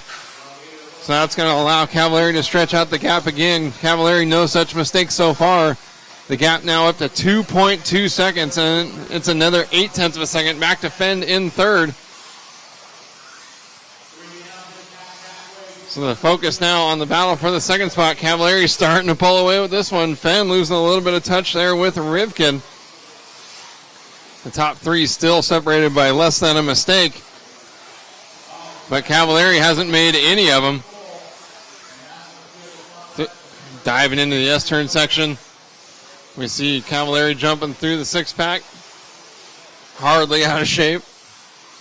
Up over the step-up jump down the back straightaway. Flashing past a huge crowd here gathered at SRS Raceway. Potentially watching history here. We did see Cavallari 2 years ago win 4 classes at the Roar Super Nationals, the only time that format's been run. He won racing truck, 2-wheel drive and 4-wheel drive buggy one weekend, and then just a few days later won the 2-wheel drive short course class. So looking to repeat the feat, win 4 national championships in 1 week, although this would be the first time anyone's won 4 national titles in 1 day. Cavallari down the back straightaway for one more lap into just 1 minute and 45 seconds left to go. Cavallari starting to get around traffic, moving back to the battle for the 2nd spot, heading through the 6-pack section as we watch them come by the line right here. Spencer Rivkin and Dakota Fenn closing up. Fenn just 0.3 of a second behind Rivkin at the line. Fenn looking to the inside, trying to carry more speed, diving into the S-turn section, has to hit hard on the brakes. Rivkin chops the line off. Through the six-pack they go. Fenn looking for a way around. It may be too little too late to catch up to Cavallari, and just as I say that, Fenn was out of shape over the step-up jump. Saw him throw some body English over that gap to try to straighten the car out and get back on the power, but that allows Rivkin to escape. 55 seconds left to go, less than a minute. Enough time for Fenn to regroup and make another challenge, but it may be all over for the race win. Cavallari's just got to finish up strong here and not make any mistakes, which he hasn't really all weekend long. Fenn driving hard into the S-turn section. We see that car tipping up on two wheels. Oh, and Rivkin with a mistake through the six-pack. Fenn jumps by for the second spot. So the battle for second continues, with Rivkin not losing too much ground behind Dakota Fenn. But Rivkin there actually with a mistake on the right side of the track does give up a little bit of time, and now Fenn comfortably in that second spot. But it's all over for the win unless Cavallari makes a mistake. They got 2.2 seconds with 10 seconds left to go. Looks like the top two on pace to make it by for that final lap. Rivkin will get caught at the finish line. With 3 seconds left, it's going to be Cavallari makes it by. Dakota makes it by. So Cavallari is less. Oh, Dakota Fenn did get caught at the line by 1/10 of a second. So Ryan Cavallari already guaranteed another national championship, picking up the four-wheel drive buggy title through the six-pack section. Here he comes. Oh, Cavallari dropping off the track through the six-pack, already getting excited. Adding some drama there to that victory lap. Ryan Cavallari, the 2015 Roar Electric Off-Road National Champion in the four-wheel drive buggy class. We're going to head down to the track and catch up with now a two-time national champion just today, Ryan Cavallari.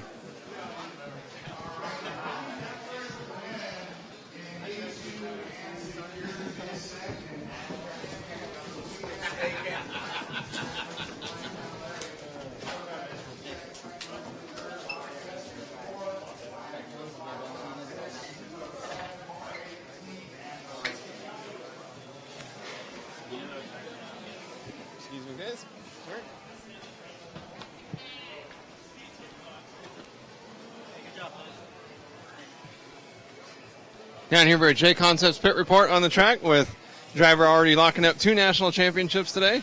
I feel like we could put these interviews on replay. You got the start, let everyone behind you figure it out, do just enough to keep second place behind you, and this time, well, you had enough time to jump off the track there on the final lap. Yeah, I got around for the extra lap. I was trying to get in there to do the triple, see if it actually worked. We were talking about that at the beginning of the weekend. So, yeah, the car was great all day.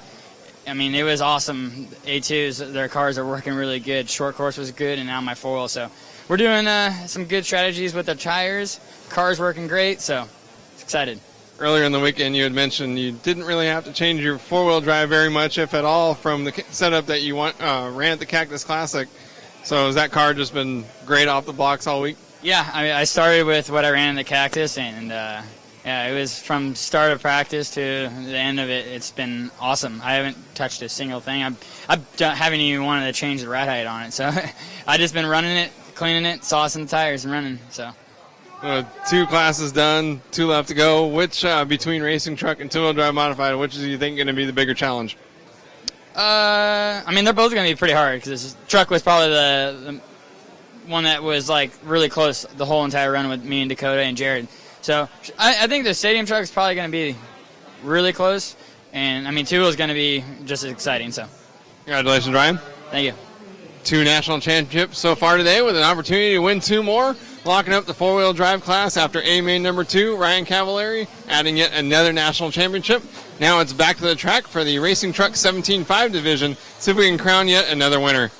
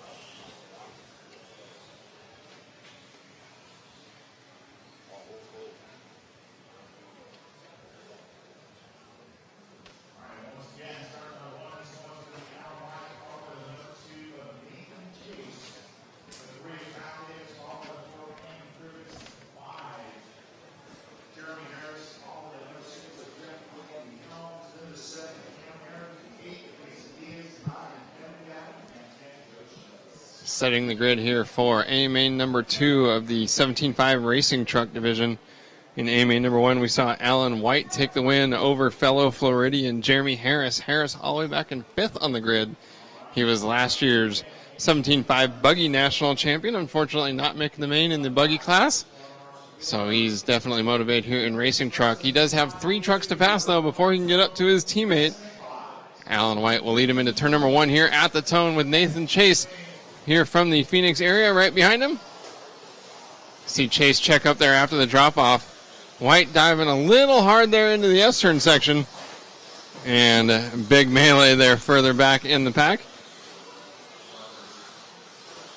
Out front, we've got Alan White, Nathan Chase, and Jeremy Harris jumping all the way up into 3rd after lap number 1. Oh, and White with an uncharacteristic mistake rolling over. And you hear the crowd go nuts for the hometown favorite. Nathan Chase out front in that pink and yellow PR Racing truck. With Jeremy Harris right behind. Harris has a 2.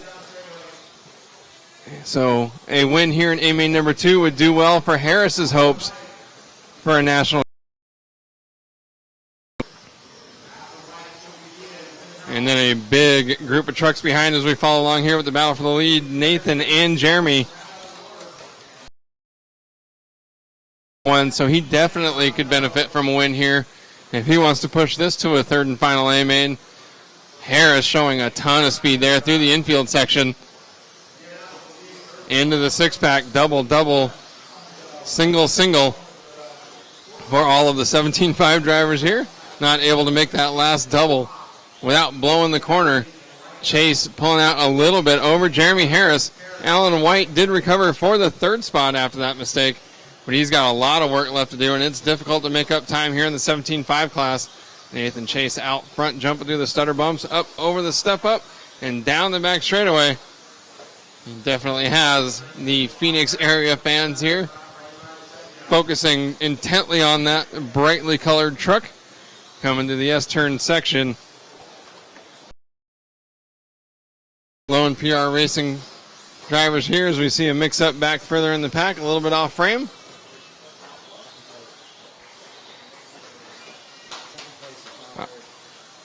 Actually, that was a pass for the 2nd spot, Alan White getting around teammate Jeremy Harris, so A-Main number 1 winner and top qualifier.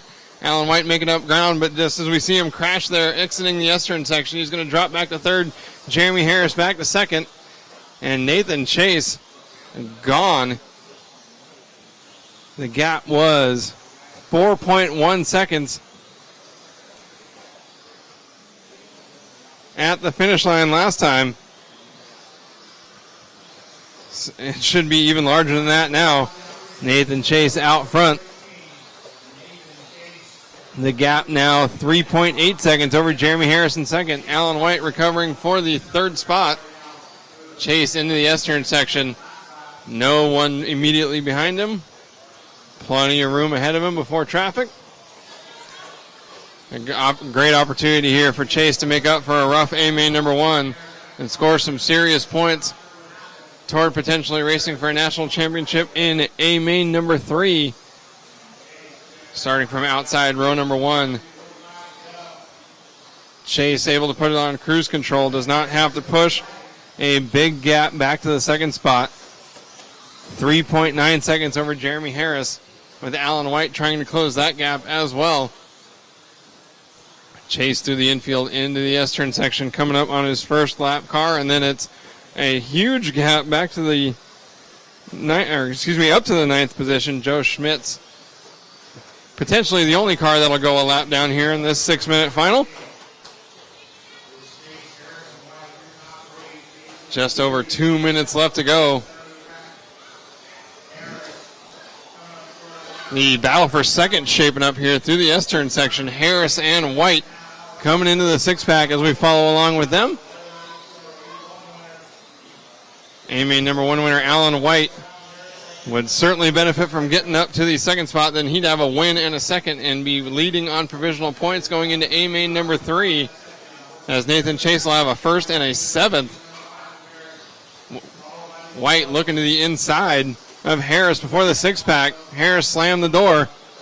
2 drivers from making it all the way to Arizona from Florida. escaping the humidity, but not the heat this weekend. We see White getting a little bit squirrely coming onto the back straightaway.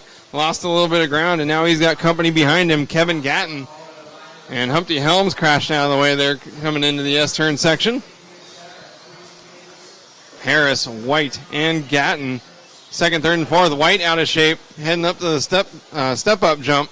Drops back to fourth as Kevin Gatton, but then White back to the inside through the sweeper and passes him right back for the third spot. Coming up short, jumping down the step-up. Gatton had to check up. And as those two drivers mix it up, Harris able to pull away. 45 seconds left to go.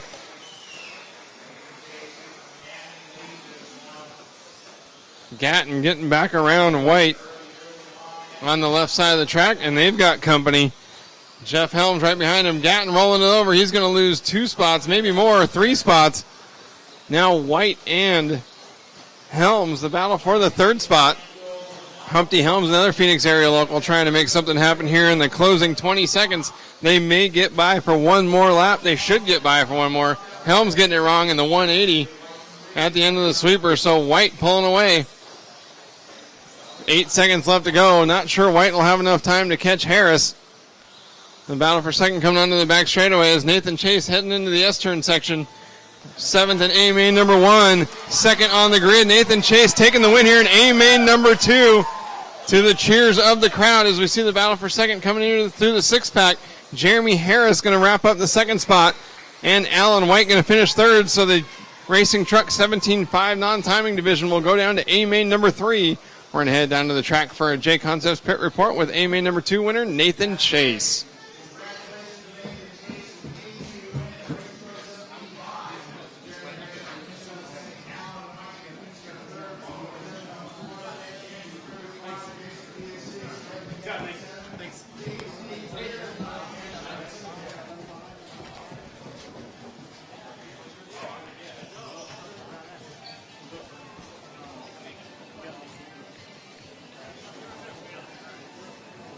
Sorry.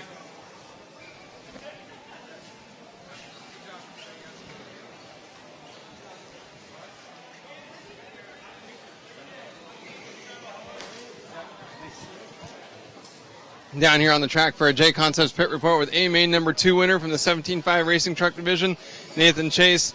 Had a horrible time in A-main number 1, but A2 was a lot better.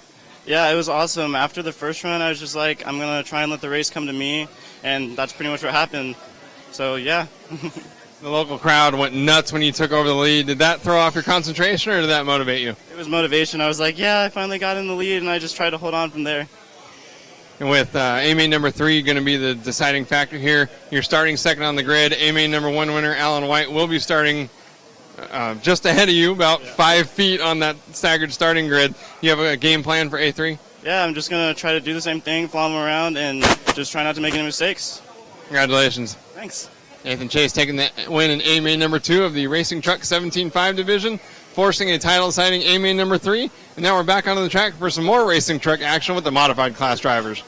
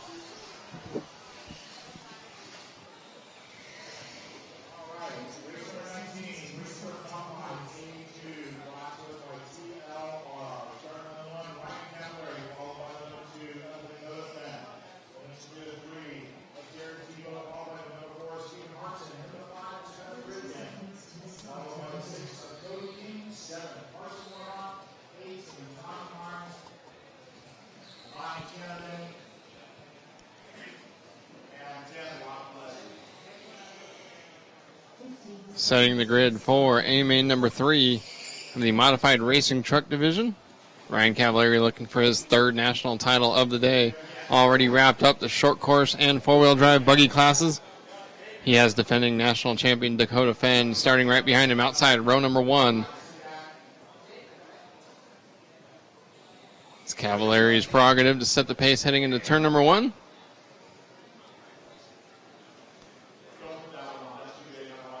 I believe 2013 national champion Jared Tebow starting in the 3rd spot.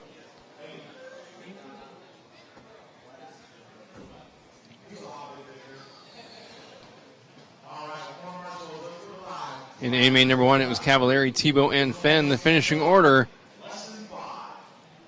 And they're off here with A main number 2. Cavallari heads into turn number 1. Dakota touches the pipe there, stacks up, and is going to come out of turn number 2 in the 9th spot. Spencer Rivkin, the huge benefactor there, moves all the way up to 2nd. Cody King in 3rd. And then Rivkin stuffs the pipe right at the finish line. He's going to drop back to 10th. And Cavallari already with a straightaway lead. It's going to be Tanner Denny who picks up the 2nd spot right ahead of Jared Tebow.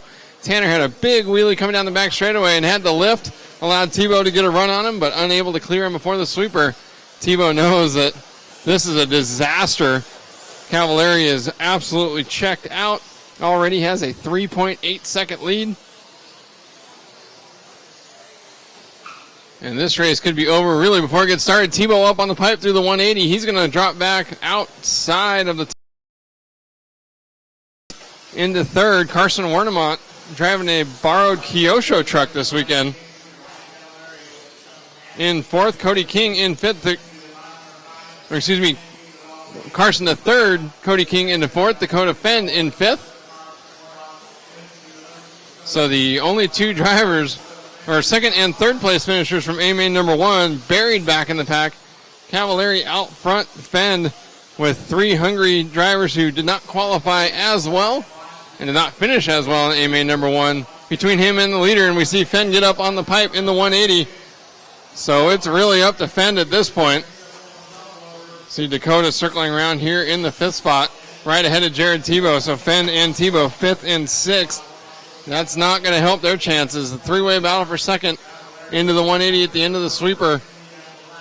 Jumping down the hill, Denny, Wernemont, and King. This is going to be a great 3-way battle for the 2nd position.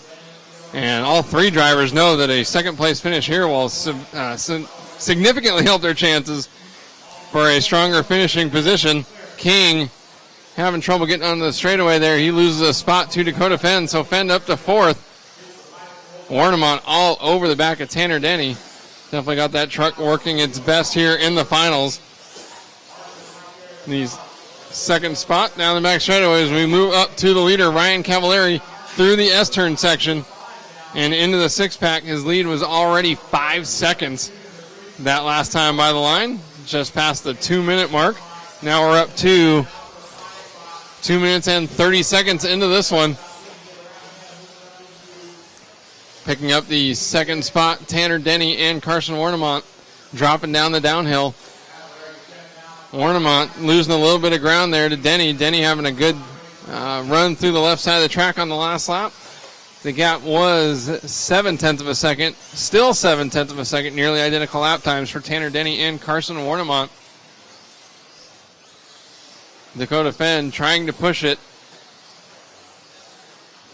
He needs to work his way up to the 2nd spot, even just to have a chance to finish 2nd overall. 2 seconds would put him in excellent position to finish in the runner-up spot, because right now the only driver that could beat Cavallari would be Cavallari himself. He's going to need to make several mistakes to give anyone even a shot here at A main number 2. Closing up to meet a 3-way battle for the 2nd position as Fenn continues to close. Actually, that time by Fenn making up just 1/10 of a second on the battle. Denny, Wernemont right up on the rear shock tower there on the spoiler of Tanner Denny's truck. You see Denny punching it through the S-turn section, pulls the front tires up in the air. Wernemont looking very composed. Unfortunately now he's going to have to second on the last time by the line. So now it is definitely a three-way battle for second. All three of them in the same corner. Dakota looking to the inside of Wernemont onto the back straightaway. Has to back off and tuck back in line. Oh, and Dakota rolling it over after the roller through the sweeper. So all of that work to catch up to the battle for second undone with one mistake. And now Wernemont able to focus once again on Tanner Denny through the stutter bumps and up the step up. With 1 minute and 25 seconds left to go, we pick up Ryan Cavallari through the S-turn section to the six-pack. So consistent, it's almost robotic. Cavallari in all four classes in complete control. The only battle for TQ that was really even close was the two-wheel drive modified buggy class. Came down to a three-way tiebreaker between himself, Fend, and Tebow. Won the tiebreaker to sweep qualifying for all four classes. And on his way to his third national title of the day, down the back straightaway, getting around young teammate Tommy Hines here from the Phoenix area in Arizona. Turn Marshall doing the right thing, setting him out of the way. Cavallari through the six-pack, still driving hard. You still see the truck pulling the front tires up in the air, exiting corners, moving back to what has turned into a great battle for the second and third spot. Denny a little bit ahead of Wernemont and Fend. Dakota making up after that last mistake. You see him a little out of shape there over the step-up jump and loses a few feet there to Carson Wernemont. With 15 seconds left to go, this battle, three-way battle for the second spot is going to make it by for one more lap. Denny, Wernemont, Fend. As Ryan Cavallari coming through the six-pack and clinching national championship number 3. The three-way battle for the second spot. Dakota getting into the rear bumper of Wernemont's truck, and it's going to be Denny, Wernemont, and Fend. But Ryan Cavallari wrapping up national championship number 3, taking the racing truck modified division after AMA number 2, wrapping it up with one race left to go. We're going to head down trackside for a chat with Ryan Cavallari again, winning yet another title.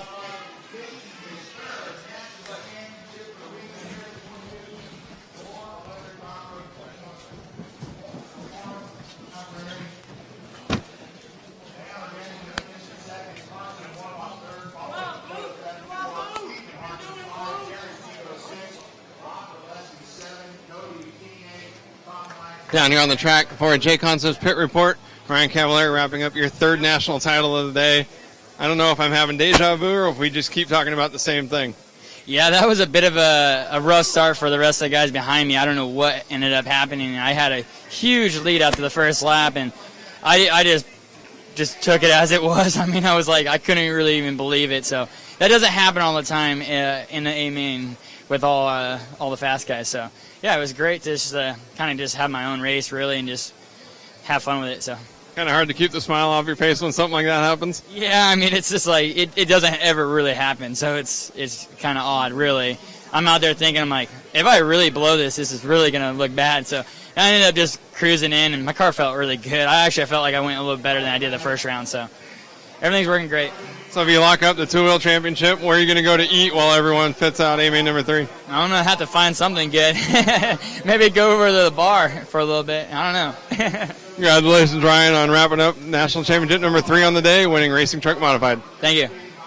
You know, Cavallari absolutely automatic so far today. And now we're getting back on the track for the 17.5 buggy division. See if we can get something to go to an AMA number 3. Hi, Cody King. Hi.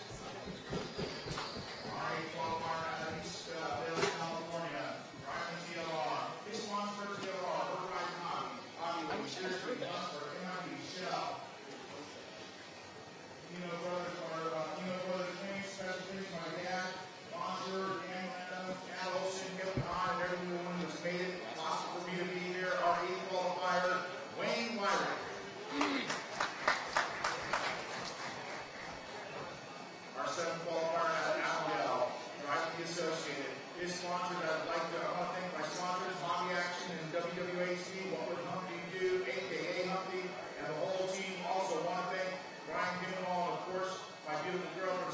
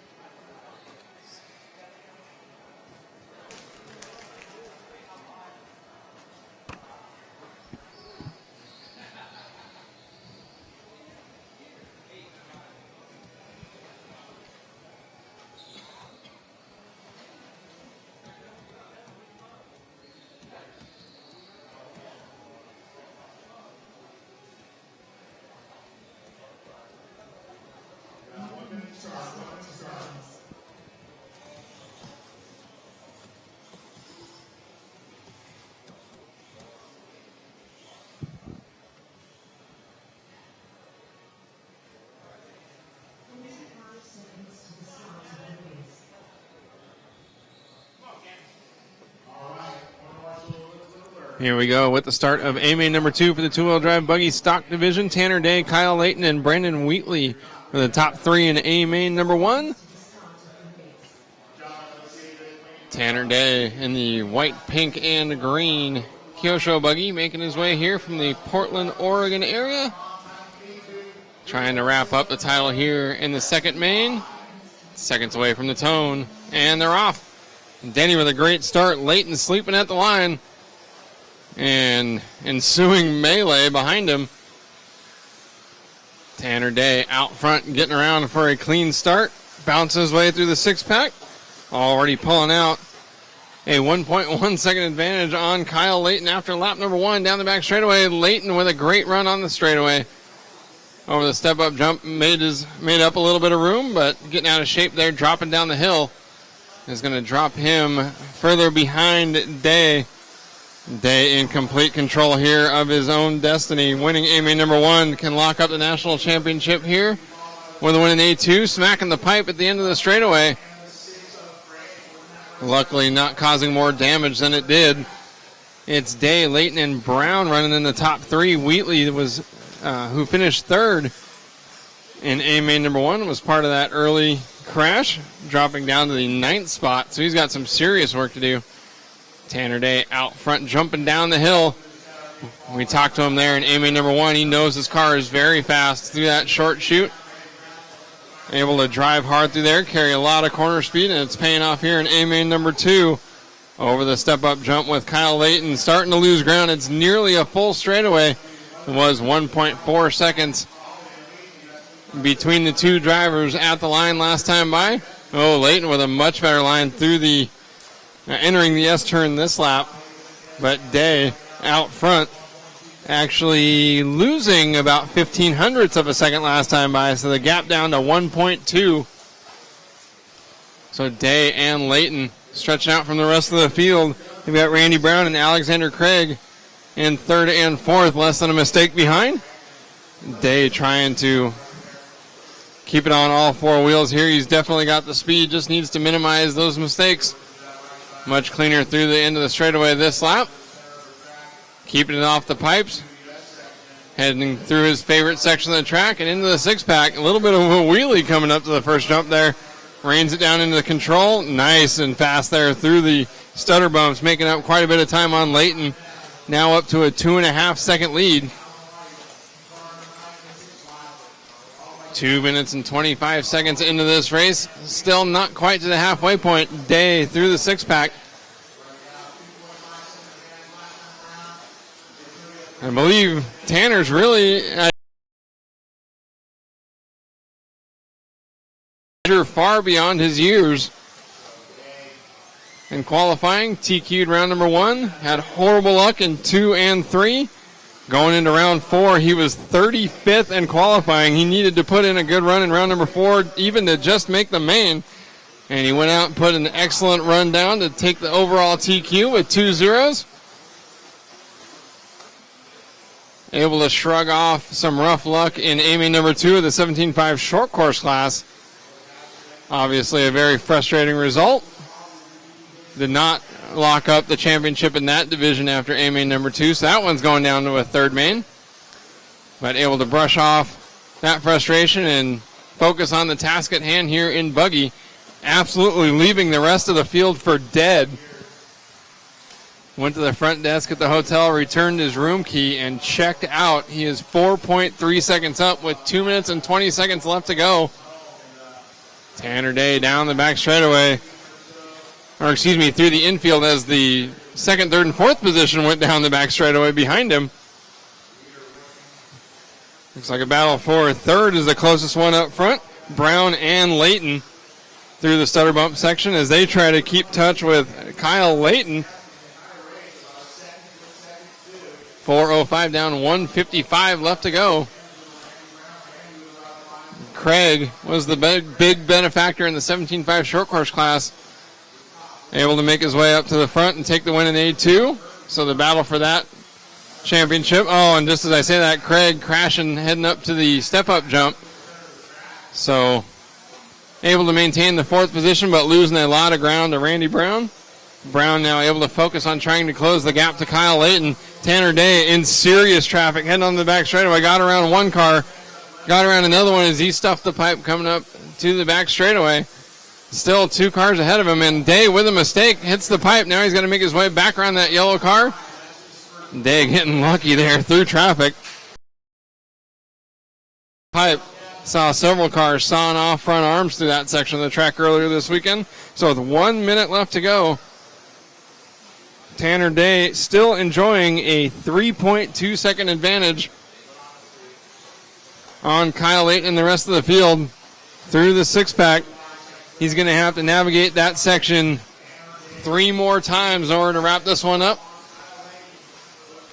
Has plenty of room, just needs to keep it off the pipes, keep it on all 4 wheels. Doesn't even have to worry about the traffic ahead of him. The gap back to Layton has grown significantly up to 3.5 seconds. So 25 seconds left to go. Day should make it by for 1 more lap. We follow him down the back straightaway through the 180. No battles toward the front of the pack. Day getting lucky there. A lap car flipping out of the way, just out of the racing line. Day didn't have to lift or check up or anything. Through the stutter bumps. He should make it. This actually will be his final lap. Layton making it by for the 1 more lap. So the top 2 making it by for the extra lap. And Tanner Day just corners away from his first ever national championship. Through the right in front of the driver's stand, through the 6-pack, double, single across the finish line. Tanner Day taking the win. And 17.5 buggy. We're going to head down trackside with the brand new 17.5 buggy national champion, Tanner Day, and talk to him about his big win.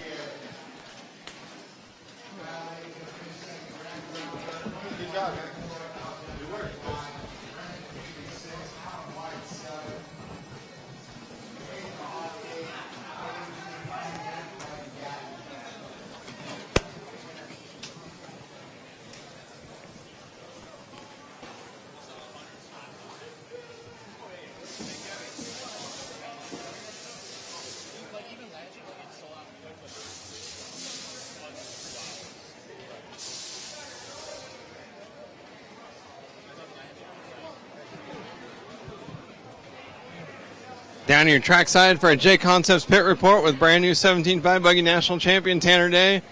Got that one off your chest. That must feel good. Yeah, car was really good. Solid, ran a good clean run. Got out a little bit of a lead at first, made a little mistake, but brought it back and just kind of went from there and no mistakes and got the win. Had to shrug off the disappointment in the short course race. Did that play at all in your mind going through that buggy final? Yeah, it did. It definitely did. It was a little bit rough the way stuff went down in short course, but I got another run and I'm going to make it count for sure. You got a high five there from Kyosho and Orion team manager Joe Pillars. You know that this is one of your first chances to race for a Roar National title like this. You've got a lot of help behind you. Yes, I do. Joe has definitely been a big help in my program the last couple of years. He's groomed me to be a pretty good racer. He's taken me to the track multiple times, so I can't thank Joe Pillars enough, and Thomas Tran and all the guys that helped me this weekend. I really do appreciate it. You looking forward to that short course A3? Yes, I am. Congratulations on your first national championship. Thank you. Tanner Day taking the win in 17.5 buggy, wrapping up national title number 1 for his racing career. Now it's back to the track for our final race in leg number 2 of the A-Mains, the two-wheel drive modified buggy division. Excuse me again?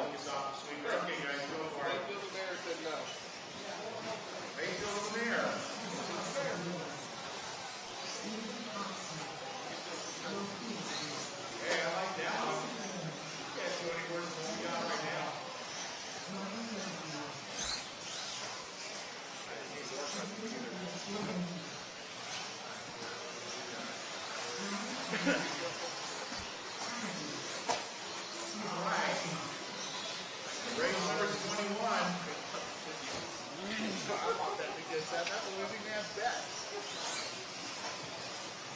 Now, if he has like 1-1 odds or something like that, then he puts down some money against you.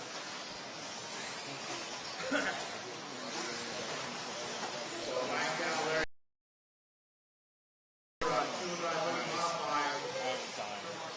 Dominating through qualifying, taking the first 3 block titles 3/4 of the way to the clean sweep. Here you go.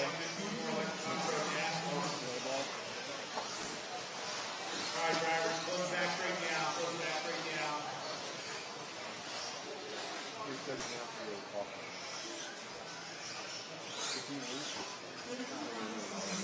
Hugo finishes second, Martin finishing third, Warmoff finishing fourth, and Mayfield fifth in that 81. Brisbane finished sixth, less than seventh, Beck eighth, 29, and Tesson 10.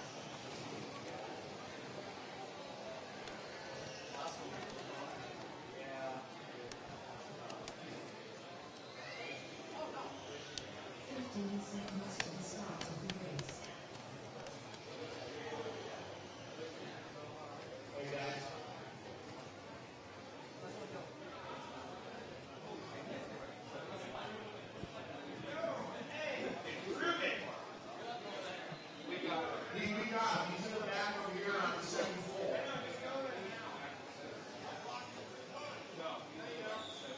Are you guys good with it? You move back over to the floor? Okay, fine. Very good. Go ahead.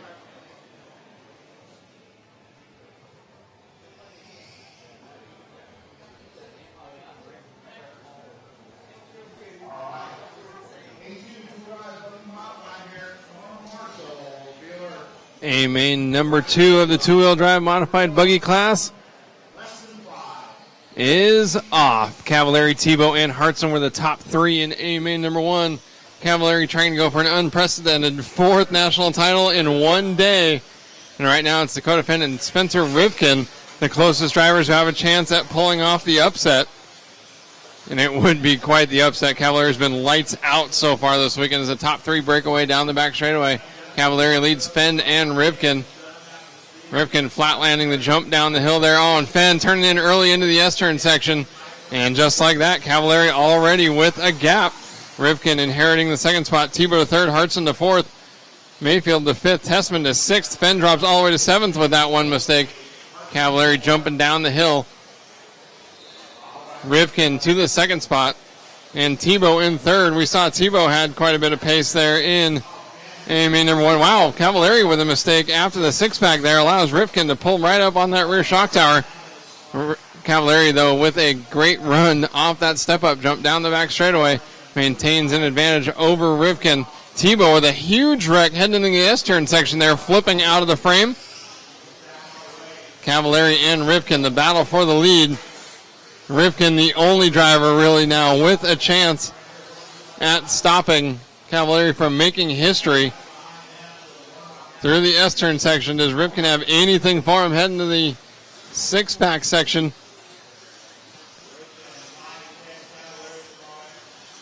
Cavallari won his first world championship in 2003. I believe it wasn't until in 2005 he won the 8-scale national championship for his first Roar title. I believe it wasn't until 2007 or so that he won his first 10-scale modified national championship. Of course, many championships since then. Already locking up 3 more today. Spencer Rivkin hungry for his first ever. Unfortunately, racing against one of the drivers in the best ever conversation. And just out of frame there, we saw Rivkin lawn dart into the 5th jump of the 6-pack. And just like that, Cavallari's lead up to 4.3 seconds. And this one might be over. Just 2 minutes and 25 seconds into this race. Cavallari down the back straightaway. Some might call it boring. Others call it absolutely dominant. It's been lights out all weekend. TQing all 4 classes. winning a tiebreaker to TQ two-wheel drive modified, winning A-Mains number 1 and 2 for two-wheel drive short course, four-wheel drive buggy, racing truck, and now 2 minutes and 55 seconds away from locking up the title in two-wheel drive modified, going 4 for 4 for 4 here at SRS Raceway in Phoenix, Arizona, figuring out the track conditions better than anyone else, driving his car with fewer mistakes than anyone else, making better setup changes than anyone else, and it shows on the track. He's got quite a bit of traffic coming up ahead of him as they battle for the 6th spot, 6th, 7th, 8th, 9th, and 10th all together. But the focus, of course, out front with Cavallari up over the step up, down the back straightaway. Rivkin running 3.4 seconds behind. He did give up 0.3 of a second last time by. With less than 2 minutes left to go, Cavallari with plenty of breathing room. We see Rivkin wheeling hard toward the stutter bumps, just out of frame there. Trying in vain, perhaps, to catch up. Picking up here with Spencer Rivkin. His father, Ronnie, standing up here on the driver's stand next to our camera, watching his son in the blue and purple. Obviously, the Rivkins certainly want to win every race they go to. Rivkin, a former Reedy Race Open Class champion, picked by many to be the fastest here of the new generation of drivers coming up through the ranks. Moving back up front with Ryan Cavallari jumping down the step off, getting around teammate Tanner Denny to put him a lap down. Cavallari's gap was that 2.8 seconds before that last lap. Rivkin actually with hero lap so far, but with less than a minute to go, the gap still standing at 2.6 seconds. And even with Cavallari mired in heavy traffic here, getting around 3 slower cars, including former teammate Ryan Mayfield. Mayfield was, I believe, second in this class last year. Has another former teammate, Jared Tebow, ahead of him. Perhaps the last car he would put a lap down with 25 seconds left to go. Should make it by for one more lap. Rivkin is on pace to join him on a 20th lap. So the top 2 should make it by for one more.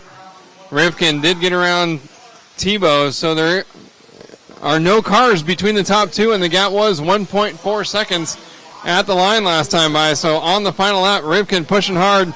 Cavallari definitely backing off to try to make it easy. Half a lap left to go.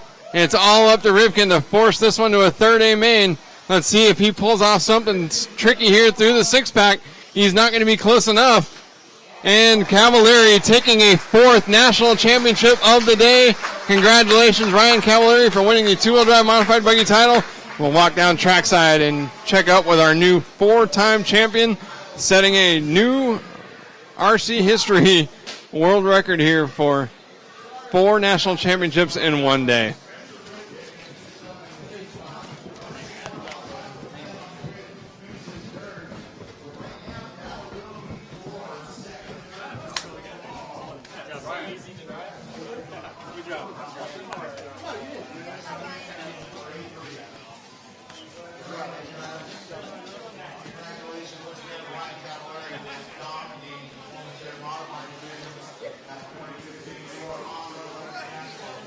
Down here trackside for a J Concepts pit report, Ryan Cavallari. About the 8th time we've done this so far today. Got out front, kept everyone behind you. Your 4th national championship in one day. Yeah, it was good. Me and Spencer broke away, and I kind of pulled away after he crashed, and then we were kind of coming through some. I didn't realize he was that close to me. Honestly, like I just took my time, and the guys kind of gave me room, but I was like, holy cow! I couldn't believe he was right behind me in the last lap, and I was like, don't make a mistake at the end of the straightaway, because like the rest of the track, you really can't pass. So, I ended up just being able to just get it home.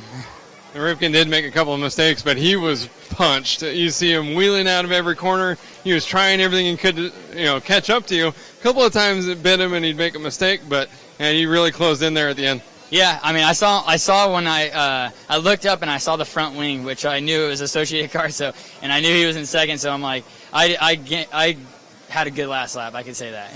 Congratulations, Ryan. Thank you. 4 national championships in one day. No one's ever done that before. Ryan Cavallari making history here at SRS Raceway. You're watching the 2015 Electric Off-Road National Championships here on Live RC, thanks to Proline and Team Associated.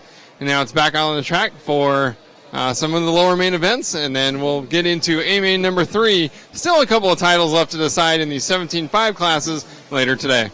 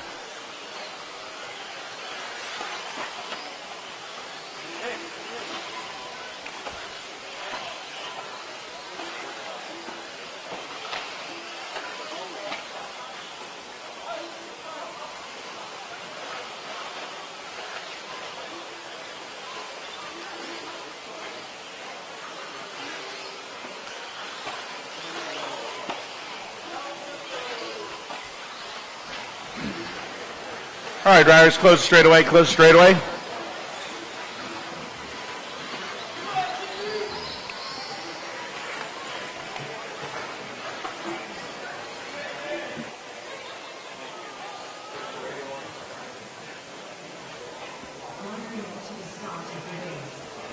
All right, race number 22 right here. This is our two-wheel drive buggy modified D main.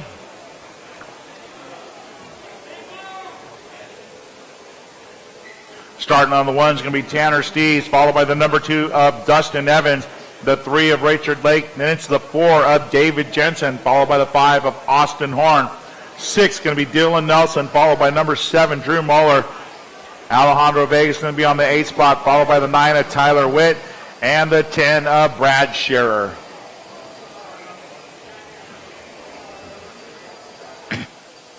All right, corner marshals, be alert.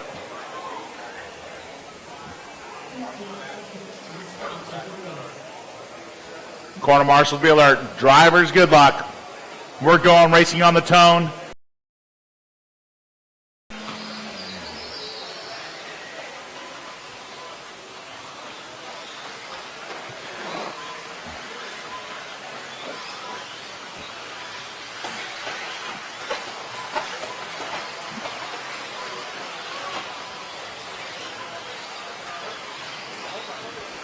All right, about 30 seconds into this one. Race number 22, two-wheel drive buggy modified D main. Tanner Stees. Oh, Dustin Evans trying to look for a way around Stees right there. Stees clipping the pipe coming across the line. And gave Evans an opportunity, but he couldn't capitalize.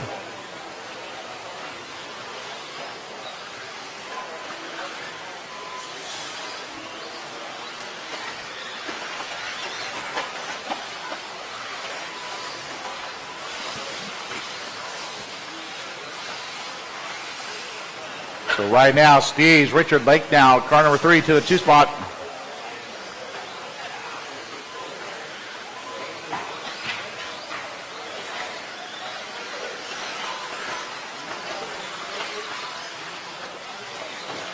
So we got a minute 15 into this one. So the 1 of Steves starting to pull away a little bit. Going to be about 1.1 up on Richard Lake in car number 3. Then it's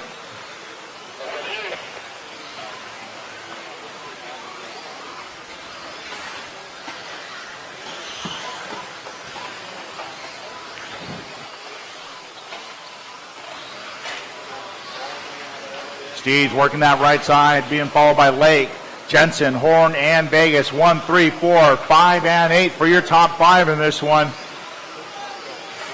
Keep it clean, drivers. Keep it clean. Drew Moeller sitting just outside of them in the 6th spot, working across the line. So 1, 2, 3, 4, 5, and 6 positions down the straightaway. So this one's still up for grabs right now. Steve's getting work done, keeping it out in front with 2 down and 4 to go here for race number 22.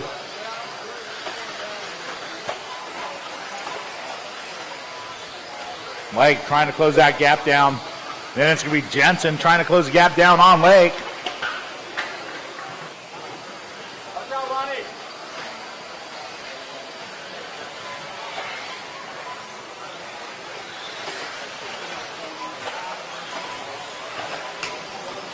Oh.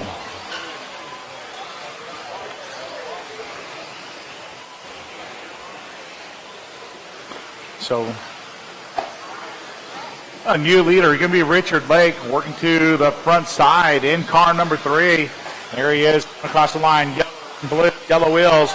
And it's going to be Tanner Steves now to the 2. Then it's David Jensen in the 3. So Steves led this one for the first 2.5 minutes. Now it's Lake.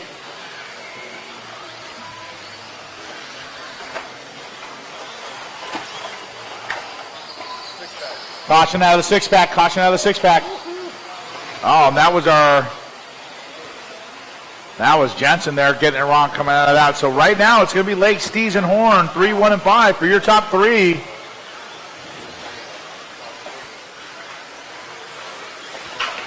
So Austin Horn right now got his hands full with Drew Muller.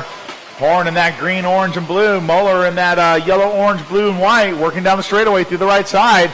Right behind them is going to be the white and purple of Alejandro Vegas. Oh, and Muller getting it wrong coming into the S's.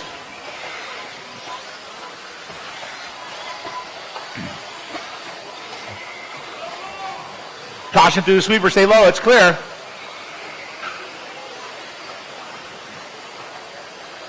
Now it's Steves rolling through the sweeper. And Horn not able to capitalize on that, but Vegas and Horn do close the gap on them. So we got about 1:40 to go here for race number 22.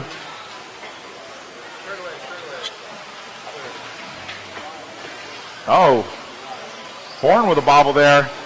And it's going to be Austin Horn now moving to the 2 spot. Alejandro Vegas to the 3. Oh, Steves and Horn going wheel to wheel right there. Vegas tried to stick it, get it up in there, and not able to make it work. Got caught up on the wing or something. That's going to drop Vegas back a couple spots. So Steves back to the 2, Horn to the 3.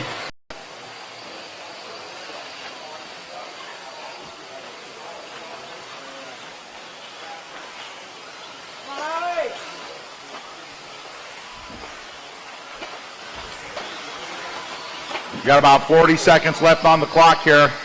It's still Lake, Steves, Horn, Muller, Shearer, your top 5. Vegas 6, Jensen 7, Witt 8, Nelson 9, and Evans 10.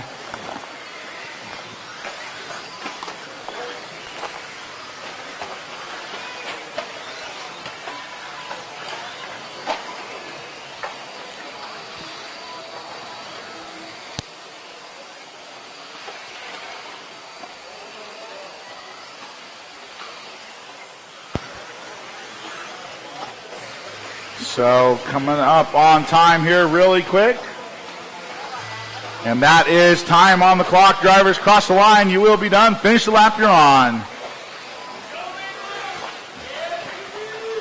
And Lake coming across the line with the win. Here comes Austin Horn. Austin Horn going to take the 2. Drew Muller going to finish it up 3, followed by Tanner Steves 4, Brad Shearer 5, Alejandro Vegas 6, David Jensen 7, Tyler Witt 8, Dylan Nelson and Dustin Evans 10.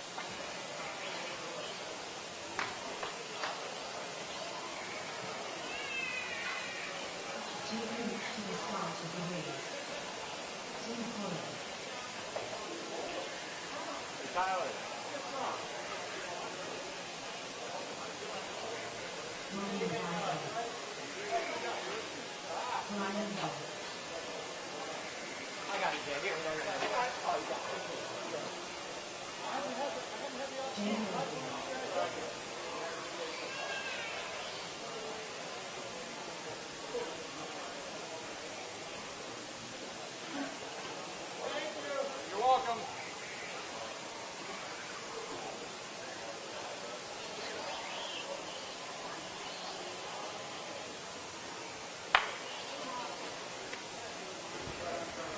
All right, drivers, go ahead for your warm-up. Coming up next, race number 23. This is our racing truck 17.5 non-timing C-main right here.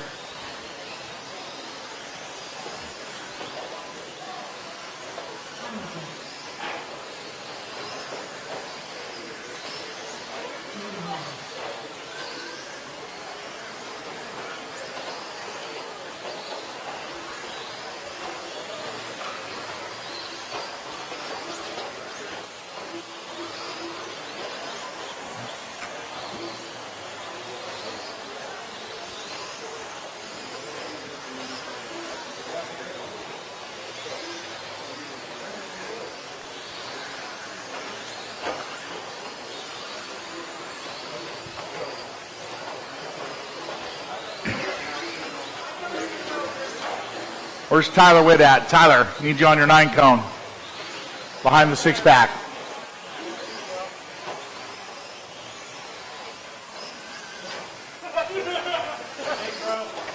All right, drivers, go ahead and close the back straight.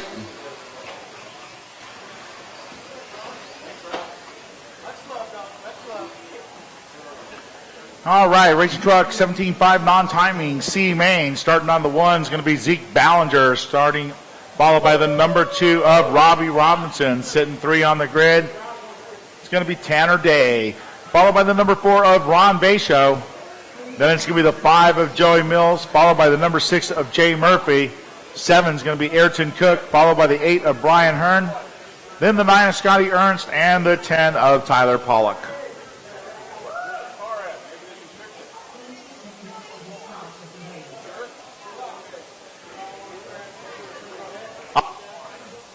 Austin down there on the 5. Okay. All right. Racing truck 17.5 brought to us by Kyosho and Traxxas here. So, corner marshals, 5 drivers, good luck. Race 23, racing truck C main on the tone, less than 5.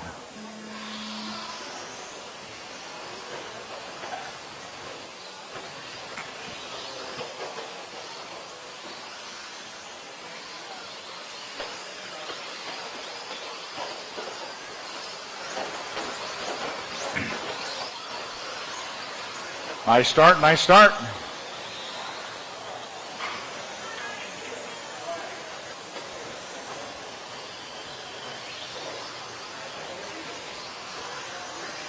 So it's going to be the 1 of Zeke Ballinger to the early lead, followed by the 3 of Tanner Day. And then it's on base, the number 4 up to the 3 spot. He's going to be followed by Robbie Robinson in the 2 truck. Then it's going to be the 8 of Brian Hearn for your top 5 currently.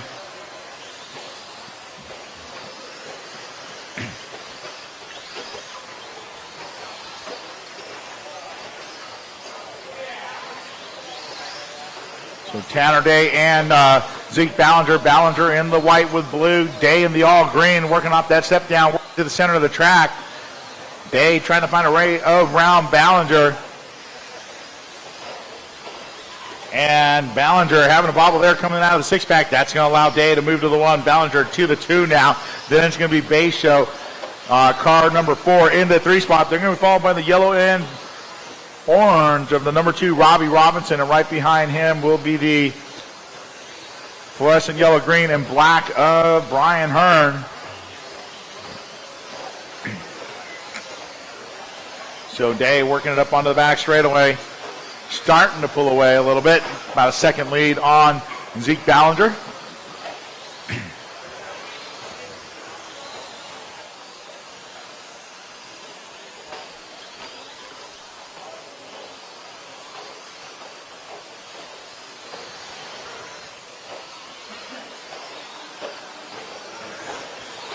2 down, 4 to go. Drivers 2 down, 4 to go.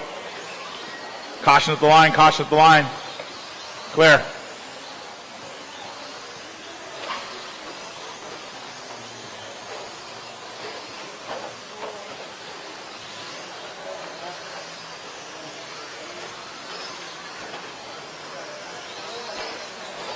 .230 down, 3:30 to go here for race number 23. Still number 3, Tanner Day, followed by the 1 of Zeke Ballinger and the 4 of Ron Bayshow. Day working through the front side. There's Ballinger. Here comes Bayshow. Them three are separated by just under 4 seconds. Robbie Robinson sitting in that 4 spot, working through the front side. And that white, yellow to orange going to be about 4.5 back of Bayshow.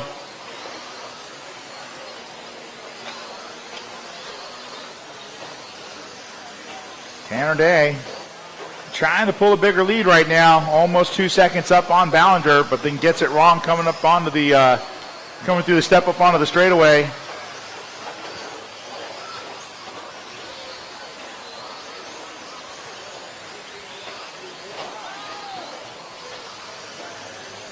Day coming across line clean, going to be 2 seconds up right now. And right now, Day and Ballinger, the only ones in the 22nd lap average at the moment.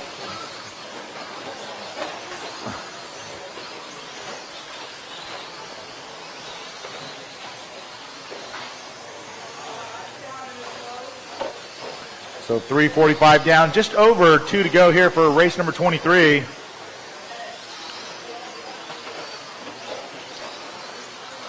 Leader working out of the center of the track to the front side in that 6-pack. Ballinger coming across the line, that white, light blue to dark blue in the 2. Here comes Bayshow with that white nose, blue top, white tail in truck number 4. So 3, 1, and 4, your top 3 in this one, followed by the number 2 of Robbie Robinson, the 8 of Brian Hearn for your top 5. That's where it's been pretty much for most of this race for at least 4 minutes. Oh, and Day rolls it at the bottom of the step down on the left side. Probably going to drop a half a second off his lead. It was 2.5 seconds last time around.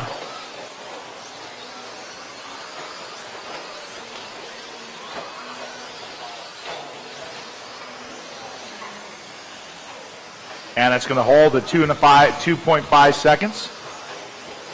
Almost identical 21.3s that time for both of them. Coming up on a minute tone here, drivers. There it is, 1 to go, 1 to go.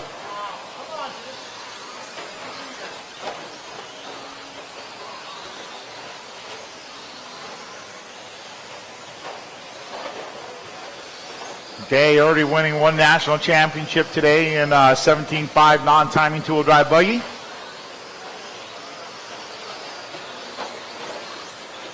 Trying to put an exclamation by winning his truck main.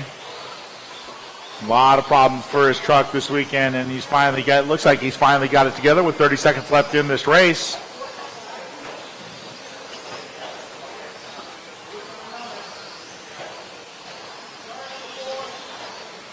So it's 3, 1, and 2. Still your top 3, followed by the 4 Bayshow. Now Robinson getting around Bayshow. There's Robbie in that white, yellow, and orange. So Robbie working up to a podium position right here. And that is time on the clock, drivers.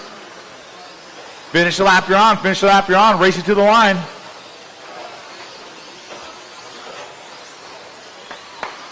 Don't go backwards.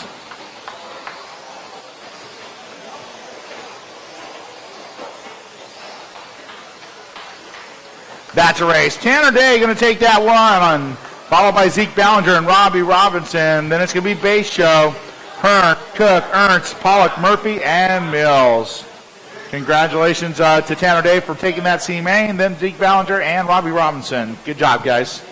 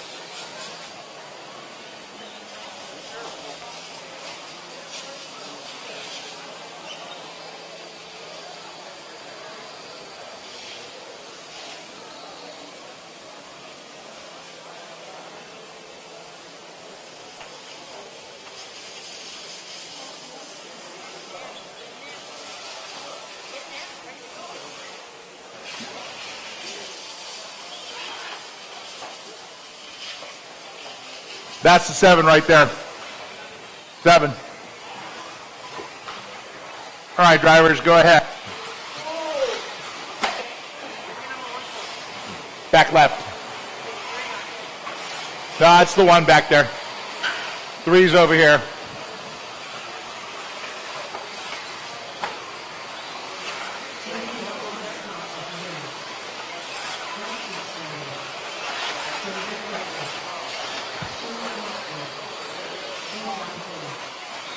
Tanner Day, need you on the 3 cone, front left side. Tanner Day.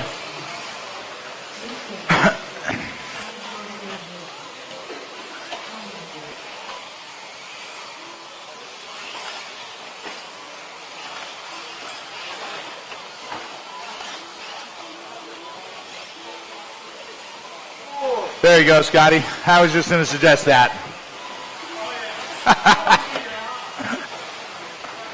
We don't need no old guys getting hurt. All right, drivers, let's go ahead and close the straightaway down. Let's go ahead and close the straightaway down. No any laps. Close the straightaway. Close the straightaway. Straightaway closed. Straightaway closed. Straightaway closed. All right, race number 24 right here. This is our four-wheel drive buggy, modified C-Main, brought to us by Hobbyco. Starting on the 1 is going to be Brad Schurer, followed by the number 2 of Jake Mayo. 3 is going to be Alex Kost-Cusick. 4 going to be Aiden Horn, followed by the number 5 of Alejandro Vegas. Then it's going to be the number 6 of Brett Kingsbury, followed by the 7 of Jensen and the 8 of Flotron. Sitting 9 going to be Tyler Witt, and on the 10, Sean Blackwell.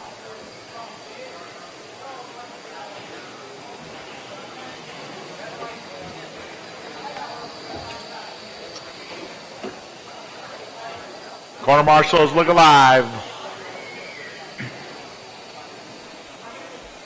Drivers, good luck. We're going racing on the tone. Less than 5.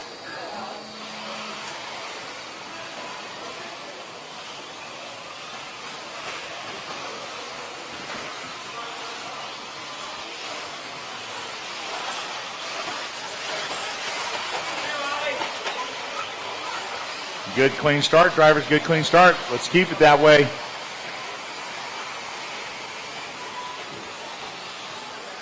Brad Schurer, car number 1, gonna be the, and Schurer getting a little loose, coming up into that, turning into that S section. Case of the landing coming out of the 6-pack. That's gonna allow Jake Mayo to get around him, move to the lead. So number 2, Mayo to the lead, 1 Schurer to the 2. Then it's gonna be, and Schurer rolls it through the sweeper. That's gonna drop him back 2 or 3 spots. That's Alex K going to move to the 2 spot now. Alejandro Vegas going to move to the 3. So you're going to have 2, 3, and 5 working in the top 3 positions. And Vegas gets it wrong. Unfortunate for Kingsbury. Gets lateraled in that one.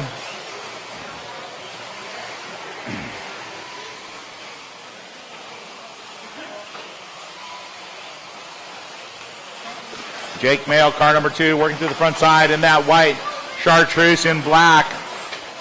Then it's going to be Alex K, car number 3, sitting in that 2 spot, working down the straightaway through the sweeper, followed by, it's going to be Carter Flotron, car number 8.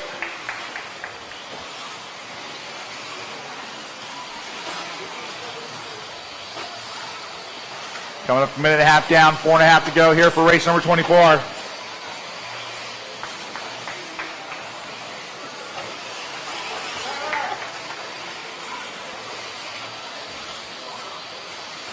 $145 down, 4:15 drivers, race number 24 here on the track. Our four-wheel drive buggy modified C-Main. It's car number 2, Mayo, car number 3, Alex K, followed by the 8 of Carter Flotron, then the 7 of David Jensen, and the 6 of Brett Kingsbury for your top 5 in this one. Leader working to the front side in that white chartreuse and black. He's going to be followed pretty closely by Alex K in car number 3. Then it's going to be Carter Flotron and that all-orange car working to the left side step up. He's going to be followed by David Jensen in the yellow and red. Then it's going to be Alejandro. Then it's going to be... How'd that feel?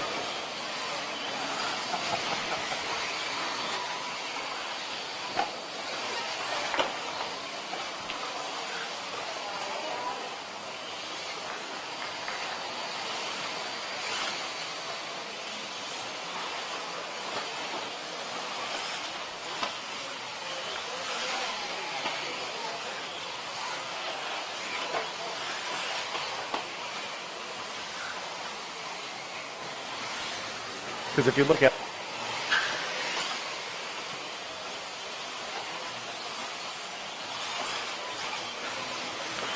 so currently it's going to be Mayo, car number 2 in the lead, followed by the 3. Straightaway, caution coming onto the straightaway. And a tough break for Mayo there. Oh, Mayo gets a lucky one right there. Caution coming off the right side chute.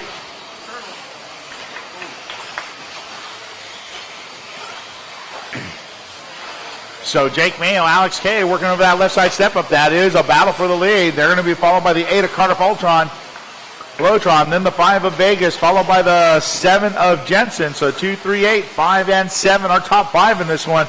They're going to be followed by 6 Kingsbury, 9 Witt, 1 Shearer, 10 Blackwell, and 4 Aiden Horn. So your leaders working down the back straightaway. Alex Kay, now got it up on 2 wheels, pulled the bicycle through that one. Had to back out of it and let him put it on the track. Seeing a few cars going off the track over there this weekend from the traction rolls.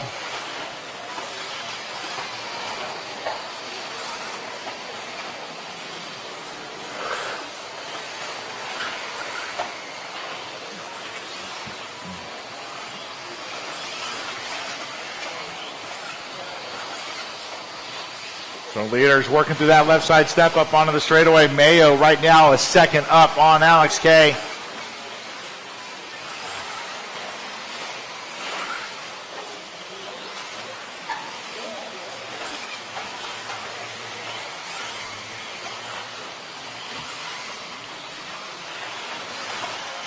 Coming up on the minute zone here shortly, drivers.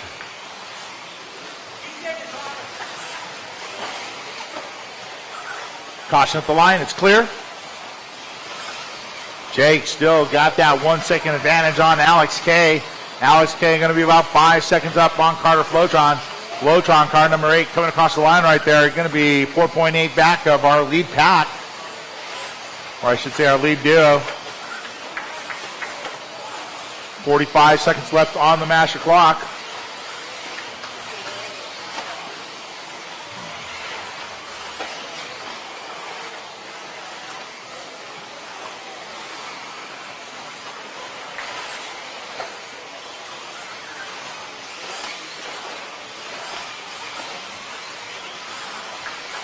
$20 seconds to go, drivers, 20 to go.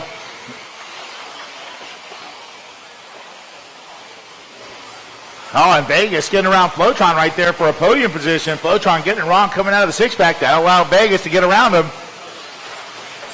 5 seconds left on the clock, drivers. So that's a battle for the 3 spot. Working to the center of the track between the white and the purple and the all-orange. That's Vegas and Flotron.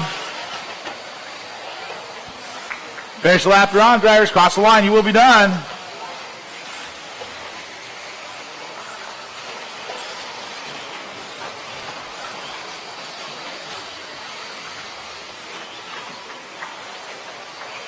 And that's a race. Congratulations to Jake Mayo with the win in the four-wheel drive buggy modified C main.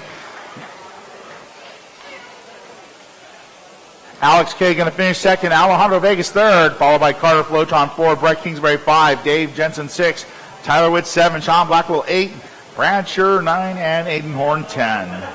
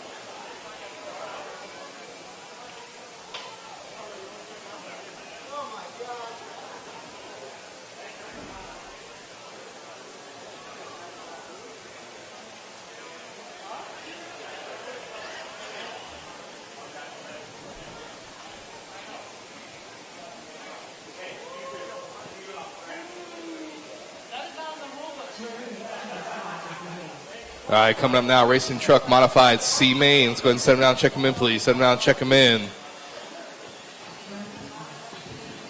Starting in that 5th position, we got Clayton Craven. Starting in the 4th position, we got Gary Brickman. Starting in that 3rd position, we got Randy Pike.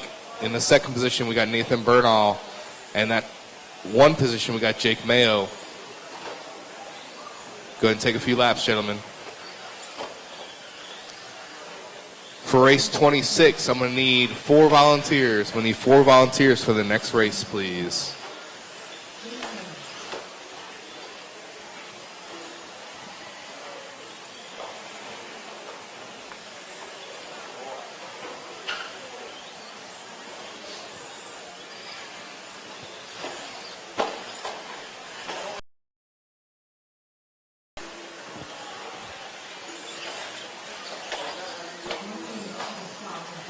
All right, Gary Brickman. Gary Brickman, you here? No, Gary Brickman. All right, so the 4th position will stay open.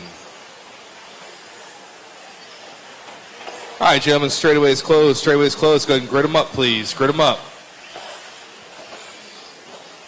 I need my turn marshal from the last race in position 4. That's Aiden. Aiden Horn, position 4, please. The rest of the marshals are set.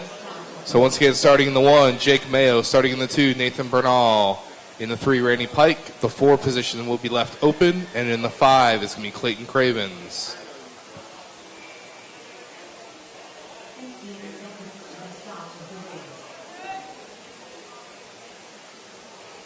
All right, gentlemen, grid is set. Grid is set and locked.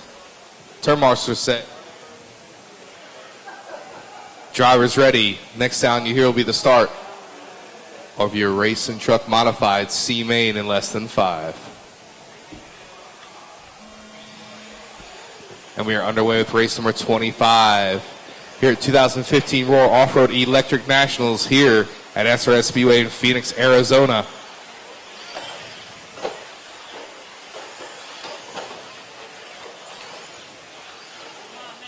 Ten-scale truck modified brought to you by Team Losi Racing.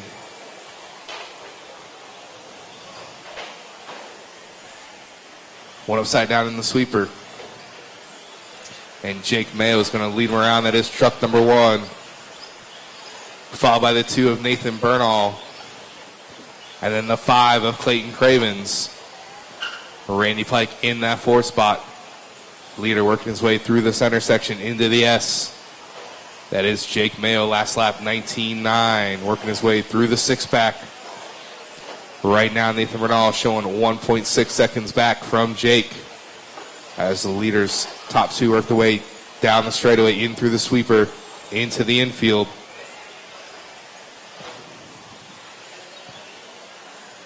It's 1 leading 2 and 5. That's Jake leading Nathan and Clayton. Randy Pike in that 4 spot. Clayton runs in a little bit of trouble in the center section, working his way now through the S. That's 3rd place. 1:30 down, 4:30 to go here in race 25. 26, you should be through tech. 27 should be in tech. The gap between first and second now, 2.1 seconds. Jake now extending it to 3.1 seconds.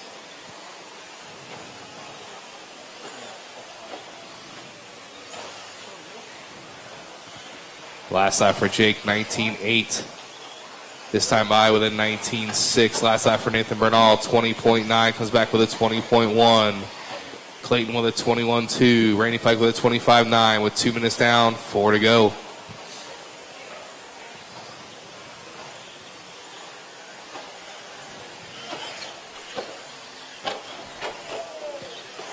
Jake Mayo, your leader, working his way into the step up on the left side of the track, and down the straightaway he goes. Last lap for Mayo at 20.3, Nathan Bernal at 20.1. Gap now showing at 3.3 seconds.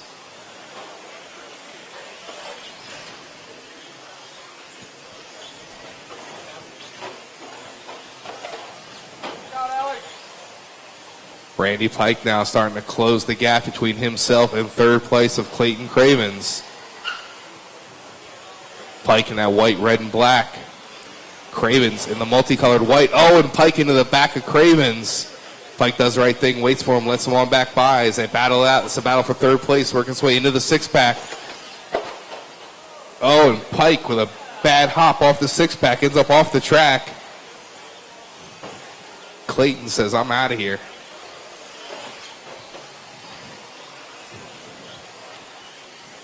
So with 3:15 now, 2:45 left to go, the battle is back on between Pike and Cravens. They work their way through the S section. Pike looking on the inside, looking on the outside as they work their way through the six-pack. Pike with a 20.7.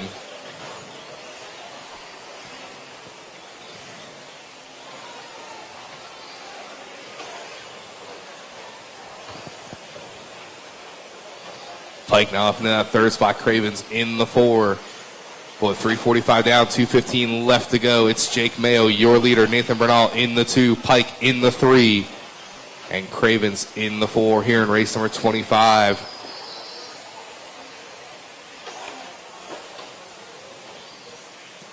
Last lap from Mayo, 20.2. Bernal, 21.4. Pike with a 22 flat. Cravens with a 25 flat.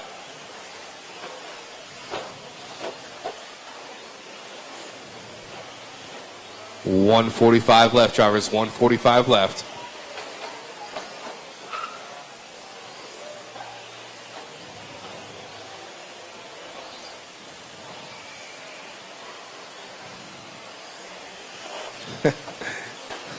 And Pike wants to have a little bit of fun.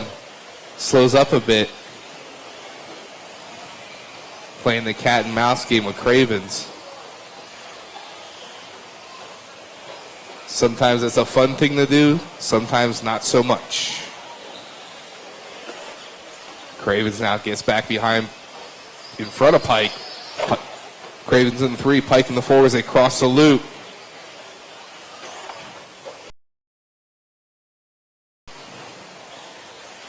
So it's just under a minute to go. It's Jake Mayo in that top spot. Nathan Bernal in the 2. Clayton Cravens in the 3. Pike in the 4. Battle is on again for third place between Cravens and Pike as they work their way through the six-pack. Down across the loop to go. Oh, and Cravens with a bad bounce. That's going to put Pike back up in that third position. Cravens back into the 4. 30 seconds, drivers. 30 seconds.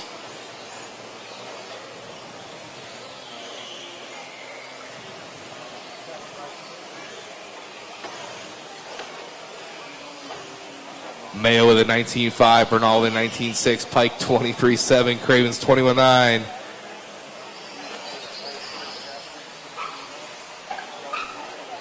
Eight seconds. This will be your final lap, gentlemen. And race to the line. Oh, and Pike grabs the pipe. Race to the line. You will be finished. And Jake Mayo is going to take the win here in Truck Modified C Main. Nathan Bernal finishes second. Clayton Cravens third. Randy Pike in fourth.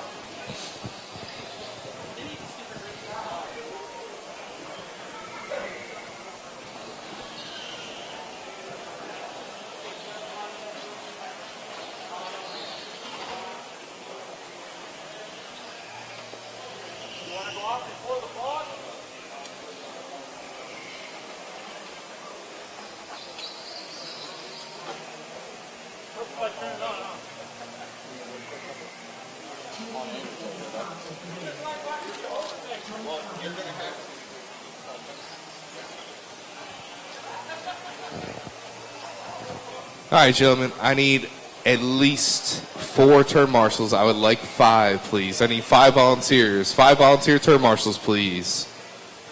5 volunteer turn marshals, please. I got positions 1, 2, 3, and 5 covered. I need a turn marshal in position 6, 7, 8, 9, and 4. 6, 7, 8, 9, and 4.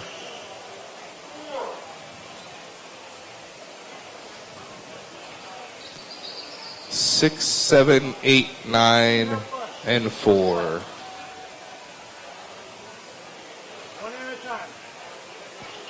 I need my turn marshals to make the out here. Gentlemen, go ahead and start checking them in, please. Start checking them in. I need turn marshals, please. Volunteer turn marshals, please.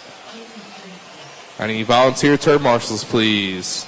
This is going to be two-wheel drive buggy stock, C main. We got Sean Cochran starting off in that 10th spot. Bryson Scholl in the 9. Jacob Johnson in the 10. In the 8. Randy Locken in the 7. John Cravata in the 6. Scotty Ernst in the 5. Burt Jones in the 4. Robbie Robinson in the 3. Joey Mills in the 2. And starting in the 1 position, Andrew Mowry. Turn marshals, I need some volunteer turn marshals, please, so we can get this race underway. I need some volunteer turn marshals, please, so I can get this race underway. Volunteers, please. Volunteer turn marshals, please, so we can get this race underway.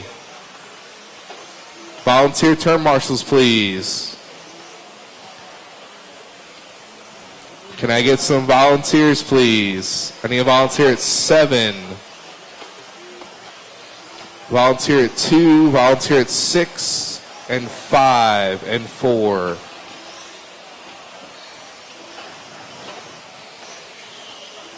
I need some volunteer turn marshals, please. Racers, can I get some help so we can get this race underway, please?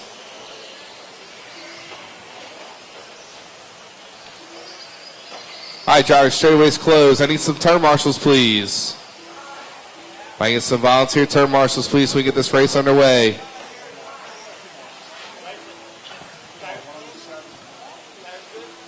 Thank you, guys. I just need one more volunteer turn marshal down here. Randy, you going to go there? Either one. Either one. I just need one more. I need one more volunteer, please. Down this end. Thank you so much. All right, make your way back to the grid, please. Once again, it's Mowry in the 1, Mills in the 2, Robinson in the 3, Burt Jones in the 4, Ernst in the 5, Cravata in the 6, Locken in the 7, Johnson in the 8, Scholl in the 9, Cochran in the 10.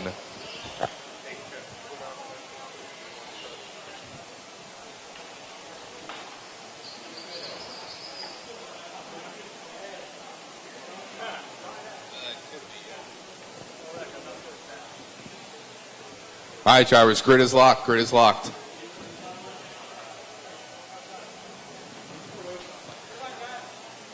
All right, drivers, this is your two-wheel drive. Main. Turn marshals, look alive. Drivers ready. We go racing on the sound of the tone in less than 5. Hold, hold, hold. Reset the grid, please. All right, drivers, on the tone, less than 5. And we are underway.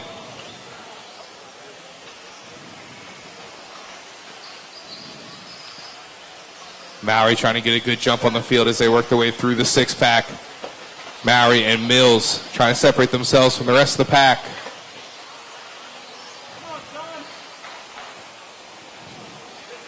Mowry, after that early lead, works his way into the step down through the center of the track. That is car number 1 of Andrew Mowry. 2 of Joey Mills and the 3 of Scotty Ernst working their way through the 6-pack. That's car 1, followed by 2 and 5 working their way into the step up. Down the backstretch they go. Scotty Ernst getting a good jump on the start of this one. Oh, and Ernst rolls it. Scotty Ernst back underway. Still in that 3rd position. Locking in the 4. Sean Cochran from 10th up into 5th. Burt Jones in the 6th. But with 110 down, 450 left to go, we got Andrew Mowry in that top spot getting pressure from Joey Mills. They work their way through the left side of the track. Into the step up they go. Down the backstretch. Mowry with 20.3. Mills matching 20.3 with 130 down, 430 to go. Mowry getting a little slippery coming through the step down. Mills right there trying to close the door. Looks on the inside, looks on the outside. Once again, cross the loop. Can't make it happen. We got Locken in that 3rd spot. Ernst in the 4. Jones in the 5. And Mills with a move as they work their way through the S section. Mills now in that top spot. Mowry in the 2, locking in the 3. Top 2 working their way through the step up. Down the backstretch they go. It's 2 leading 1 and 7 with 2:05 down, 3:55 left to go. Mowry now trying to put pressure on Mills. Working their way through the S section. Last lap for Mills at 20.4 to Mowry's 20.9. This time by Mowry, 1/10 faster than Mills. Spot Ernst in the 4. Burt Jones in the 5. Cravata in the 6. Robinson in the 7. Cochran in the 8. Scholl in the 9. Johnson in the 10. The leaders working their way once again into the step up. That is first and second down the back straight. Oh, and Mowry rolls it. That's going to put Locken now up into that 3rd spot. Mowry down into 3rd. Locken in the 2. Ernst right there in the 4 spot. 2nd, 3rd, and 4th now into the S section. Mills getting a little bit of breathing room.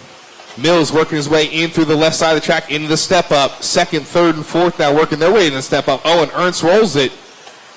Sky now back underway, still in that 4th position. 3:10 down, 2:50 left to go, drivers. Mills last lap with a 20.3. Locken drops a 19.9. Mowry with a 23 flat with 3:20 down, 2:40 left to go, drivers.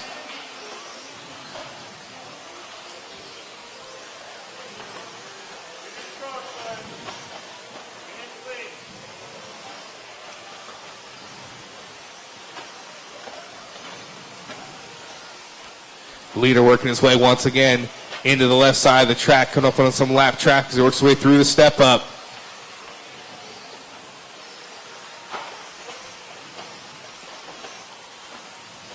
Randy Locken shown in the 2, Mowry in the 3, Ernst in the 4, Burt Jones in the 5, then it's Cochran in the 6, Johnson in the 7, Robinson in the 8, Cravat in the 9, Scholl in the 10.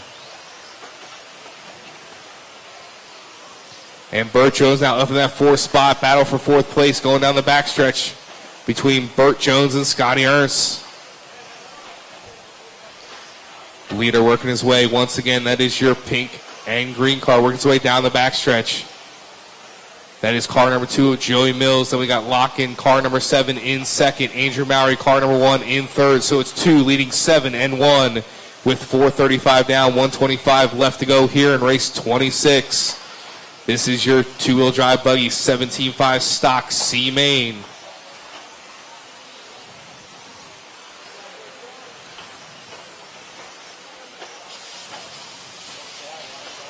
Right now, Locken showing 2 seconds back from Joey Mills, our leader. Locken, car number 7 in that 2nd place.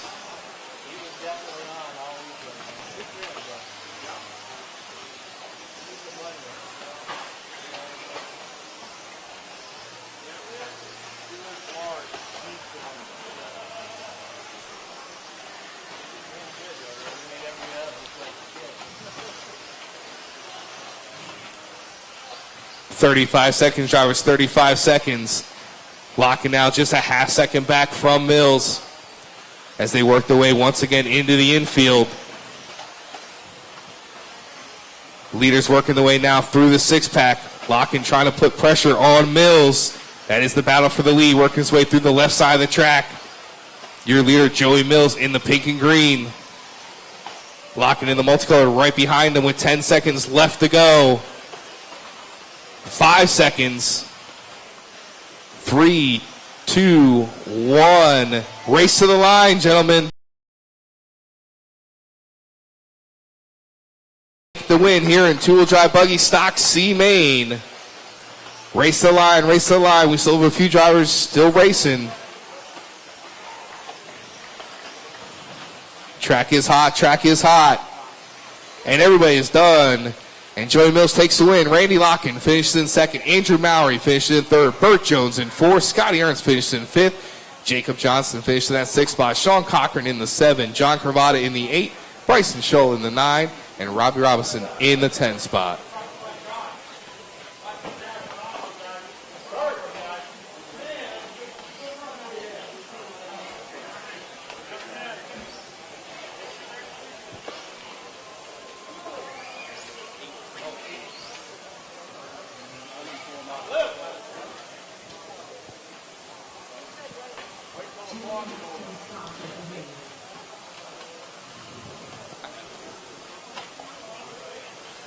All right, coming up next, two-wheel drive buggy, modified C main.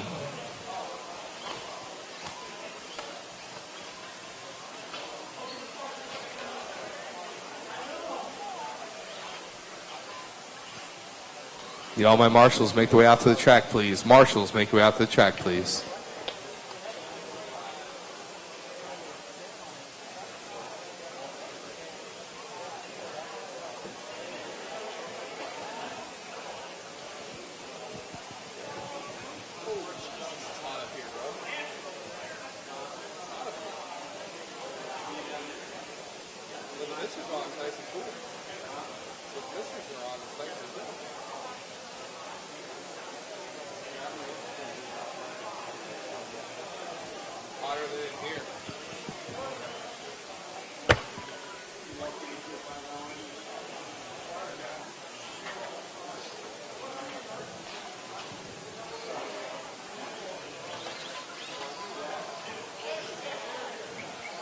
One second, guys. 1 second. We're still sweeping by the loop. 1 second. I don't want to see somebody get hit. Hold on.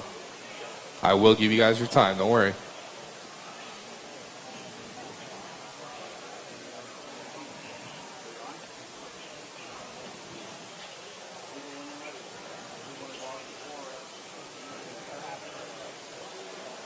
All right, gentlemen. Roll them out. Roll them out.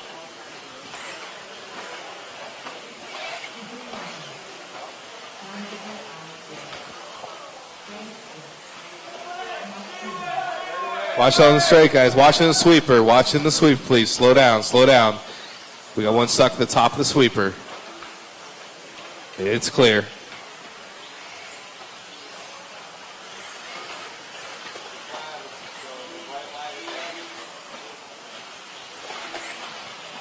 On the back straight with the camera. Hey, Andrew Mowry. Hey, can you tell him to turn that light off on the back straight right behind you? Thanks. Just the light part. All right, he's looking for a check from Brian Kinwald, car 5. Starting order for this one's going to be as follows. It's going to be Kevin Motter in the 1, Mike Truey in the 2, Brent Thielke in the 3, Nathan Bernal in the 4, Kinwald in the 5, Cody King in the 6, Scott Spear in the 7, Damon Borkwitz in the 8, Carter Flotron in the 9, and Michael Twilling in the 10. Straightaway is closed. Straightaway is closed. Easy, guys. Straightaway is closed. Line them up. Straightaway is closed. Line them up, gentlemen. Turn marshals are set. Straightaway is closed. Line them up. Spot 5 will stay empty. Spot 5 will stay empty.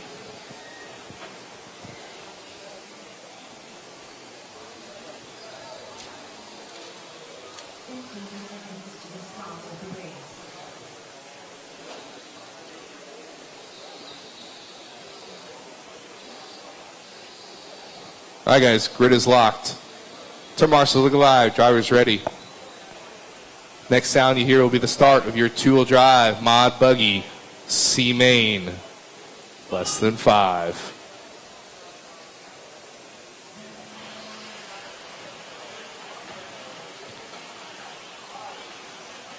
And Motter trying to get an early jump on the field.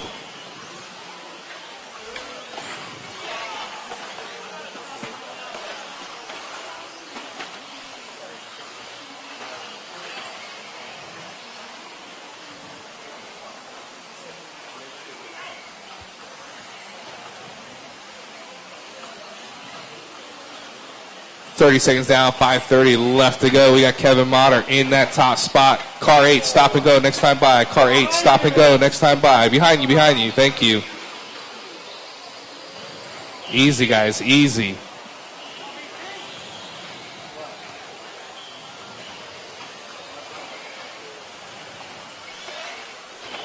Now we got Mike Truey up to that top spot. Brent Thielke in the 2. Kevin Motter in the 3. Carter Flotron in the 4.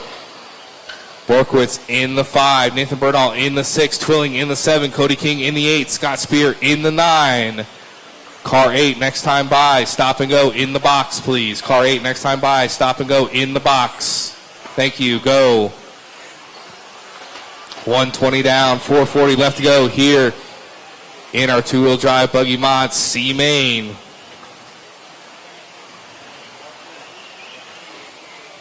And we got Mike Truey in that top spot working his way through the through the six-pack and off the track. That's going to put Brent now in that top spot. Brent working his way down the straightaway into the step down.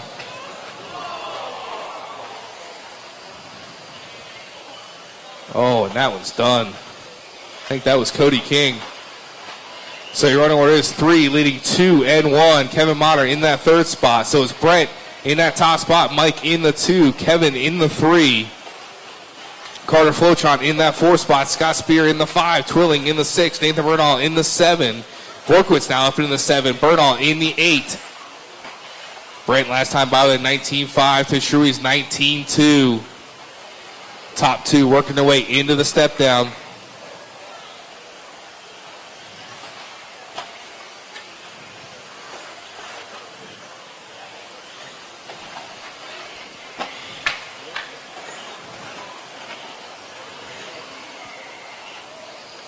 Motter now up into that 2 spot. Mike Truey in the 3. 19.8 with 2:45 down, 3:15 left to go here in race 27. Our two-wheel drive mod buggy C-Main. Watch those in the 6-pack. Watch those in the 6-pack, but one stuck in the 6-pack. 6-pack is clear.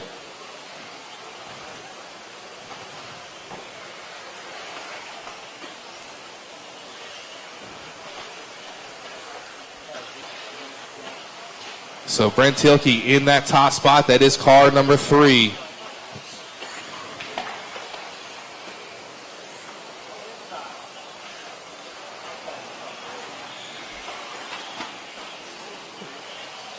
Watch those in the 6-pack, guys. Watch those in the 6-pack. Stay high. High through the 6-pack. It's clear. Last lap for Brent, 19.7 to Mike Truey's 19.6. Mike showing currently 1.9 seconds back from our leader. Then it's Carter Flotron in the 3 spot.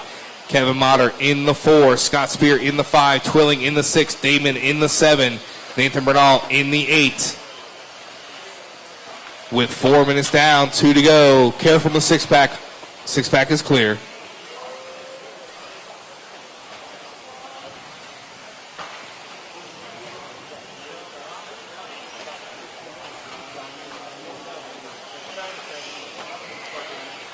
Pick up Brent as he works his way through the step up and down the straightaway he goes. That's the multicolored white, orange, and blue car. So Brent Thielke works his way now in through the center section into the S.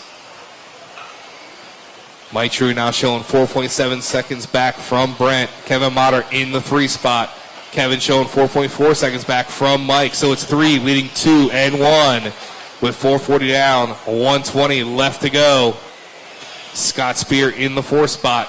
Carter Flotron in the 5. Borkowitz in the 6. Nathan Bernal in the 7. Twilling in the 8.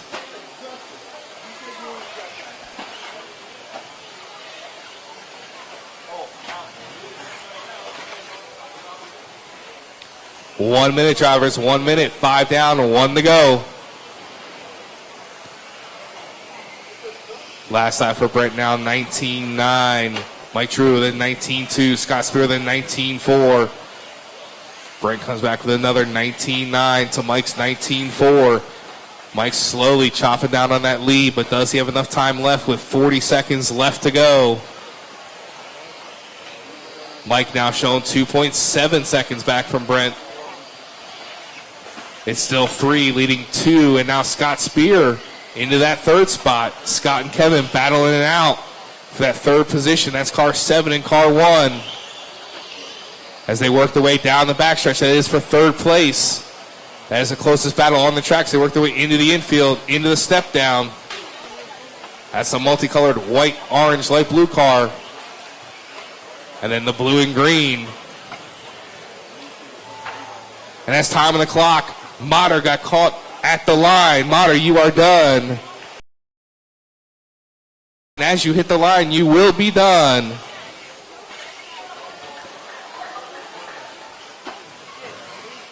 And Brett Thielke's going to take that one.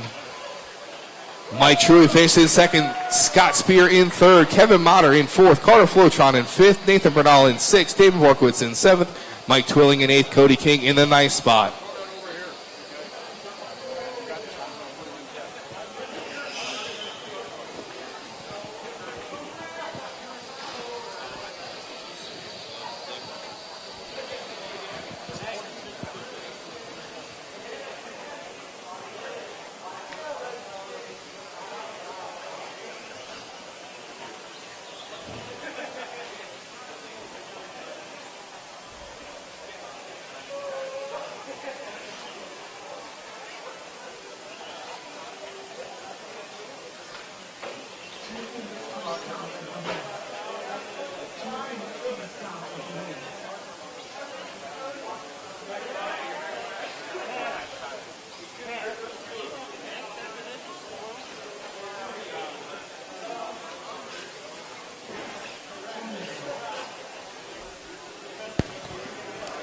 All right, can we get a volunteer for Mike Truey on the 2 cone? He's back-to-back, so we can get a volunteer for Mike Truey on the 2. That's going to be here on the middle on the left side.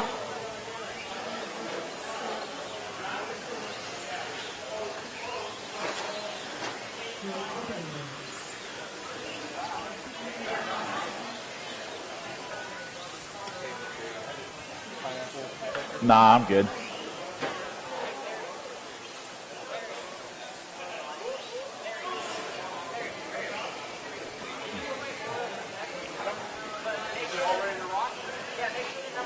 You get a volunteer corner marshal for Mike Truey on the 2 cone, please. Can we get a volunteer for Mr. Truey on the 2? It's going to be over here on the left side in the center.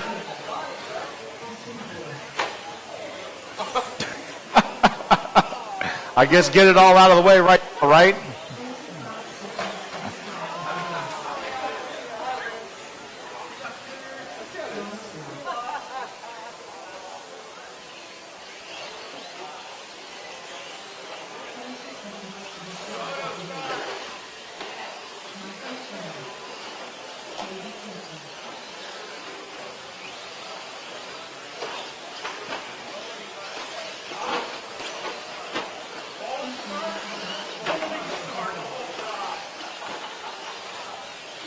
Wow, BT goes rolling start. Holy cow.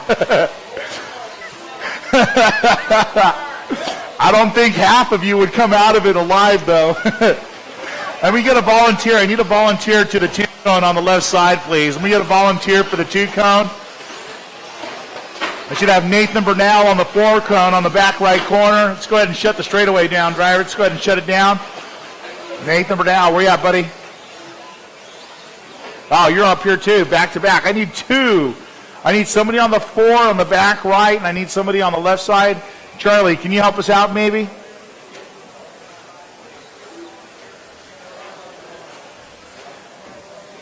Charlie, can you help us out with a volunteer for Nathan, please?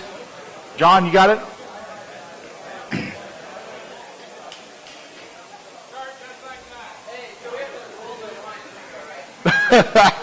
No way. All right, this one's going to start with 1, Tanner Denny, followed by the 2 of Austin Horn, then the 3 of David Jensen, followed by the number 4 of Tommy Hines, then the 5 of Michael Twilling, followed by 6, Mike Truey, 7, Paul Sinclair, 8, Nathan Bernal, 9, Mike Beaver, and 10, Bryce Nikes.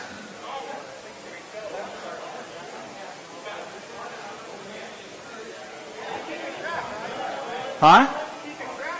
Keep it what? Oh, God. You're probably, I'm going to say close to 10 or so. What's that, number 4 for the day? I think Dan might have you beat, though. All right. 2-wheel drive short course truck modified B main. Short course truck modified brought to us by Tekin and X Factory. Corner marshals, let's look alive. Carter, you want to move to your, okay. You guys good with that with Carter back there, crouch down like that, drivers? All right. Corner marshals, look alive. Drivers, good luck. 2-wheel drive short course modified B main. We're going on the tone, less than 5.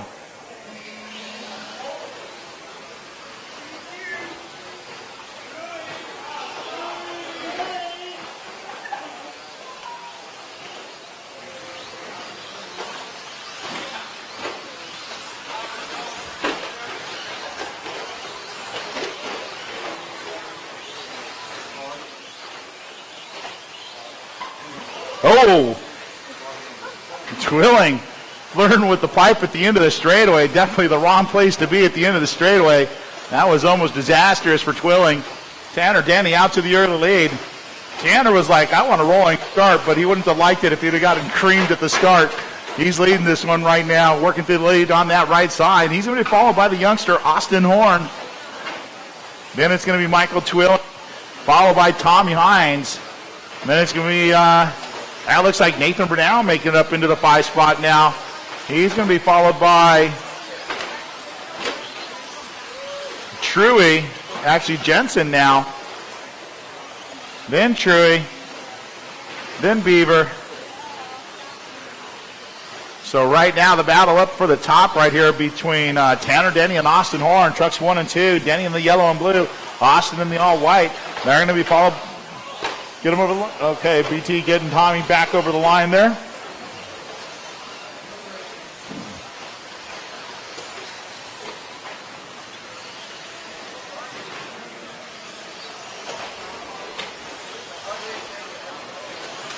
So this one now hitting pretty clean. Guys getting starting to get a little separated though.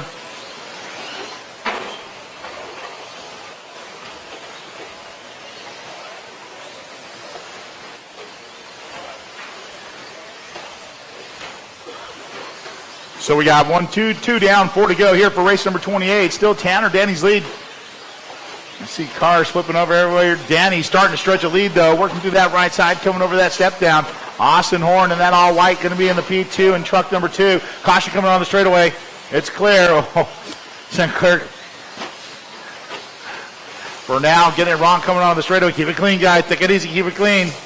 Oh, wow. We got a nice freight train working out of the S section coming to the front side.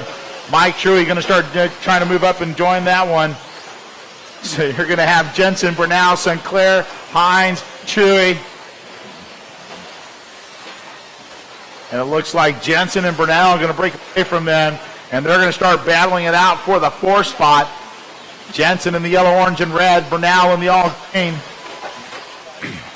That is a battle for P4 right there, working to the left side. Truey, Hines, and Sinclair now battling it out for the 6th spot down the back straightaway. Tanner Denny working it up the straightaway right now with a 4-point-something advantage after the last time, but it don't look like that on the track right now. Oh, that's a different white truck there. That's going to be Mike Beaver. So Austin Horn working through the S section, coming to the front side, and it looks like Michael Twilling closing it up a little bit on Horn now. 3.5 down, 2.5 to go for race number 28. Race number 29 drivers, he's ready to go. Race 30 drivers start thinking about, and that's going to be a bottle out of Jensen. That means Nathan Bernal going to move to the 4th spot in the all-green truck. Jensen in that yellow, orange, and red, rolling it over here, coming across the line. Bernal the opportunity to go by him. Danny working through that right side sweeper, 3.8 seconds up on P2 Austin Horn. Austin Horn going to be about 1.3 up on Twilling. Oh, and Twilling rolls it coming off that right side chute.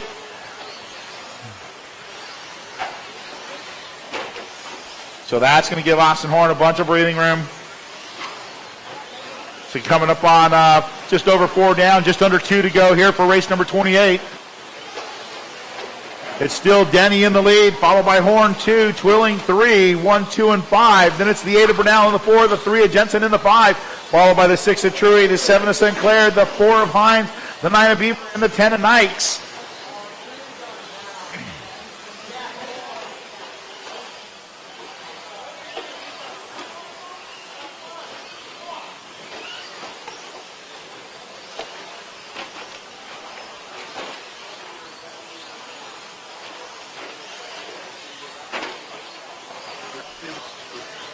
They're piling over each other down there. They're throwing the age and they have a penalty right after goal. It is what it is now. Sorry. All right, just a little less than a minute left here in race number 28. Still Tanner Denny, Austin Horn, and Michael Twilling, 1, 2, and 3. That's going to be 1, 2, and 5.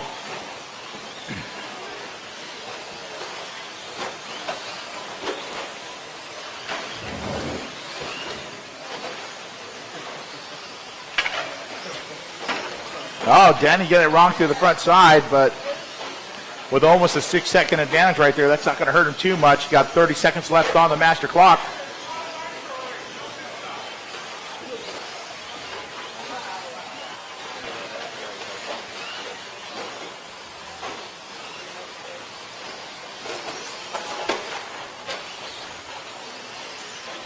Ten seconds to go. Oh, Bernal rolls it over right there, giving Jensen the opportunity to catch up to him. 3. Will be done.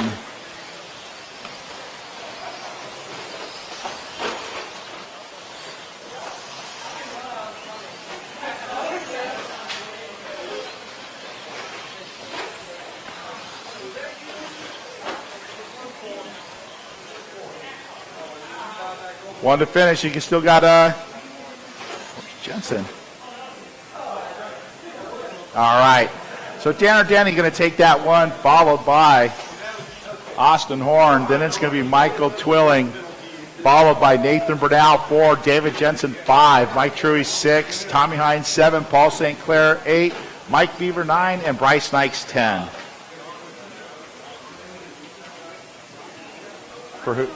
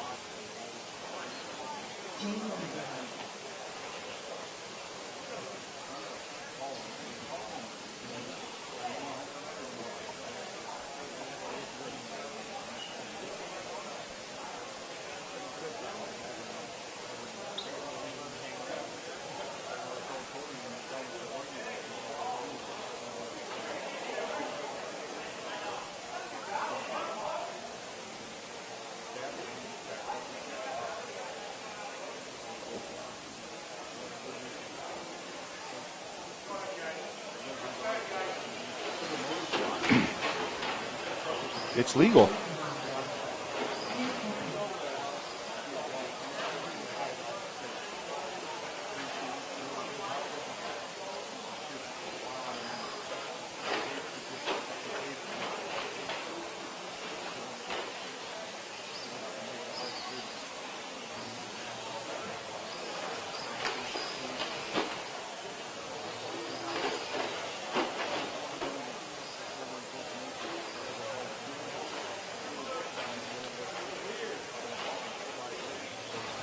No check from Bryson Scholl yet. Bryson, you going to make it? Hold on. Okay. Don't go backwards. Don't go backwards. Straightaway still not closed.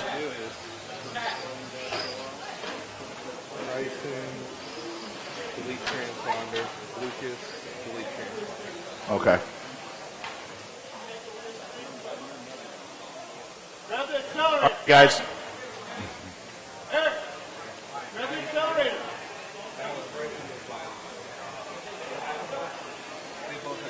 Right.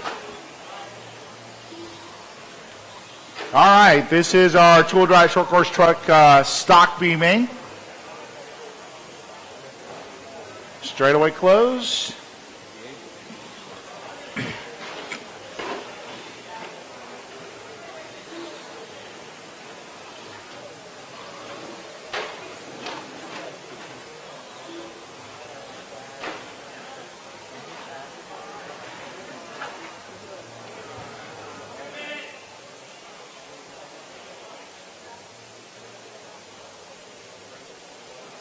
Got 45 seconds to get it to grid. There are no graces for lower mains. That was covered in your main day drivers meeting this morning.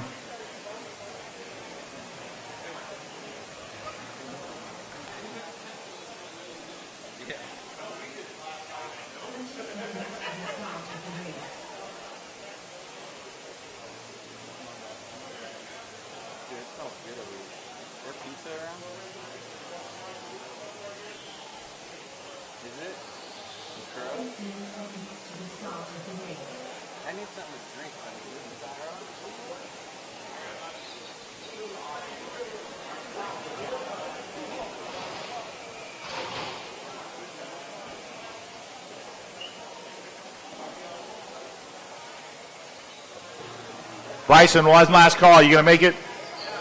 We're going. We got to go. Quarter marshals, be alert. Drivers, good luck. On the tone, less than 5. If you can make it out there, drop it down.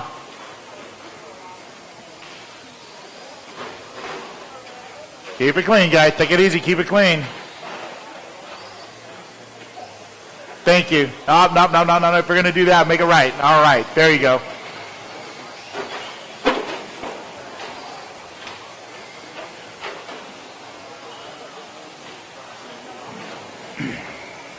Caution sweeper, say hi. It's clear. A little tipsy there coming off that right side chute. And it's going to be Jay Murphy trying to close it up on him. They're going to get tangled up right there.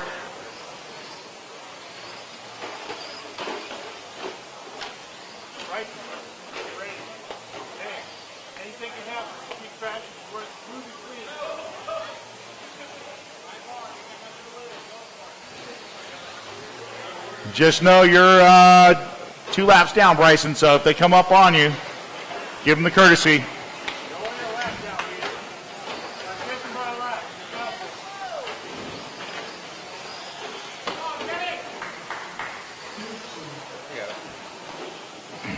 All right, 1:15 down here for race number 29. This is our two-wheel drive stock short course truck B main. Here at the 2015 Roar Off-Road Electric Nationals, our two-wheel drive stock short course truck division. Brought to us by Kyosho and Traxxas this year.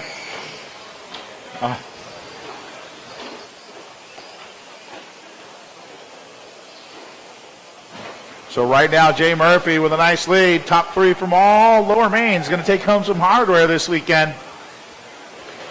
Jay Murphy looking to take home something that says first place, though. Guys got coming up on 2 down. Just a little bit more than 4 to go for race number 29. Race 30 drivers. You should be ready to go. 31 drivers be thinking about it.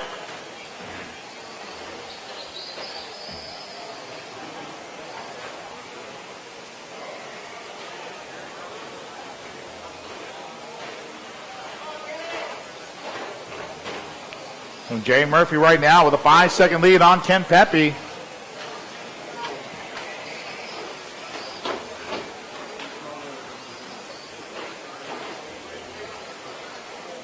Ken Pepe working it down that straightaway in that orange top, white bottom. Looks like Pollock and Irvin getting tangled up coming up onto the straightaway. You're going to have Murphy in that blue and yellow working the left side with a nice fat lead of 7 seconds on Ken Pepe. Pepe going to be about 3 seconds up on Irvin and Pollock, though.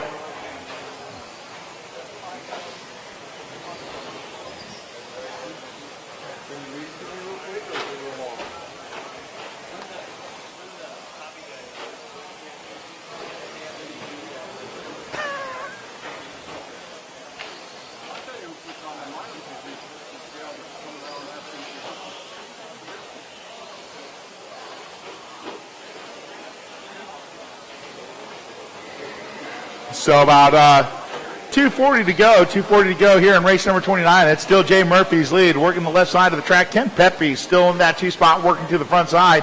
And it's going to be Tyler Pollock in that yellow and black, working to the front side in truck number 1.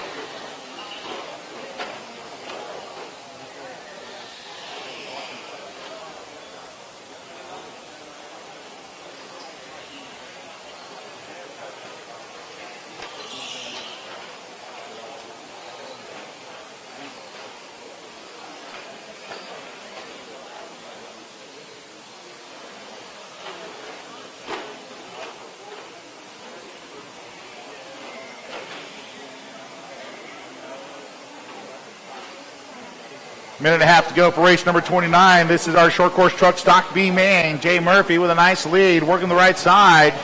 Coming down off that step down. He's working on the 6 of Eric Irvin. Irvin running in that 4 spot right now. Looking like Tyler Pollock, Ken Pepe, and Jay Murphy looking for some hardware spots right here with just over a minute to go here in race number 29. I'm going to need 5 volunteer marshals for my next race. 5 volunteer marshals for my next race. And that is a full 10-car, full drive buggy B main. So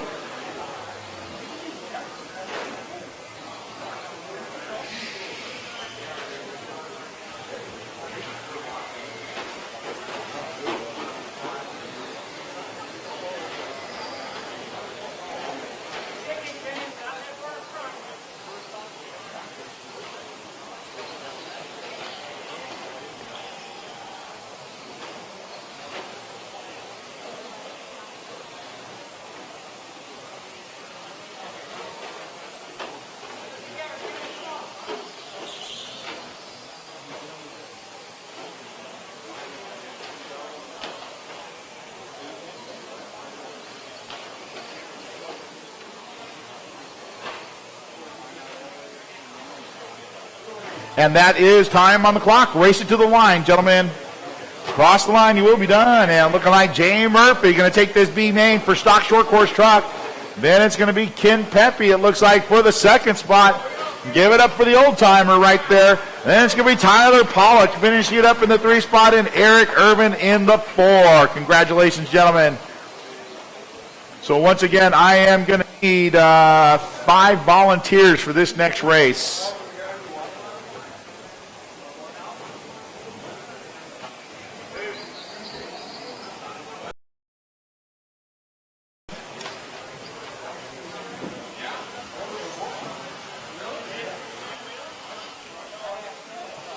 CJ, same.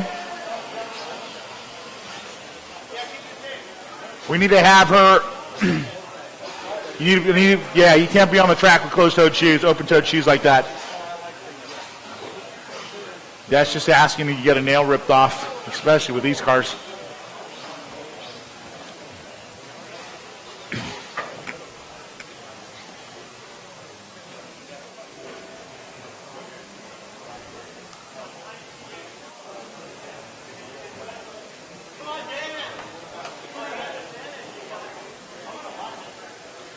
All right, once again, you're going to need 5 volunteers for this one, so if I can get some help.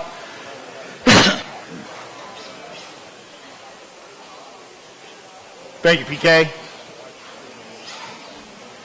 Feels nice and cool, don't it, Randy?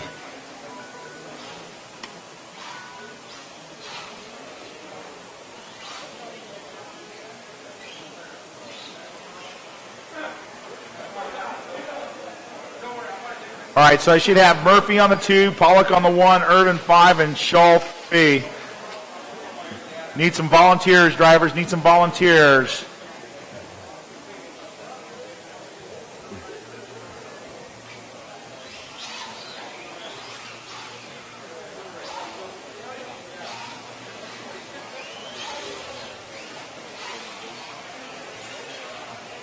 All right, drivers, go ahead and take your warm-up.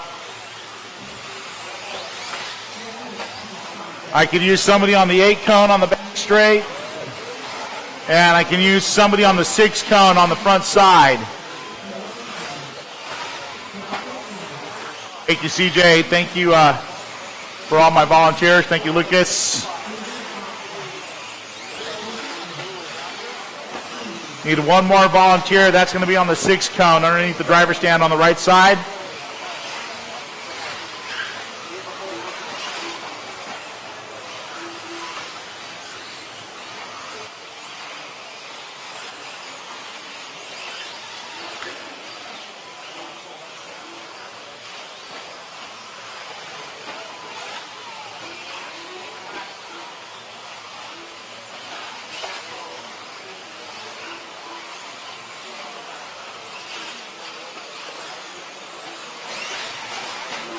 All right, driver, straightaway closed, straightaway closed.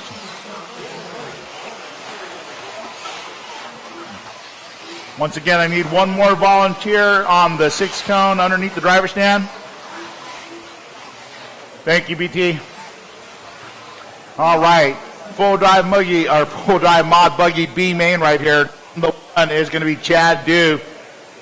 Our BQ this weekend, Stephen Hartson sitting on the 2, followed by the number 3 of Damon Borkowitz, then the 4 of Dustin Evans, the 5 of Rudy Rico, 6 going to be Cody King, followed by the number 7 of Tanner Danny, then the number 8 of Michael Twilling, 9 going to be Nathan Burnell, followed by number 10, Kevin Motter. Lucas, just for the start so they can see the back of the pack. All right, right there, you're good. All right, quarter marshals, let's be alert. Drivers, good luck. Full drive mod buggy B main, we're going on the tone. Less than 5.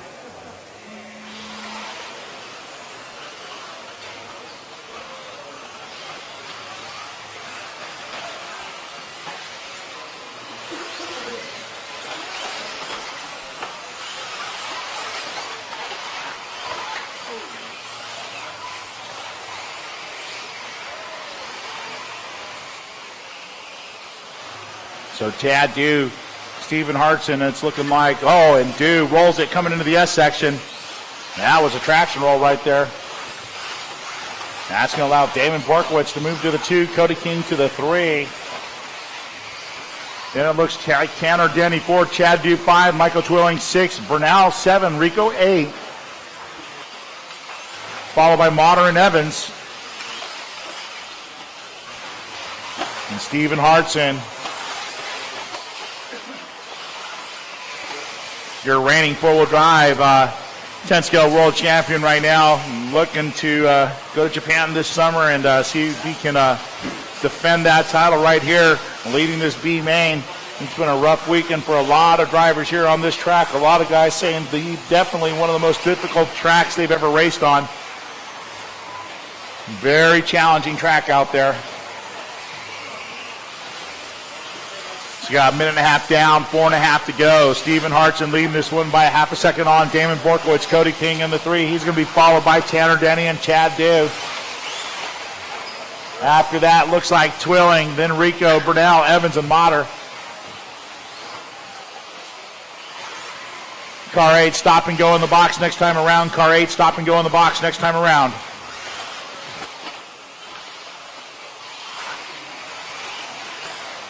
Oh, King and Borkowitz locking horns. Oh, and King hits into the pipe coming on the straightaway. Rolls it off.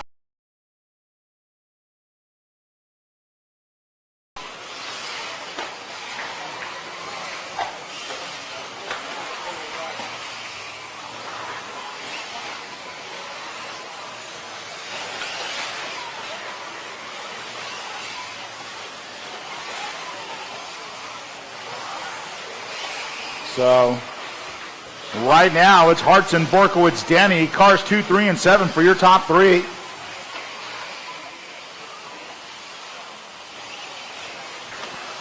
Then that's going to be followed by the number 4 Cody, or the 4 position of the 6 Cody King, followed by the number 1 of Chad Dew, then the 10 of Kevin Motter, the 5 of Rudy Rico, the 9 of Nathan Burnell, then 8 Michael Twilling, and in the 10th spot going to be the number 4 Dustin Evans. So right now, Dew and King with a little battle here, working through the left side. That's going to be a battle for the 4 spot.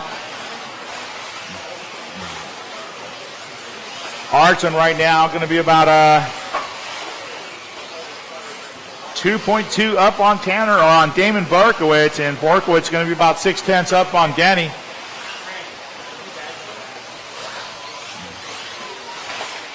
And Danny closing hard on Borkowitz, working through the center of the track to the front side 6-pack.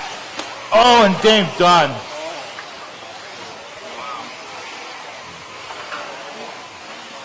So Damon coming through the 6-pack, hits the second double in there, and just gets it whipped up sideways and comes down square side on the left front wheel and snaps it right off. So that's going to put an early in for Damon Borkowitz. That means Tanner Denny going to hold the 2, Chad Dew to the 3, Cody King 4, Kevin Motter now in the 5 spot. Oh, and King, not sure what happened to him there, coming into the inside of the center. King and Motter with a little battle right here. That looks like Rico and Bernal up there as well. But here comes our leader, Stephen Hartson, working through that right side. So that is a battle happening in front of our leader. Nathan Bernal runs it out wide, lets him go by. Oh, and Motter getting it wrong coming out of the six-pack. And that allows Hartson to get through there now. Oh, Twilling with a hard landing. Oh, and he didn't break it. I thought it was... Maybe he did. No. Sounded like he might have broke that one, but it looks okay. So Cody King, Rudy Rico now battling it out over here on the left side. King running in P4, working it up the straightaway. We've got a minute 20 to go. It's going to be Hartson, Denny, and Dew for your top three, followed by King 4, Rico 5. Caution out of the six-pack, caution out of the six-pack. It's clear. That just allows Twilling to go by. Twilling running on the 9 spot, so Dew not losing any position on that one.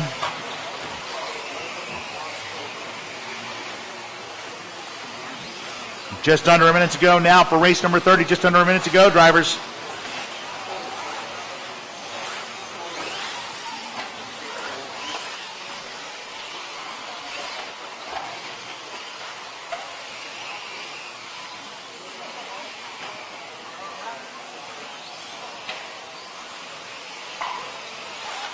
Five and a half down, just about 35 seconds left here for race number 30. It's Hartson, Denny, Dew, your four-wheel drive buggy modified B main.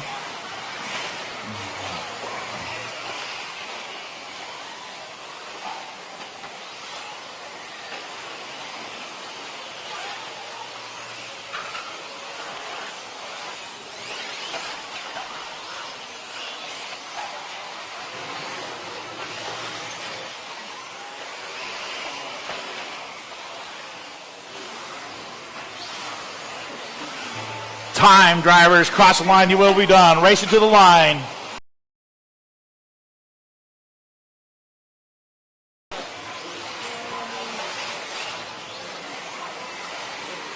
Still hot, still hot. That's a race. Stephen Hartson going to take that B main, followed by Tanner Denny and Chad Dew, second and third. Cody King going to finish it up fourth. Rudy Rico fifth, followed by Dustin Evans 6, Kevin Motter 7, Nathan Burdell 8, Michael Twilling 9, and Damon Borkowitz 10.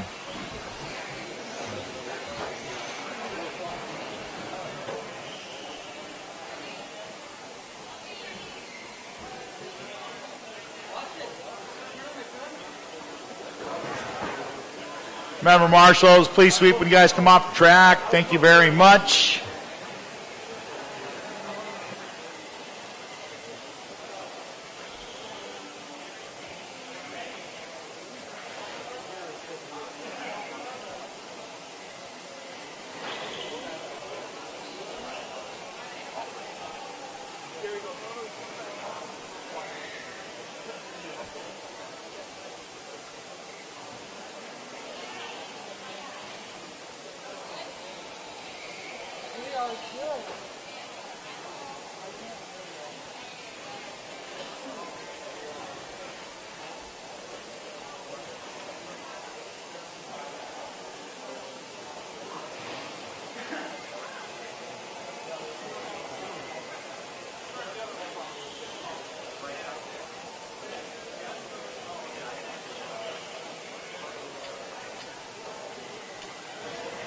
Hold them up, drivers, hold them up. Still got a hose on the track? All right, drivers, go ahead.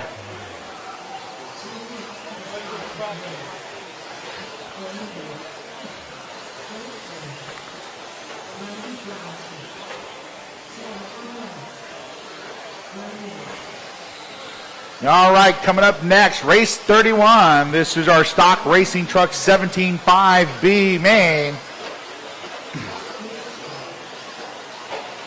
So our B queen out of this one going to be Sarah Ernst. Starting from the 2 will be Randy Brown. On the 3, Abe Kahali. On the 4, Kyle Layton. 5, Randy Locken. 6, Brendan Wheatley. 7, Robert Molina. 8, Bryson Scholl. 9, Burt Jones. And 10, Wayne Wyrick.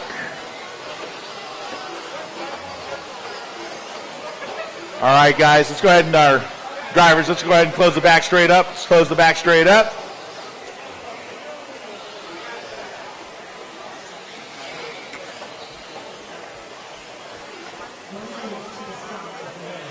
All right, starting on the 1 is going to be Sarah Ernst, our B queen. Starting on the 2, Randy Brown. 3 going to be Abe Kahali. 4, Kyle Layton. 5, Randy Locken. 6, Brendan Wheatley. 7, Robert Molina. 8, Bryson Scholl. 9, Burt Jones. And 10, Wayne Wyrick.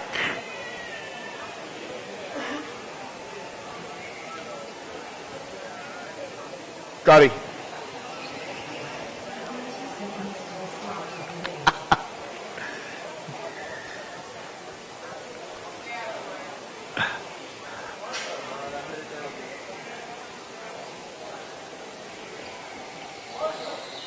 All right, corner marshals.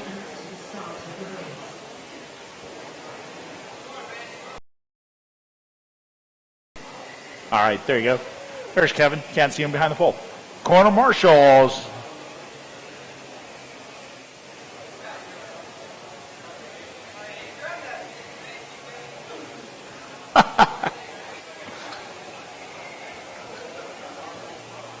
All right, track clear. Corner marshals, look alive. Drivers, good luck. Stock racing truck B main. We're going on the tone. Less than 5. Take it easy. Keep it clean, guys. Keep it clean. Oh, and Sarah Ernst get it wrong in that first corner right there. Or that second corner, I should say. That's going to drop it back one spot. That's going to allow Randy Brown to move into the lead. Sarah to the 2. Then it's going to be Kyle Layton in the 3. Followed by Brandon Wheatley.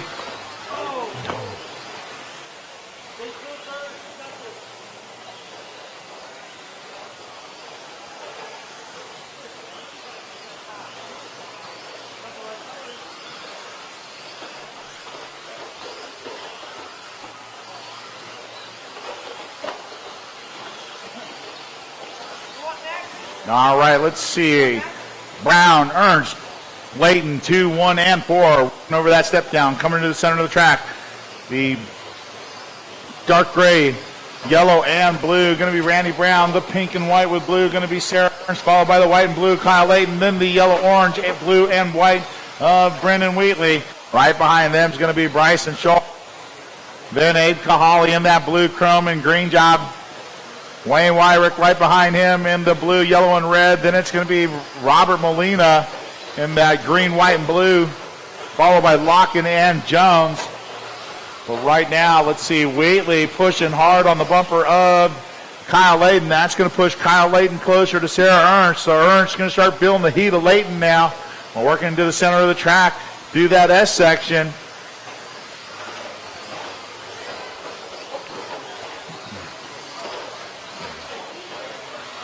Oh, and Molina getting it wrong, coming down off that step down, puts himself onto the back straightaway, has to get marshaled. And that's going to drop him all the way down to the P10.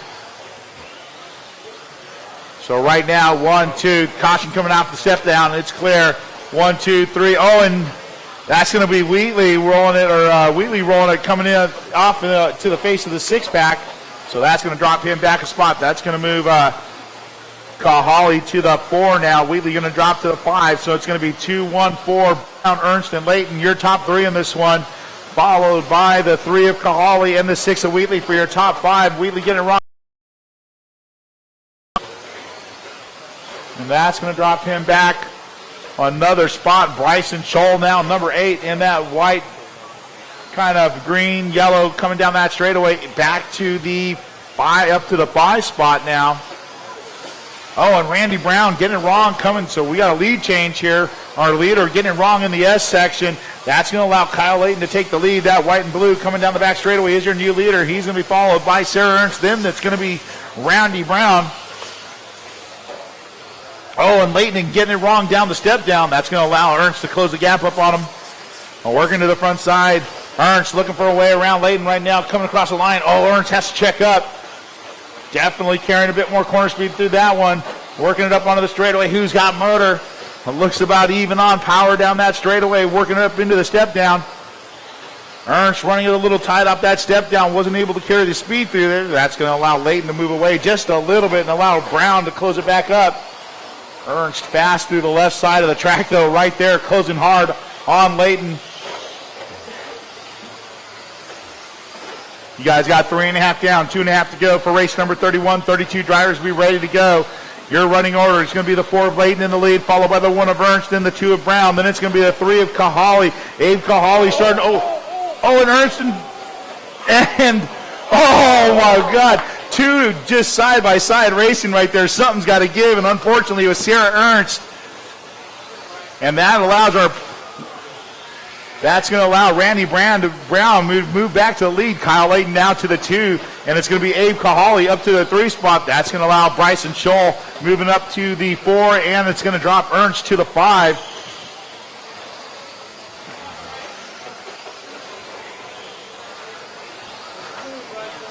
Oh, Brown casing the landing, coming off that step down. That's going to allow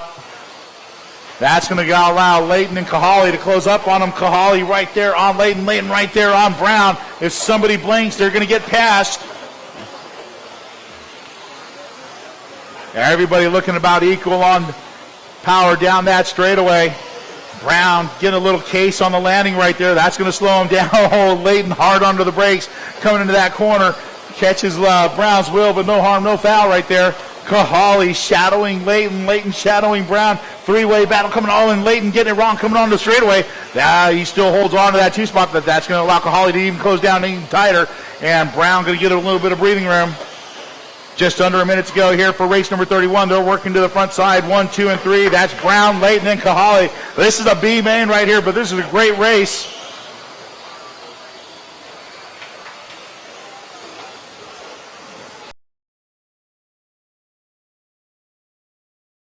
Out of the A main, so no shame in this B main this weekend. Layton looking outside, inside. Molina moves it out of the way, does not want to get tangled up with the leaders. 20 seconds left on the clock. They'll get across for one last lap.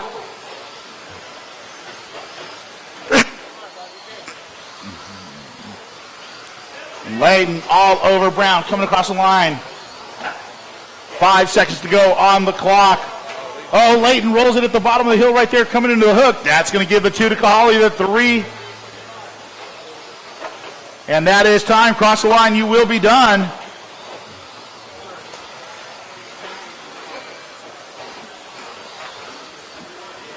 And Randy Brown with the win for Racing Truck 17.5 B main, followed by Abe Kahali, and that's a race. Kyle Layton going to finish it up in the 3, Bryson Scholl 4, Sarah Ernst 5, Wayne Wyrick 6, Brendan Wheatley 7, Randy Lawton 8, Bert Jones 9, and Robert Molina 10. Great race, guys. That was awesome.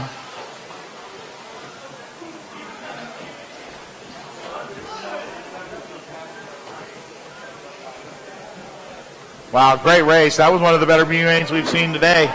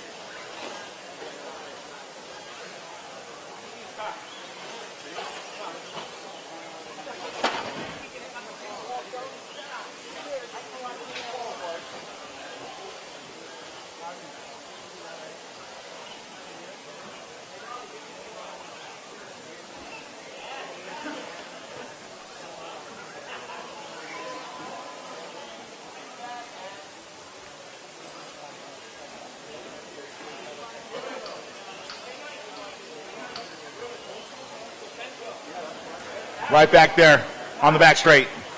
Aiden right there to your left. That's 8 and 10.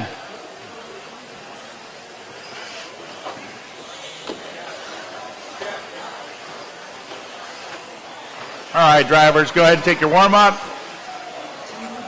Race number 32, Racing Truck Modified B main, coming onto the track right here.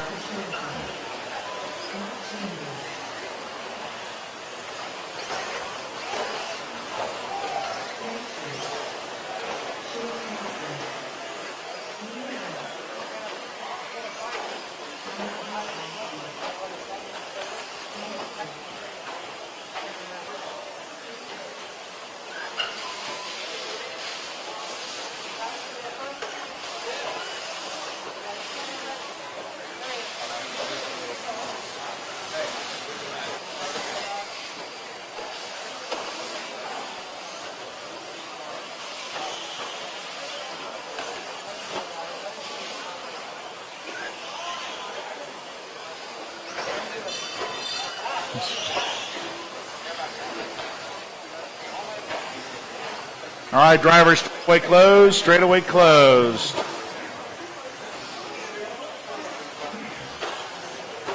All right, modified racing truck. Brought to us by TLR at the 2015 Roar Off-Road Electric Nationals, presented by the Roar Race Management Team. Almost here to the end. 9 more races to go.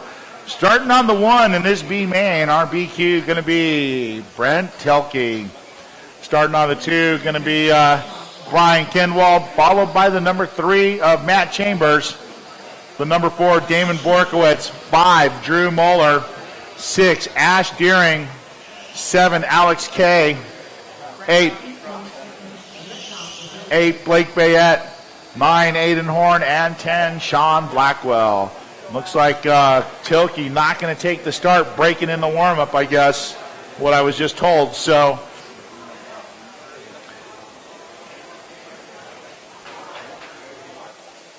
looks like we're going to have an 8-truck race in this one. Corner marshals, look alive. Drivers, good luck. Modified racing truck B main, we're going on the tone. Less than 5.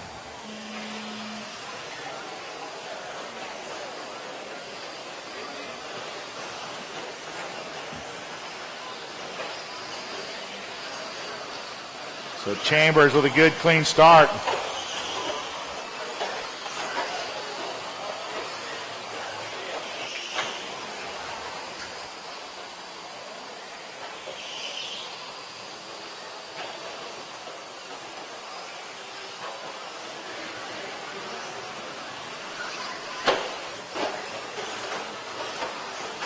So behind Chambers is going to be the number 4 of Damon Borkowitz, followed by the 5 of Drew Moeller, the 7 of Alex K, followed by the 9 of Horn, the 8 of Bayette, the 6 of Deering, and the 10 of Blackwell.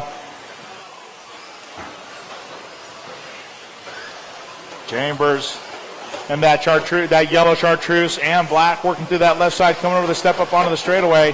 Borkowitz not too far, or starting to give up some ground now. Going to be about a second 1.2 back of him. Drew Moeller trying to find the bumper of Borkowitz, working to the front side. Moeller getting a lot of heat from Alex K. They both get a run coming out of the 6-pack, but Alex K holds on to it. Moeller rolls over. That's going to allow Alex K to move to the 3 spot. Borkowitz rubbing the pipe, going down the back straightaway. Flirting with danger there.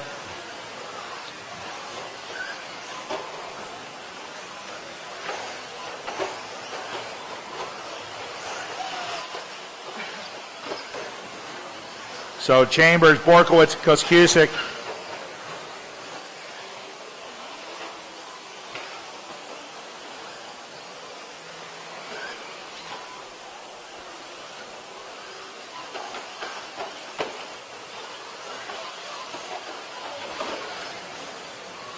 And that was Borkowitz rolling it over at the bottom of that double drop down on the left side. So that means Alex K going to move to the 3. Drew Moeller going to move to the 2. And all the while, Chambers checking out right now.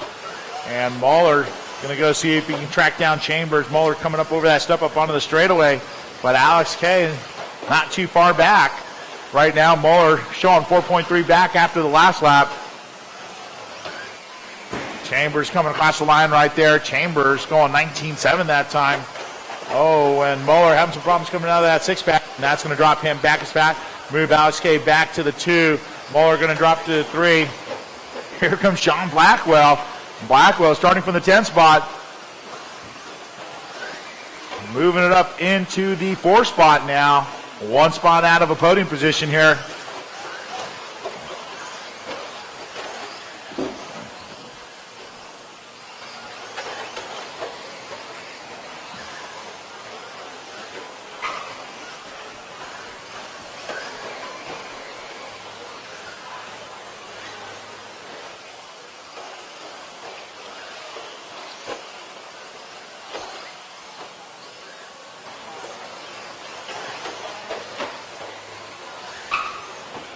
Three and a half down, 2.5 to go. It's still Chambers, and Chambers checking out now. 5.5 up on Alex K. Alex K working to that front side, and it's going to be Blackwell Finding a way around Muller, moving it up to the 3 spot. So Blackwell in that yellow, orange, and silver coming up onto the straightaway. Sitting in P3 now. Runs it out wide through the sweeper. That's going to give Muller just the advantage that or just the opportunity he needed. And Muller ducks inside and gets around Blackwell there. Keep it clean, guys. Keep it clean.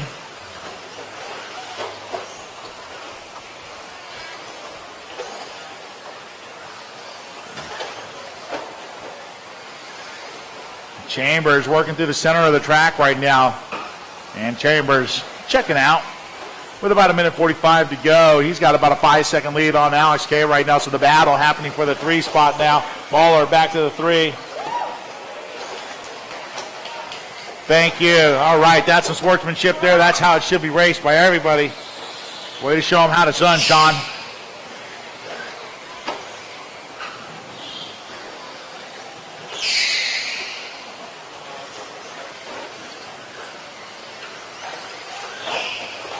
Oh, and Muller having problems out of the 6-pack again. That's going to put Blackwell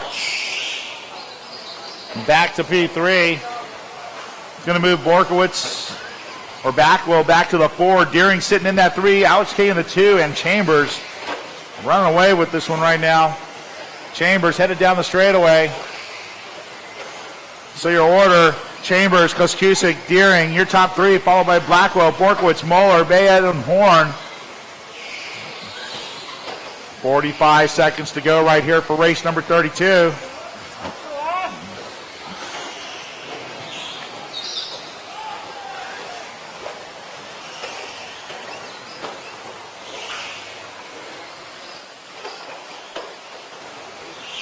Deering working off that step down in the green, white, and purple. He's going to be about 1.5 seconds back of Alex K with about 20 seconds left on the clock. They should get a...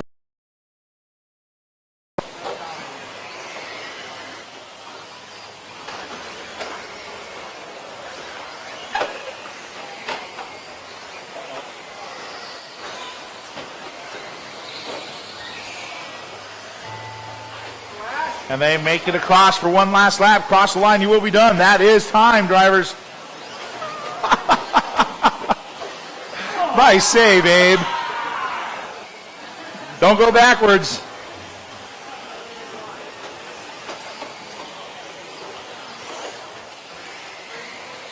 That's race. Matt Chambers going to take B main for Racing Truck Modified. Alice K going to end up 2. Ash Deering 3. Damon Borkowitz 4. Drew Muller 5. Sean Blackwell 6. Blake Bayed 7. Aiden Horn 9. Or Aiden Horn 8, say. And Brent Tilke not taking the start.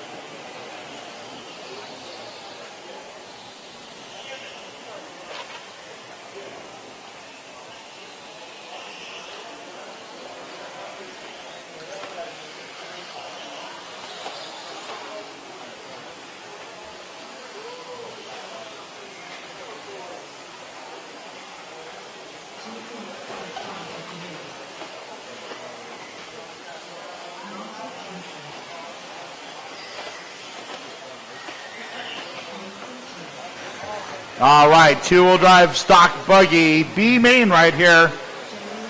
I got to say, this stock buggy class had to be one of the most competitive classes we saw here this weekend. Going into the final round yesterday, there was 11 drivers with a chance of taking it. So, some stiff competition here this year at the Nats in stock buggy.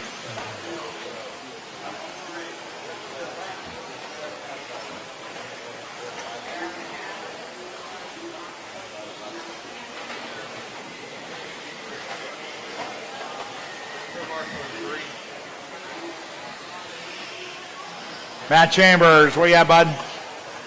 On the 3. So I should have, can I get a volunteer for Brian Kinwall? He's not here. I can get a volunteer for Brian Kinwall on the 2 spot. That's going to be on the left side in the middle. All right, our stock two-wheel drive buggy division brought to us by Sure Speed and Hobby Wing at the 2015 World Off-Road Electric Nationals. Your B Queen is going to be the number 1 of Cameron Ayers, followed by the number 2 of Humpty, Jeff Helms. Then it's going to be the number 3 of Jeremy Harris.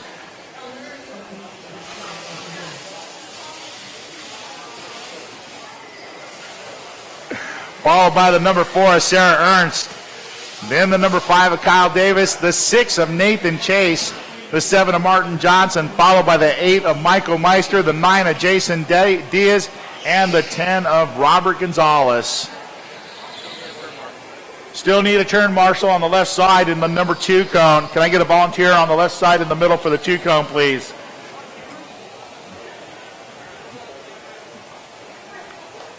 So this is how stiff the competition was.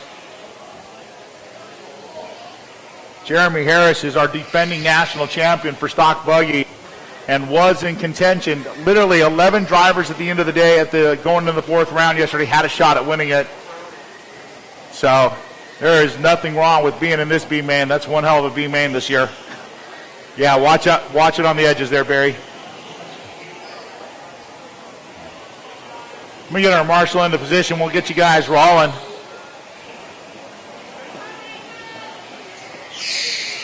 So we got a little girl power in this one. See what they can do. Corner marshals, look alive. Drivers, good luck. Stock two-wheel drive buggy A main, B main. We're going racing on the tone. Less than 5.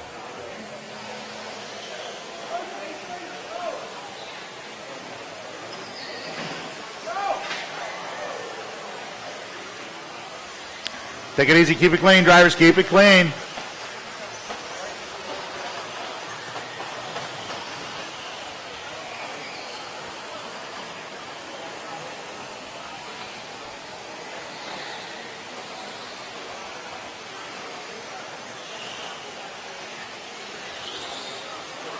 So it's going to be Ayers, Helms, Harris, 1, 2, and 3, just as they started. Then it's going to be the 4 of Davis and the 5. The 5 of Davis and the 4 of Ernst.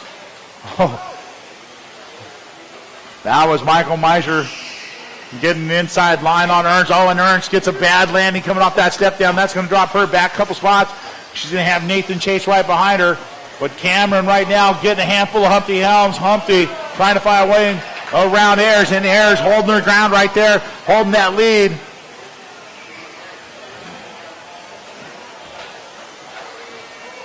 Oh, and Cameron closing the door coming out of the S section. Humpty almost stuffed it into the pipe right there. Had to check up real hard. Harris sitting in the 3. Then it's going to be Davis 4, Meister 5, Johnson 6, Chase 7, Diaz, Ernst, and Gonzalez to round out the order. We got a minute and a half down, 4.5 to go here for this B main two-wheel drive stock buggy. Brought to us by Sure Speed and Hobby Wing.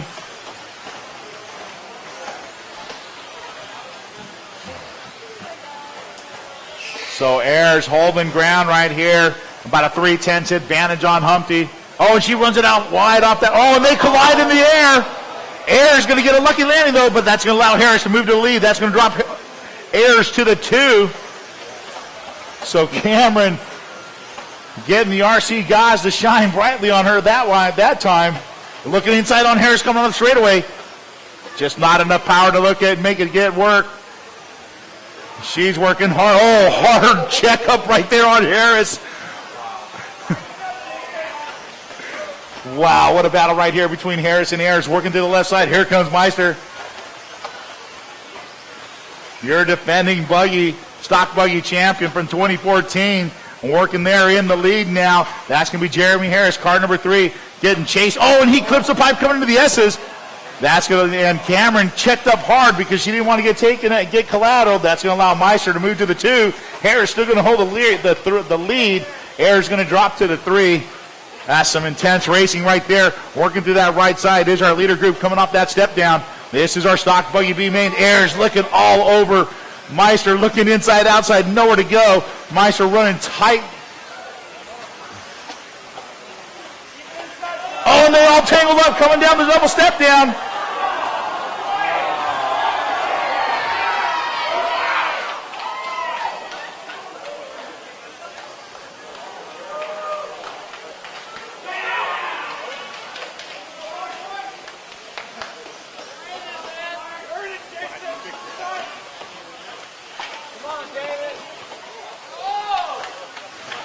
So Cameron Ayers moving back to the lead. She's going to be followed now by Michael Meister. 3.5 down, 2.5 to go. Martin Johnson now moving it up to the 3 spot, starting from 7 on the grid. Meister started 8 on the grid in this B main. Ayers, everybody taking a shot at her right now. Holding strong like a rock through this one. She runs it a little wide, coming off that hairpin off the right side chute. Meister look inside, but Ayers slamming the door closed on him. Coming up just under 2 minutes remaining here for race number 33. Our stock buggy B main coming down the back straightaway is our leader in our P2. Ayers and Meister. Martin Johnson sitting in the 3. Jeremy Harris 4. Jason Diaz 5. Followed by the 5 of Kyle Davis. Then the 10 of Robert Gonzalez. The 8 of Sarah Ernst. Then the 6 of Chase and the 2 of Helms.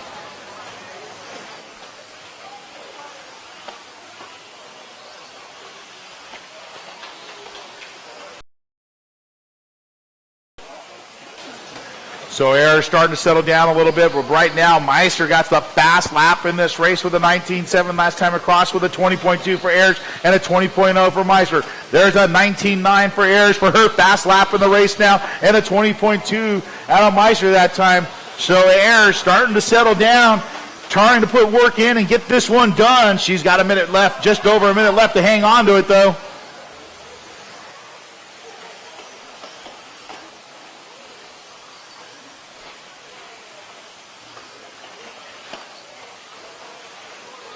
So 50 seconds, 50 seconds left here for race number 33, our stock buggy B main.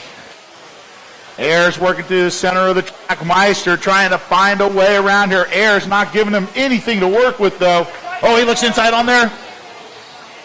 Tries to get in there, but can't make it work. Just a little contact with no harm, no foul.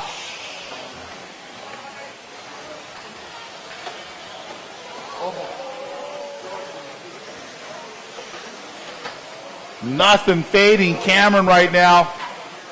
She's running a good defensive line right now. Meister looking outside, inside, 10 seconds to go right here. This could be their last lap right here. This will be their last lap. 2, 1, time, race to the line. And Ayers gets it, rolling it across the line. Here comes Meister to the 2. Harris going to take the 3. Diaz going to drop to the 4, followed by Gonzalez. Johnson, wow, what a finish out of this B main.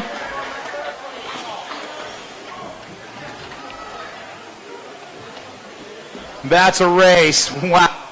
Awesome race. Cameron Ayers with the win in the B main. Congratulations, Cam. Taking second going to be Michael.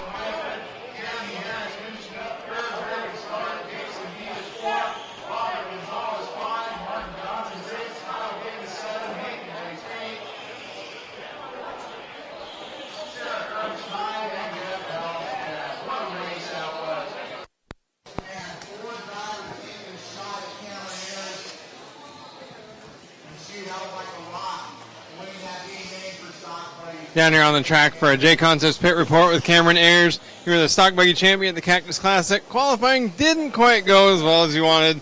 You're a BQ, but bringing home the B main win, a pretty exciting race. I'm just glad that I was able to get it together. My first 3 runs in qualifying, I wasn't happy with them. And then in qual 2, we figured out the car, and I was able to go put a second down.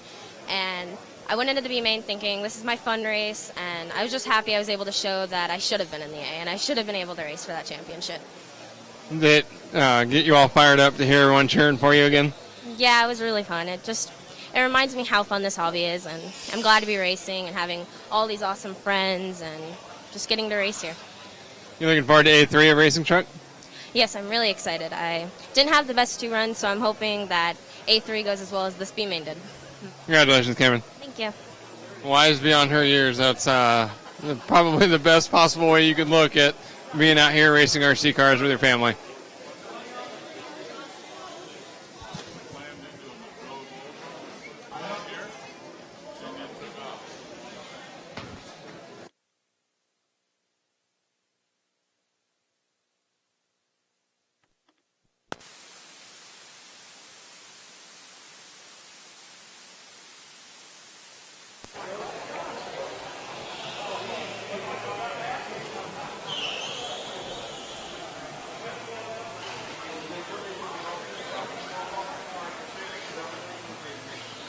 No, I don't know.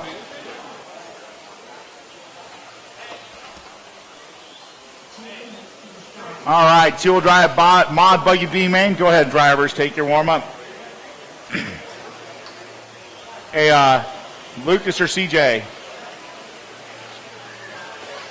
hit it with a broom, maybe. It's a little wet on the outside. I don't want somebody slipping.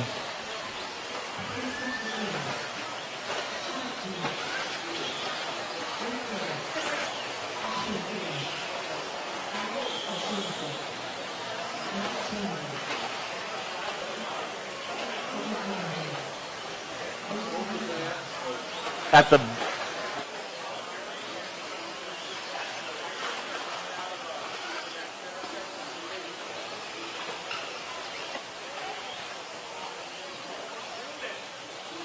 It was just wet. It's really wet right there. I just don't want a marshal slipping. If it's, I mean, it just could be a little shiny up here.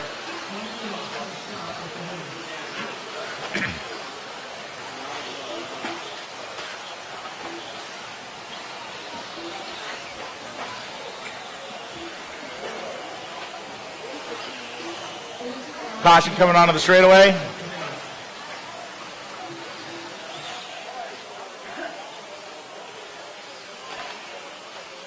All right, straightaway closed. Driver, straightaway closed.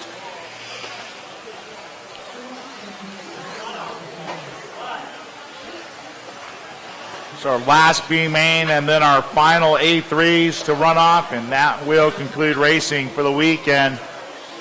Race number 34, our two-wheel drive mod buggy B main mod buggy brought to us by Team Associated and Reedy at the 2015 World Off-Road Electric Nationals. Starting on the 1 will be Tommy Hines, followed by the number 2 of Ash Deering. Then the 3 of Cody Newmandahl, followed by the 4 of Chad Dew. The 5 of Rudy Rico. 6 going to be Aiden Horn, followed by number 7, Jake Mayo. Then the 8 of Alex Kay, followed by the 9 of Chris Wheeler and the 10 of Matt Chambers.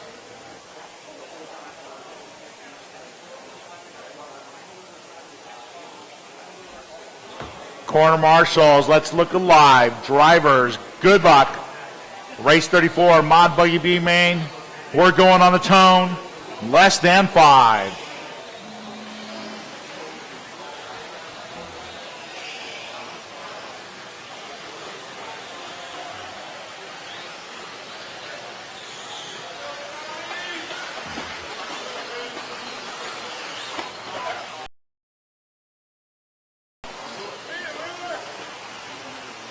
All right, pretty clean start out of this one right now. Tommy Hines starting from the 1, taking the early lead, working through the S section. He's going to be followed by Ash Deering and then Cody Newmandahl. Oh, and Hines getting it wrong through the 6-pack. He's going to put himself off the track. That's going to drop him back. Wow, Hines going to drop all the way back to the 8 spot out of that one. Unfortunate for Hines. Bobble coming out of that 6-pack, put himself over the pipe.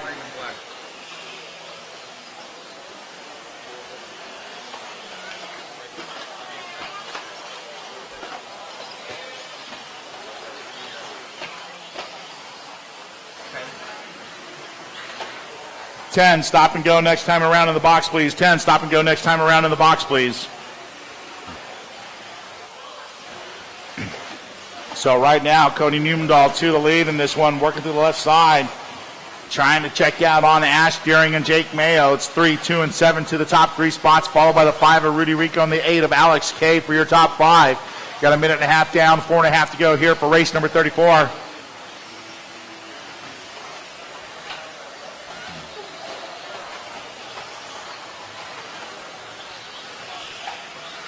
So coming up, Cody Newmandahl right now leading. And there's Newmandahl working up that right side step down, coming to the center of the track into the S section.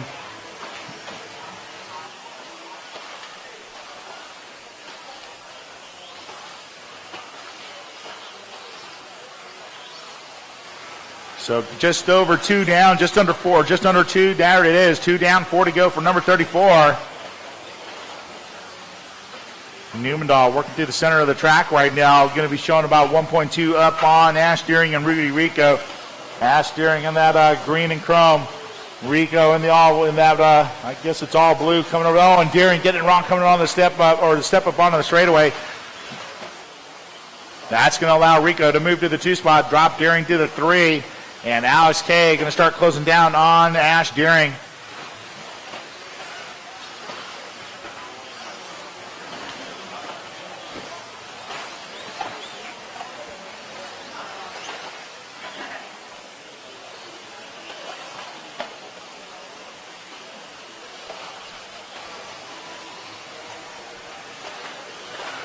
Three down, 3 to go. Just coming up on halfway here for race number 34. Newmandahl, Rico, Deering, 3, 5, and 2. Still your top 3. Followed by the 8 of Alex K, the 7 of Mayo, the 6 of Horn. Then it's going to be the 9 of Wheeler in the 7, followed by the 4 of Dew. Then Chambers in the 10 car and Hines in the 1 car.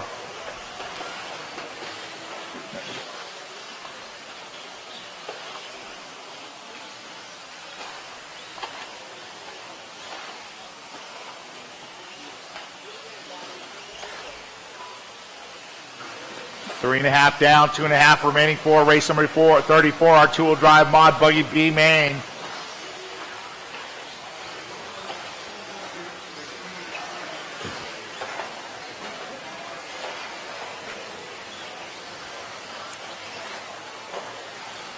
So Newmandahl working through the front side. Has about a 3-second advantage on Rudy Rico. Dash Deering gushing in the 6-pack. Oh. So Alex K now going to move to the 3 spot. Deering going to drop to the 4. Mayo in the 5. So your top 5, 3, 5, 8, 2, 7. Newmandahl, Rico, Alex K, Deering, and Mayo. Then it's going to be the 6 car of Aidenhorn in the 6 spot, by the 9 car of Wheeler in the 7. Then it's going to be number 4 Dew, 10 Chambers, and 1 Hines.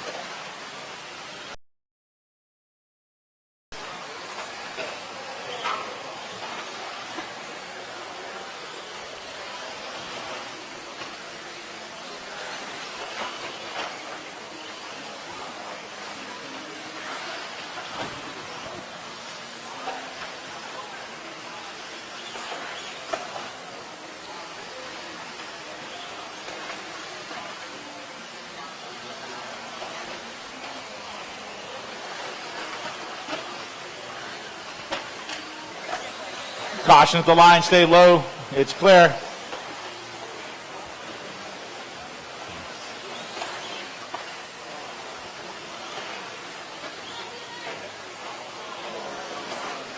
Here comes Newmandahl to the line. Rico in the 2 in the all-blue car, number 5, followed by Alex K in that orange and red working left side. And right behind Alex K is going to be Ash Deering in car number 2. Guys got 5.5 down, or coming up on 5.5 down, just over 30 seconds remaining here in race number 34.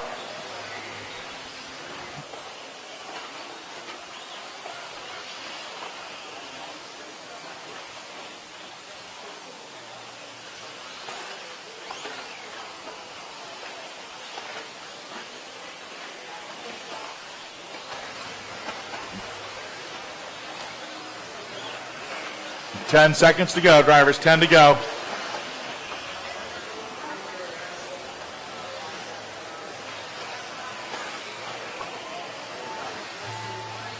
And that is time on the clock. Cross the line, you will be done.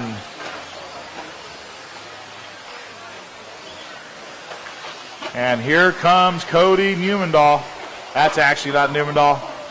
Neumandahl done, and that is a race. So Neumandahl with the win in the B main for two-wheel drive mod buggy, followed by the number 5 of Rudy Rico and the 2 of Ash Deering.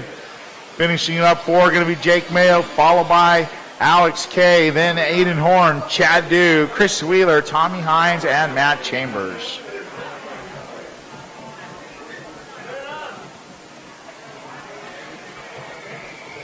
Lucas. How long? Okay.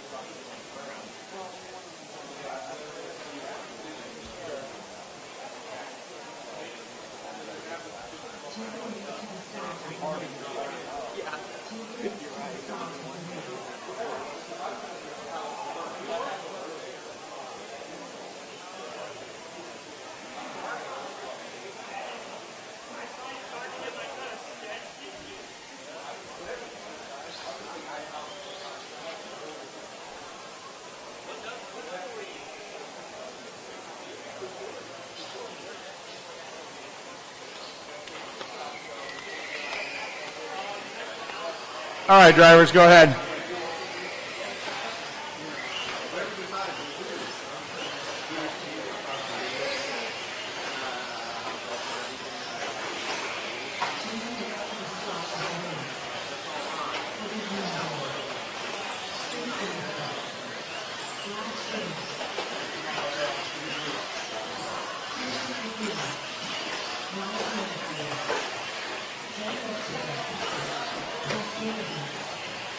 All right, two-wheel drive short course truck modified A3. This one already being the championship already decided. Ryan Cavallari, our national champion for two-wheel drive short course truck modified. So the battle gonna be for the 2 and the 3 positions. Right now, Tebow with the advantage by the tiebreaker. Jared with 5 points, Spencer with 5 points. Chris Wheeler sitting 4th overall right now with 9 points. So really, the battle for the 2 and the 3 spot looked to be between Tebow and Ribkin.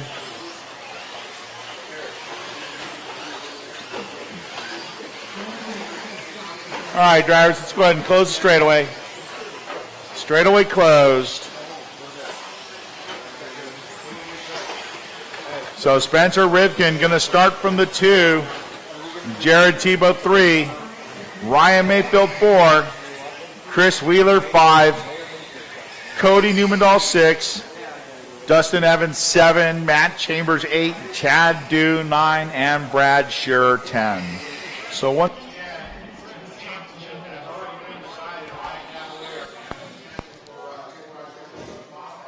Setting the grid for A main number 3 of the two-wheel drive two-wheel drive modified short course truck class.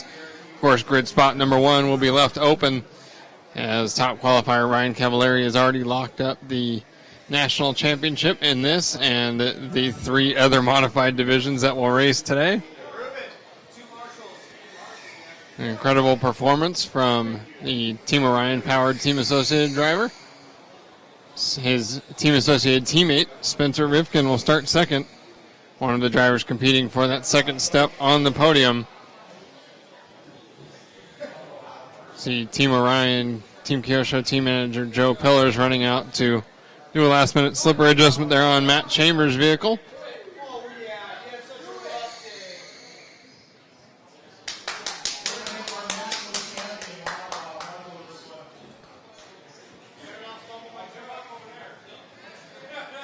So, four-time today national champion Ryan Cavalieri going to volunteer turn marshal for short course main event, main number 3. Got to have something to do for the next hour or so. Just seconds away from the start here. Spencer Rivkin shoots off from the second spot on the grid, tips up on 2 wheels there in the first 180, and able to bring it back down. Tebow looking aggressively into the inside before the S-turn section.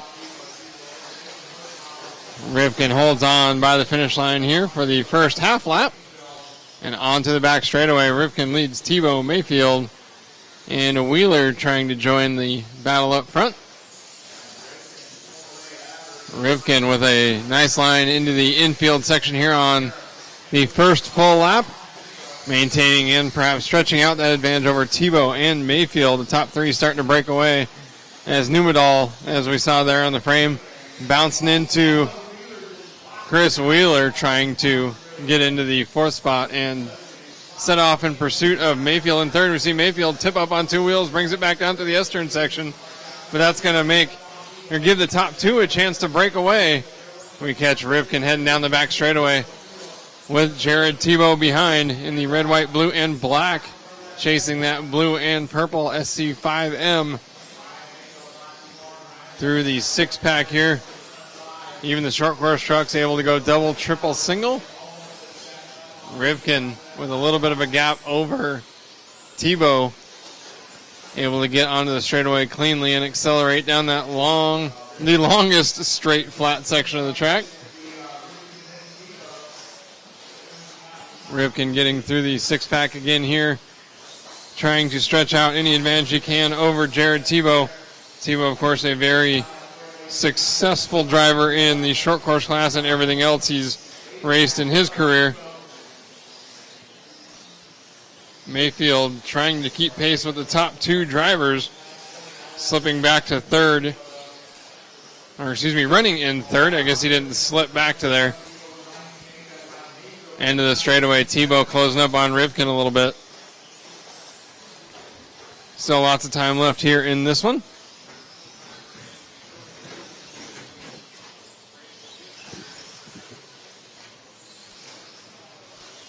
Tebow, the closest he's been to Rivkin's rear bumper, heading down the back straightaway. Spencer kissing the pipe a little bit, not enough to slow him down for Tebow to get by. Tebow tipping up on 0.3 of a second apart at the finish line last time, with another 1.6 back to Ryan Mayfield in 3rd. Rivkin and Tebow down the hill. We see Tebow nose down on the front bumper a little bit. Up at the top of the hill there, Mayfield having a little bit of trouble.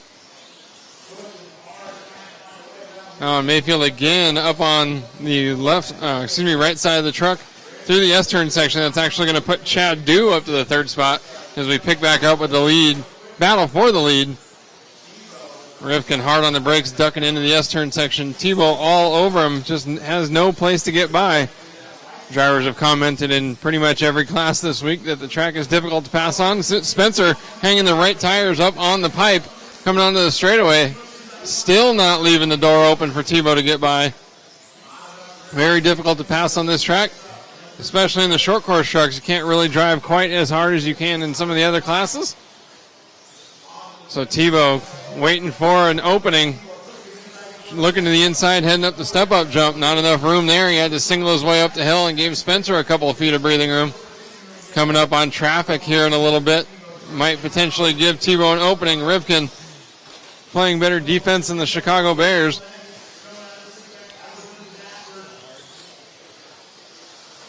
Down the back straightaway. You see Tebow looking up the inside again. Had to shut her down early and let Spencer clear him before heading into that corner. May not be quite so polite at the end of the race. We'll see. Chambers pulling hard out of the way. Saw the lead coming up. Now Brad Shearer moves out of the path of the leaders. Lets them continue on with an excellent battle here for the top spot. Rivkin a little wide there, left the door open. That was the biggest opening Tebow's had so far. Unfortunately, not close enough to take advantage. See Tebow turn to the left, jumping through the triple in the six-pack, getting that Kyosho SC6 to land back on all four tires. Got just 1 minute and 35 seconds left in this A3 main event for the short course division. Tebow up on two wheels, heading to the infield sweeper. And that allows Rivkin to get away. Tebow up on two wheels again before the six-pack.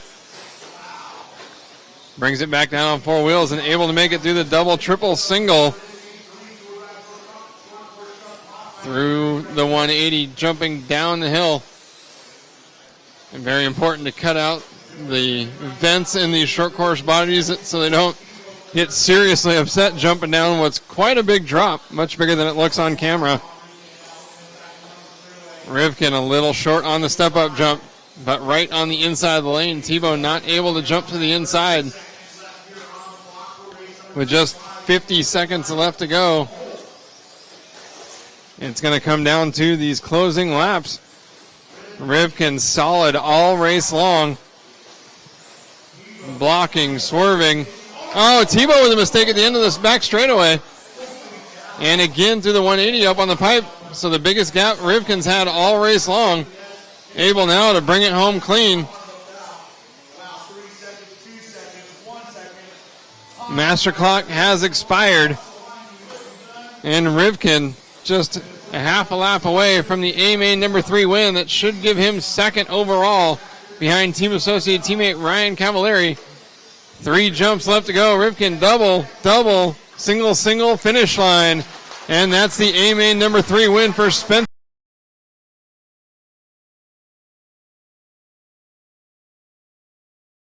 And check in with our A3 winner, Spencer Rivkin.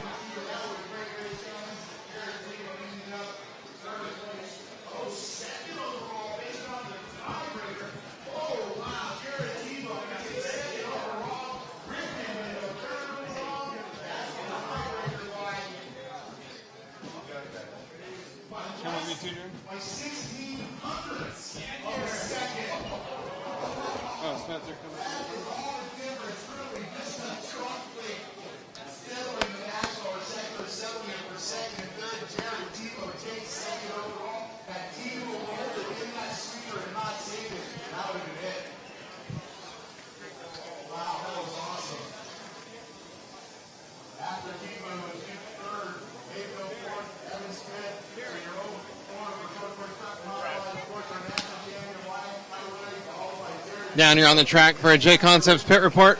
Spencer Rivkin taking the win in A-Main number 3. Had a whole lot of pressure from Jared Tebow and held it solid for 6 minutes. Yeah, me and Jared were belling the whole time, like, back and forth, and I was like, damn. His truck was kind of tipsy, and mine was like kind of slower in the infield, and my truck was pretty good. His truck was pretty good, and it worked out at the end. He got second overall, and yeah, we had a pretty good battle going on. It was really fun. Hard to drive and pass back and forth with the short course trucks being a little tippy. Yeah, especially of the short course and the straightaway and on-road section. Yeah, it was a pretty good battle.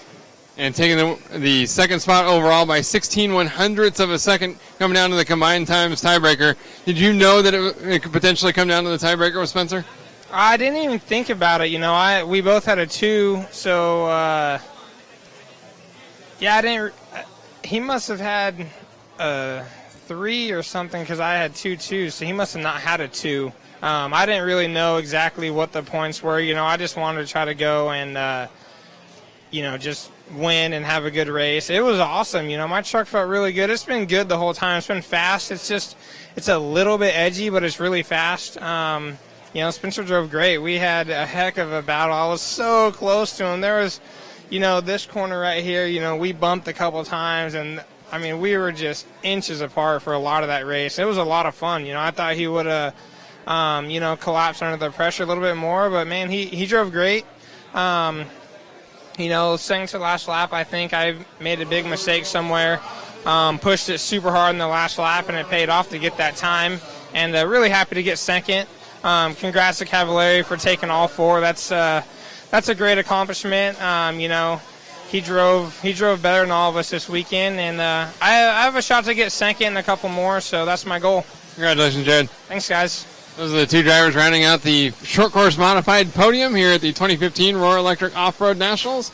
We're going to kick it back trackside here, or actually take it back to the track for the next short course, final short course main event of the weekend, the 17.5 class.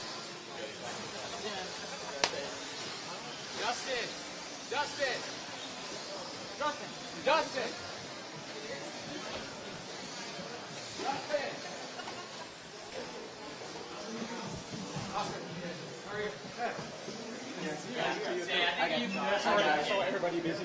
You were fine.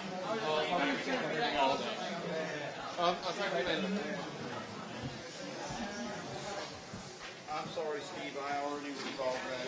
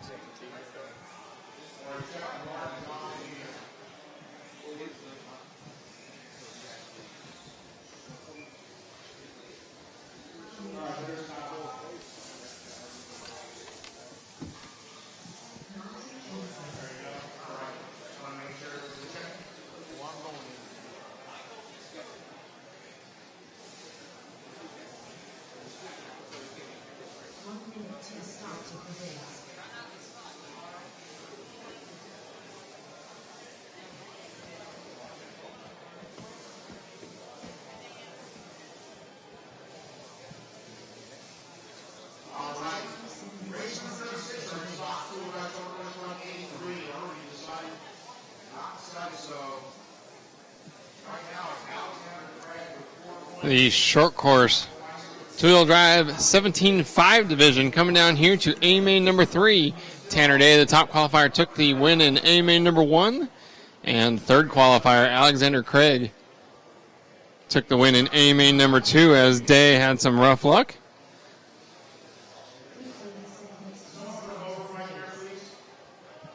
Looks like we're making a last-minute transponder check for the top qualifier, Tanner Day.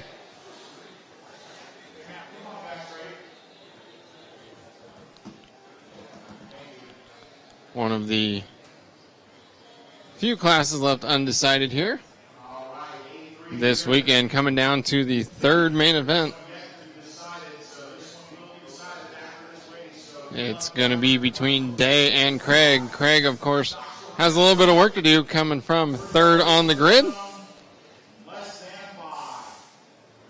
And they're off with the start of A main number 1. Craig looking up the inside of second qualifier, not able to make the pass, and that's going to allow Day to get away. Kyle Layton playing spoiler there in the second spot in that blue and white truck.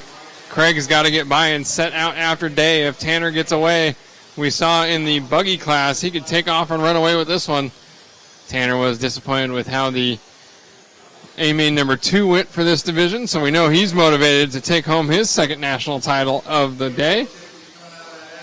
Craig still looking for a way around Layton.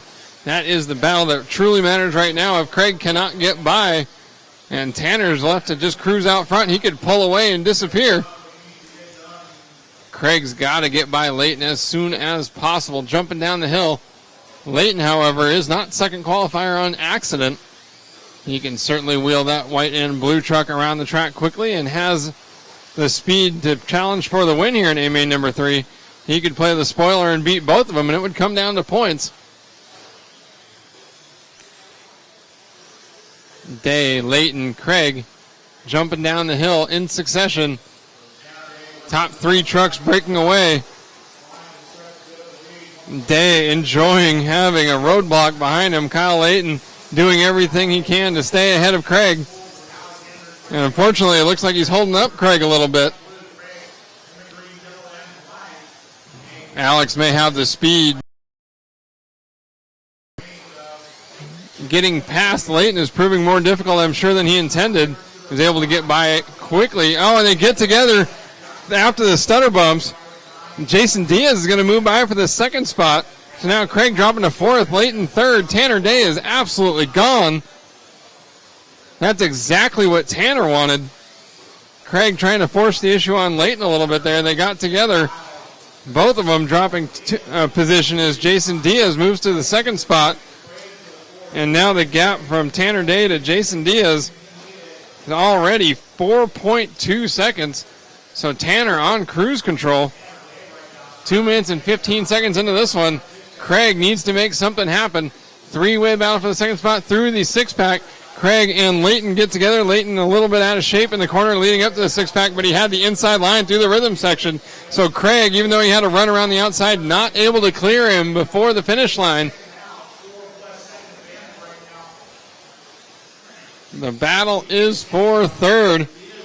Leighton simply not letting Craig get by, and that's actually absolutely his prerogative. Leighton's battling for a podium spot as well. Craig a little bit out of shape heading up the step up, didn't quite make it all the way over the gap, and that's going to allow Leighton to pull away. Perhaps Kyle has something for Diaz. Leighton coming up short, jumping down the hill.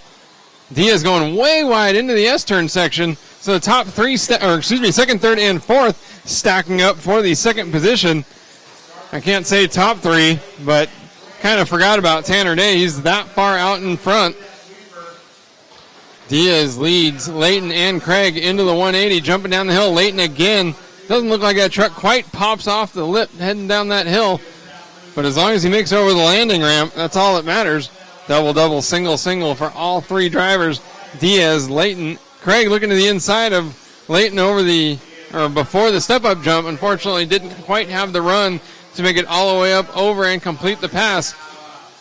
Leighton with a great run into the S-turn section this time, carrying a lot of speed after jumping all the way down that hill. Craig looking around the outside through this six-pack. No room there, but Leighton hasn't let any room on the inside. Jason Diaz still hanging on to the advantage after Leighton and Craig got together. Holding tough in the second spot. Craig trying to set up Leighton for a pass somewhere. Definitely has the speed. Oh, they get together after the S-turn section. And does the right thing, stop to let him go, but that's going to let Diaz stretch out quite a gap. So benefiting Tanner Day even further. To follow along here with our leader in the white, pink, and green, looking for national championship number 2 here on Sunday. Through the S-turn section, up over the step-up. No problem at all out front. Tanner's lead, 7.7 seconds. As we're following along here now with Scotty Ernst in the 5th position, starting to reel in Leighton to make that a battle for 4th. Craig not able to close the gap to Jason Diaz in the 2nd spot.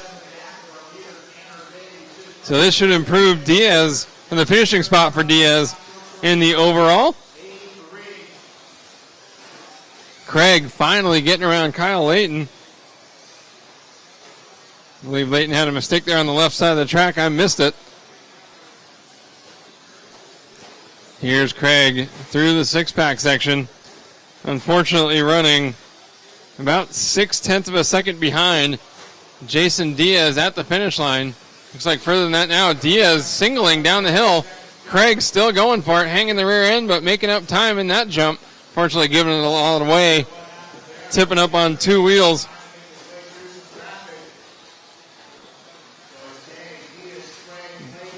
Craig sideways heading up the step-up jump there and losing much of his run down the back straightaway with just 10 seconds left to go.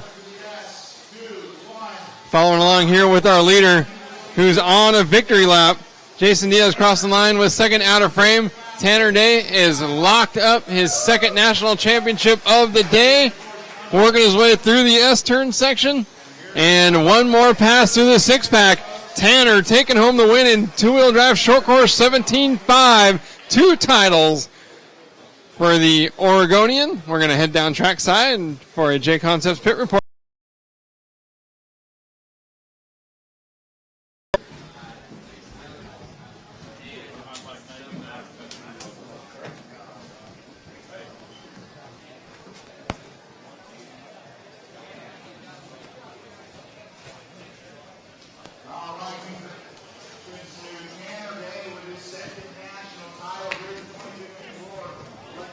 Down on the track for a J Concepts pit report with Tanner Day, wrapping up your 2nd national championship of the day. Didn't quite get it done in A2, but, man, you walked away here in the third A main. Yeah, A2 was a little bit rough. Going into A3, I was 100% determined to get it done. I've got the whole Kyosho team behind my back, and I couldn't have done it without him and my dad and Thomas Tran and all the guys on the Kyosho team. I really appreciate your help this weekend. You pulled away, had quite a gap the whole race long, never really challenged. Were you just keeping your eyes on the prize? Yeah, I was focused and wasn't going to let that lead shrink at all. Did you bring enough extra room in your luggage to be able to take 2 big trophies home with you? I don't think so, honestly. I got a lot of tires to bring home with me and stuff, so I think we'll be packing another bag. Well, I'm sure it'll be more than worth it. Congratulations, Tanner. Thank you very much. That's now a 2-time national champion in the 17.5 divisions here at the 2015 Roar Electric Off-Road National Championships. We're heading back to the track for the third A main of the four-wheel drive class. We still have 2 podium spots left to decide.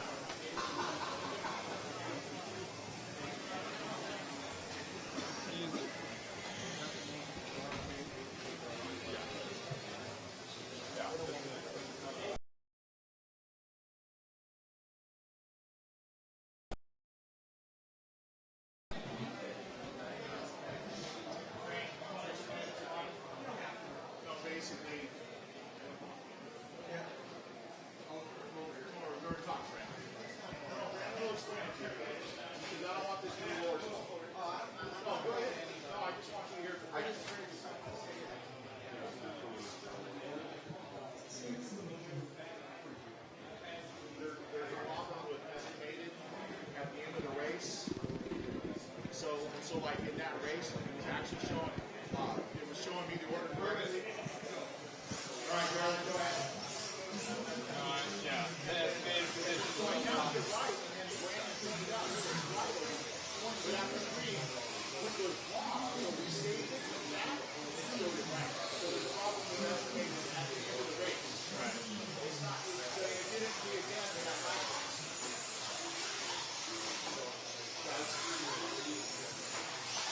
What he did, Brandon pointed out. I'm going to trust him on the software. He tells me something. All right, all right,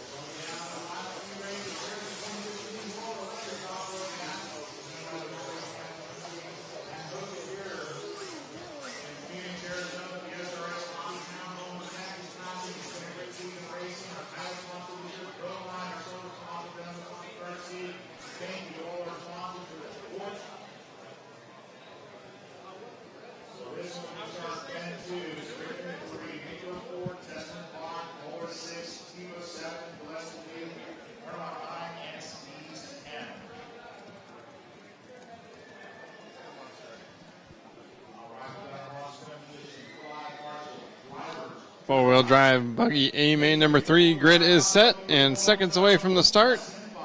Ryan Cavalier leaving the number 1 grid position open, so it's Dakota Fenn taking the lead into turn number 1 with Spencer Rivkin right behind. The 2 youngest drivers on the stand in first and second.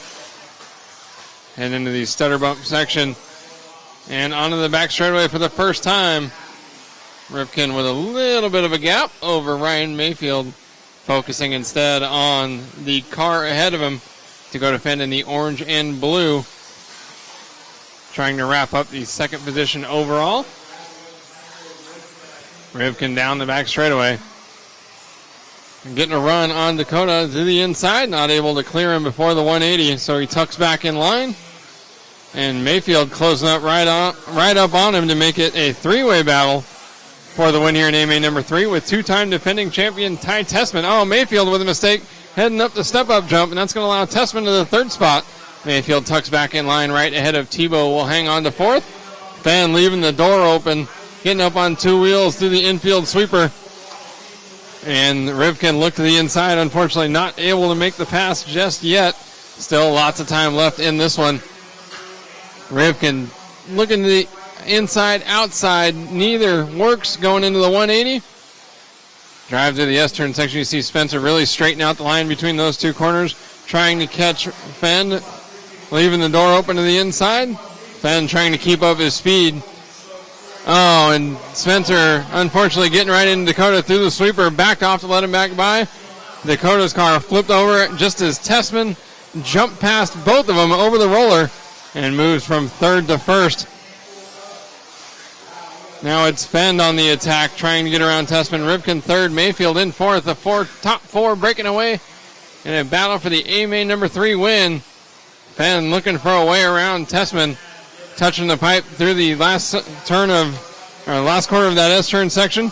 Mayfield rolling it over through the six-pack there, and now it's just 3 out front. Fenn checking up, coming onto the straightaway.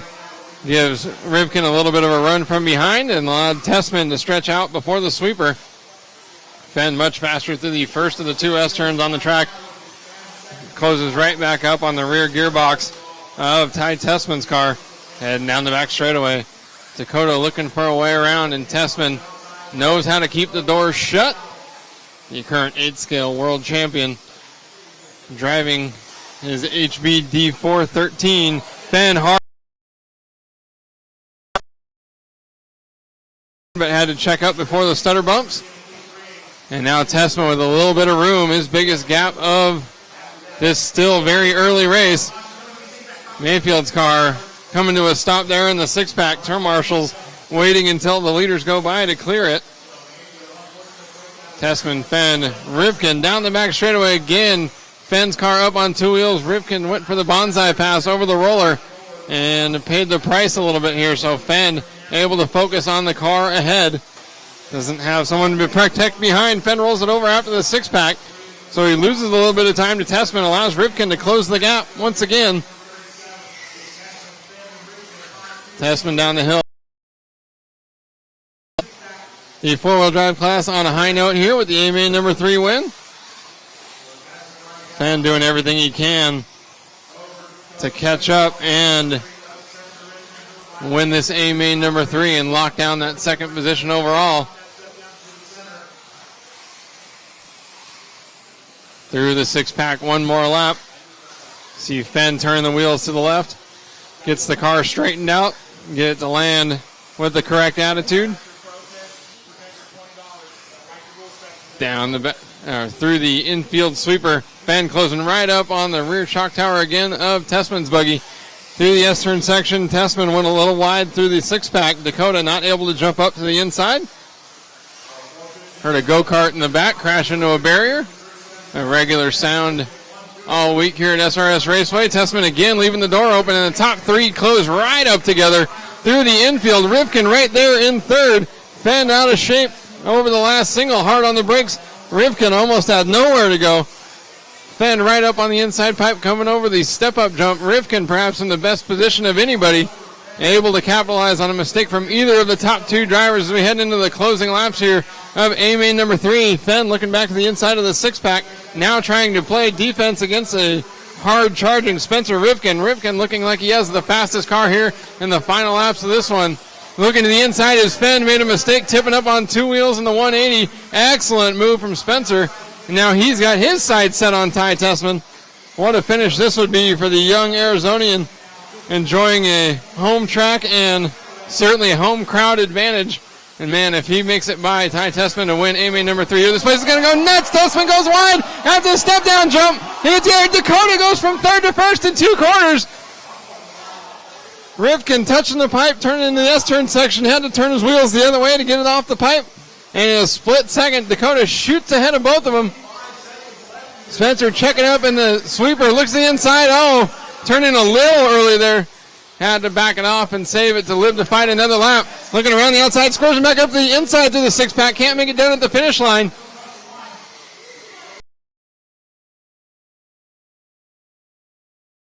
Oh, he lands on fence car and goes flying out of the track. So that's going to allow Tessman to move back to the second spot. As the master clock expires, it's going to be Dakota Fenn taking the win in A-main number 3. Tessman's going to finish up second, and Spencer Rivkin third. Incredible final. In the A-main number 3 of the four-wheel drive buggy class, we're going to head down trackside and talk to Dakota Fenn.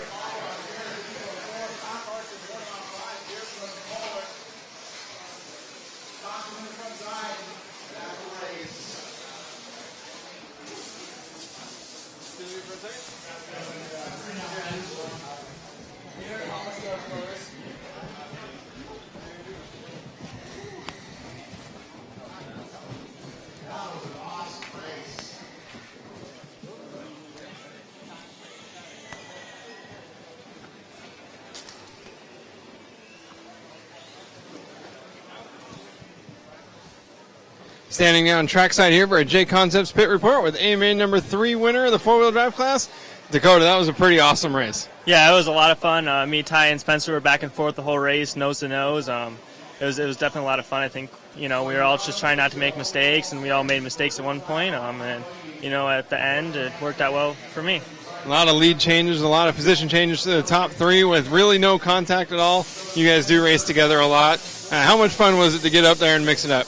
It was a lot of fun. There's still a lot in line, trying to get on the podium. So we were still definitely going for it, but it was clean and it was fun. And this track, with all the traction, makes for really close racing. In the four-wheel drive cars, you can drive hard in the corner, trying to set up passing opportunities, under braking, some things that you can't do with the two-wheel drive cars. So really, when it came down to a battle like this was the perfect class for it. Yeah, it was definitely very hard for sure with all 3 of us being there.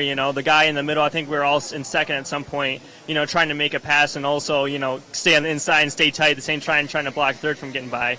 So it's definitely a lot of fun and, So. Maybe not quite the incredible weekend that you may have been hoping for, but still got to be pretty excited with how you finished up in the 3 Class 200. Yeah, it's been up and down for me, but still finishing second, I'm happy with that. And, when we know we can do to the car to improve it, and, I made mistakes of my own. So overall, I'm happy with second. Congratulations, Dakota. Thank you. Excellent. A-main number 3 here. We still got a few races left, but it's going to be really hard to match that one.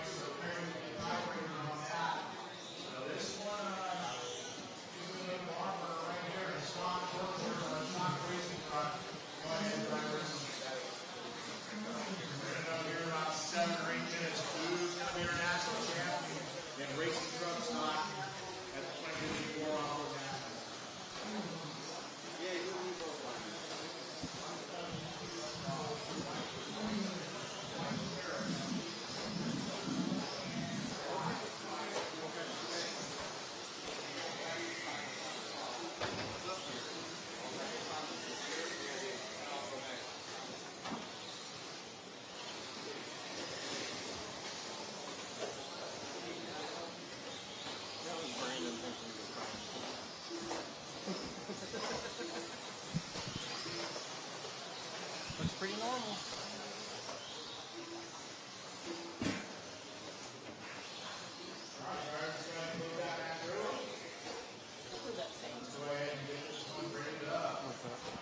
Ice in your veins.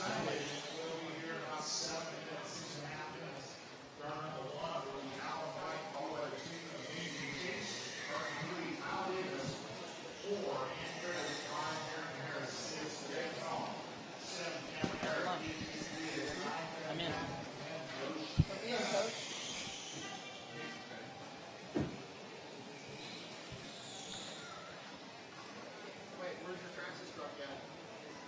It's being worked on. Hot pits. Put me out there.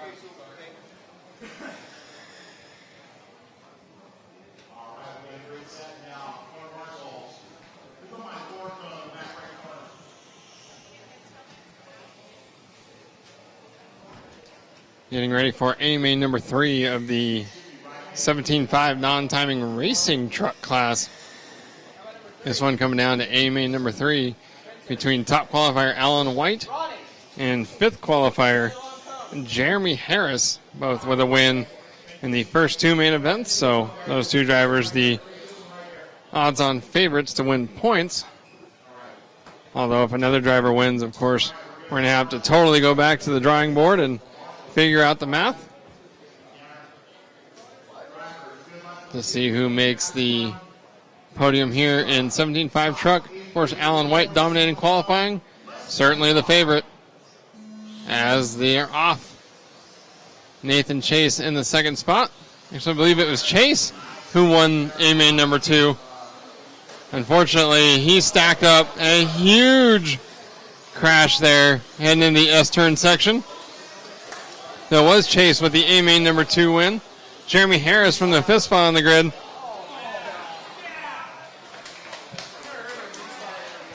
And the Roar official is calling for a restart.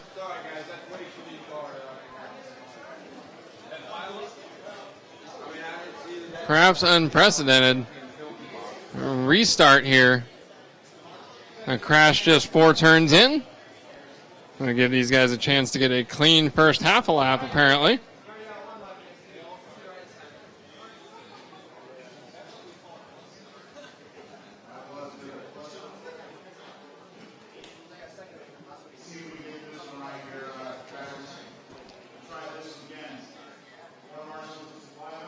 Here we go with attempt number 2 at getting this race started. Poor Alan White certainly would have enjoyed that first one.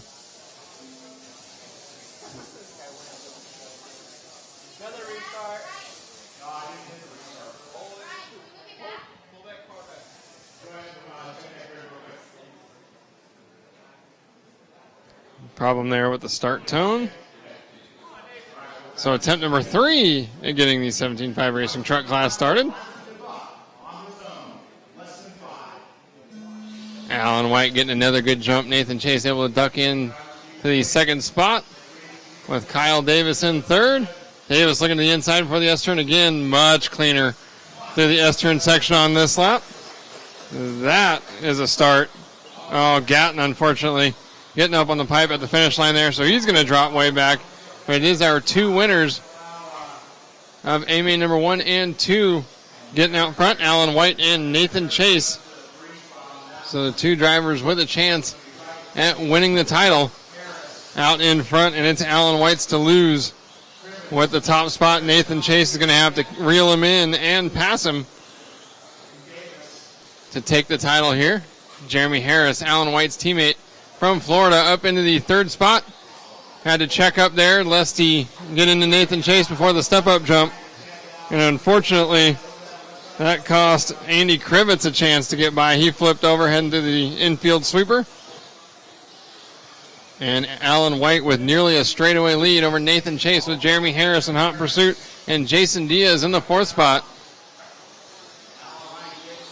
If Harris can get around Chase, that would certainly be a nice buffer zone for Alan White.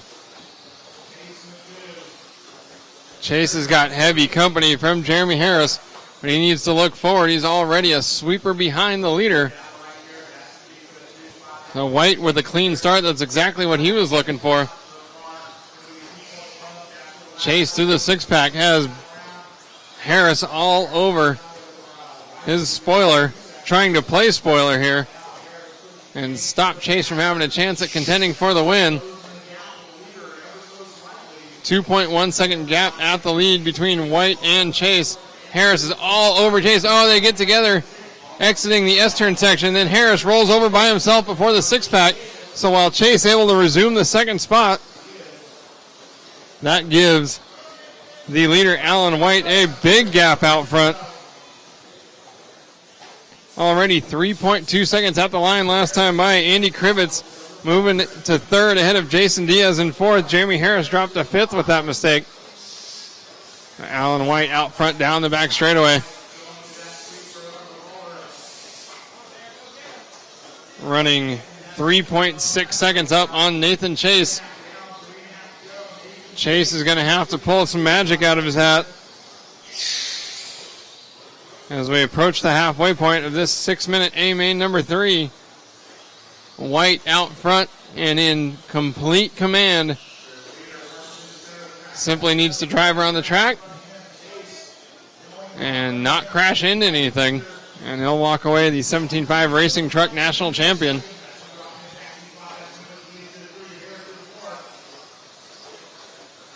Krivitz with a mistake off camera puts Jason Diaz to third, Jeremy Harris to fourth. Krivitz dropping to fifth. White's lead continues to grow. We'll see what it is this time by nearly identical lap times for the top two drivers. A 3.7 second lead for Alan White out for a Sunday drive in that green, blue, orange, and white racing truck through the six-pack.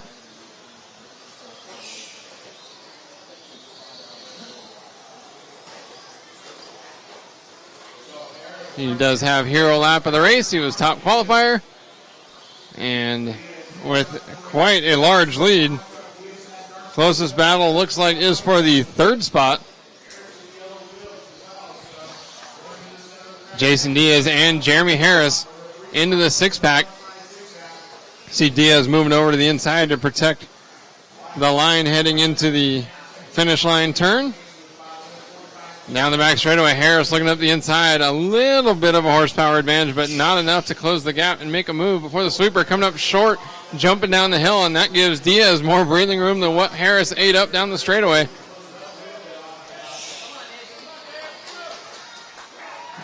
Diaz and Harris going at it, heading to the back straightaway. Jumping down the hill, Harris coming up short again.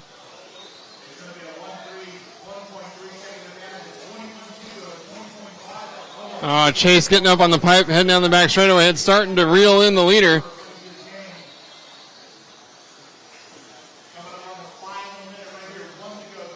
All of the time that Chase had made up, including 0.7 of a second last time by the line, unfortunately given right back with that mistake. Back to a 2-second advantage at the finish line last time by. A White jumping down the hill.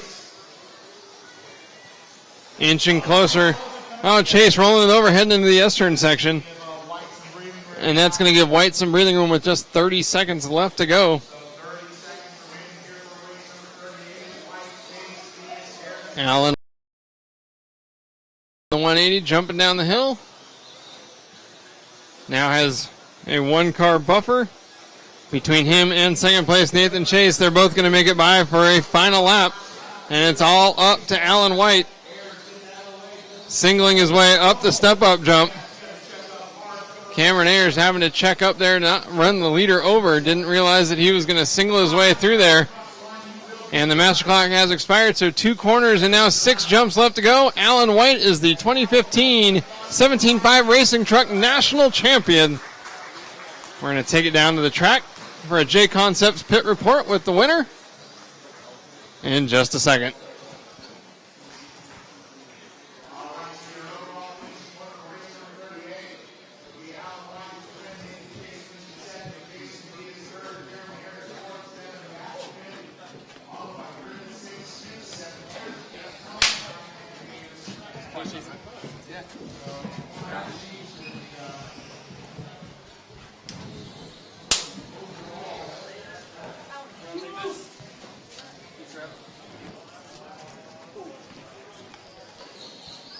Dude, you drove that bitch.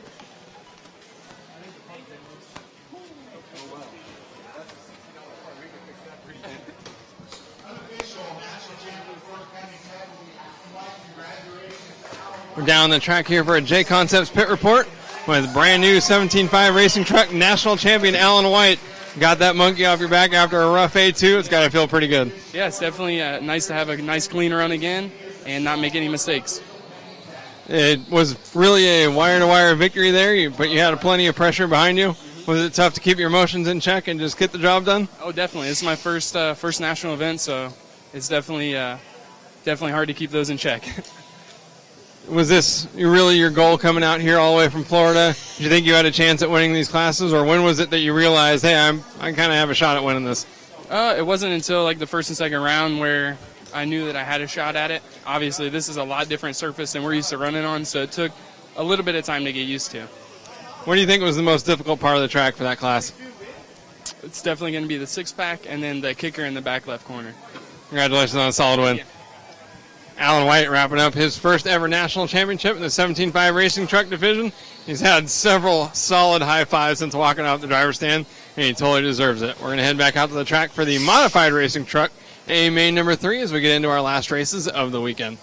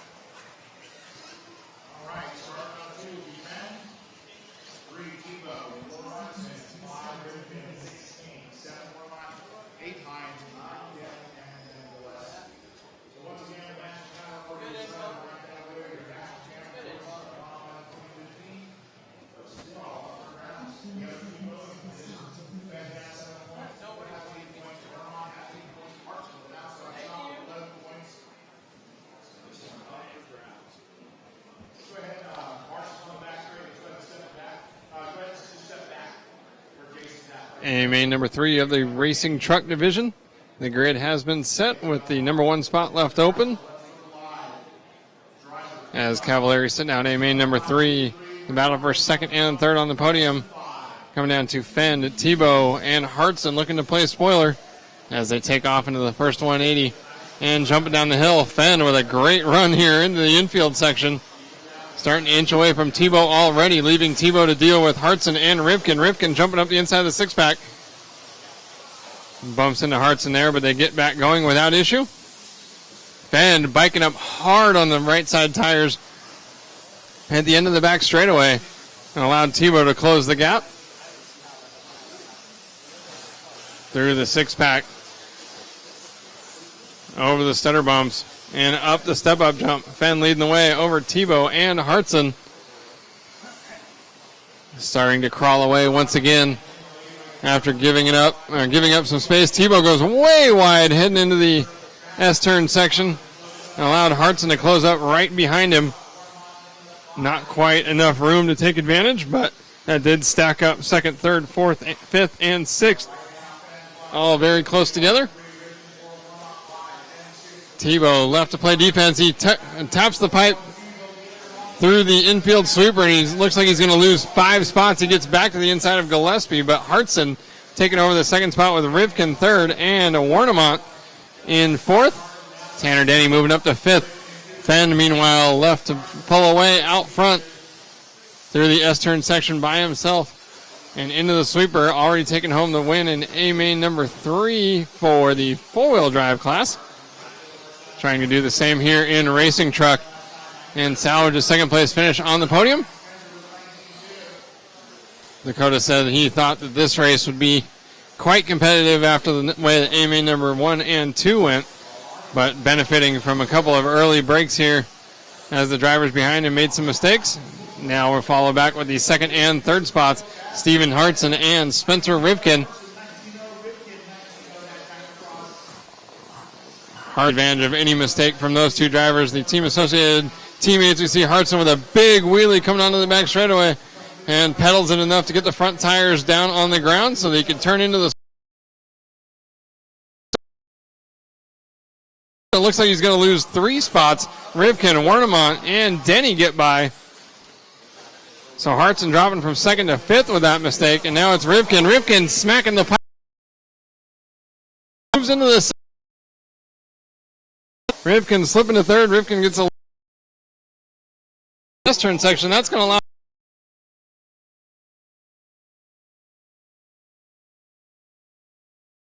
Carson Warnemont potentially looking at a podium finish here with Tebow running in the 6th position in this race.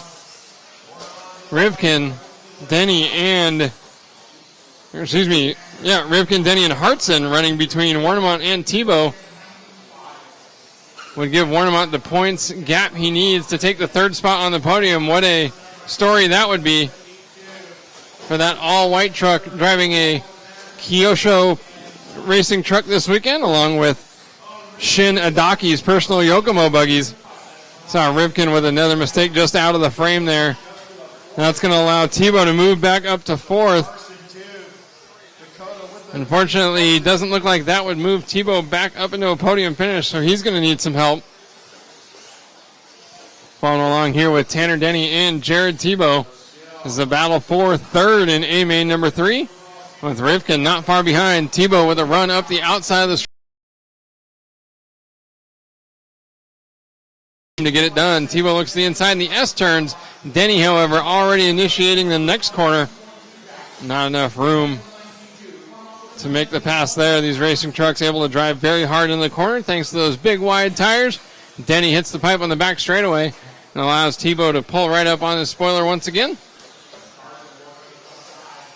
To the S-turns, Denny exits the left-hander a little bit wider than normal to block an inside pass up the right side corner and hangs onto the 3rd spot for yet another lap. A big wreck out of frame over here through the 6-pack. Somehow that truck not breaking into pieces.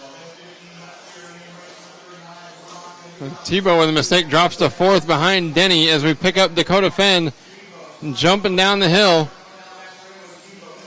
Warnemont looks like may have started to close that gap up to the orange and blue TLR 22T 2.0. The no longer national champion in this class, Dakota Fenn, taking the win in racing truck in 2014 at Space Coast in Florida. Looking to finish up 2nd here behind newly crowned national champion Ryan Cavallari. Moving to the 2nd spot here, Carson Warnemont in the all-white Kyosho truck, looking to grab a podium position. And moving back to 3rd here with Jared Tebow, as he had heavy company from Tanner Denny before Denny crashed jumping down the hill. So Tebow running in 3rd. And that it would be a high enough finish for Tebow to take the final podium spot back from Carson Warnemont. But Warnemont right behind Dakota Fenn through the 6-pack. Dakota's going to hang on for the win, and Tebow unofficially going to finish up the 3rd spot on the podium with a 3rd place finish here in A-main number 3. We're going to head down to the track and chat with Dakota Fenn for a J Concepts pit report in just a second.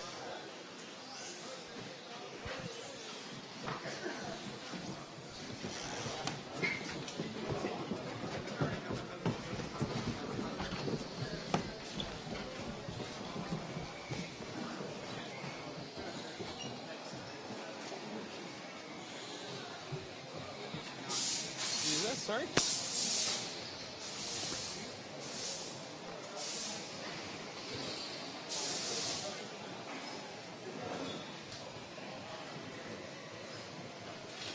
Standing down trackside for J Concepts Pit Report with Dakota Fenn. Feel like we were just here about 10, 15 minutes ago, grabbing second in the A-Main number 3 racing truck and going to grab second overall. Yeah, the last round of truck went well. We just got a clean start, and a couple people behind me made some mistakes, and it opened up a little bit of gap. And I just tried my best to manage that. I had a little bit of a bobble on the last lap. It was really slippery back in this corner here. But besides that, it was pretty much a clean run for me, so I'm happy. Was it tough to really keep going when you saw everyone crashing behind you, or were you wondering what was going on? It's still tough because I know the track can reach up and bite you at any minute. You know, the track's really hard to get around. So I was just trying to put in solid, clean laps and just try and keep the gap at about where it was. What does it mean to you to be able to put together what was maybe not the best weekend so far and still have a chance at 3 podiums? Yeah, I mean, I'm happy. I mean, like I said before, I mean, it's been up and down for me, but at the end of the day, it's, ended up not too bad, so I'm happy. Congratulations on another great finish. Thank you. Got a fan winning A-Main number 3 in the Racing Truck Modified Division to finish second overall. Got just 2 races left to go here. The 17.5 Buggy Stock main event coming up next, but this one's already wrapped up.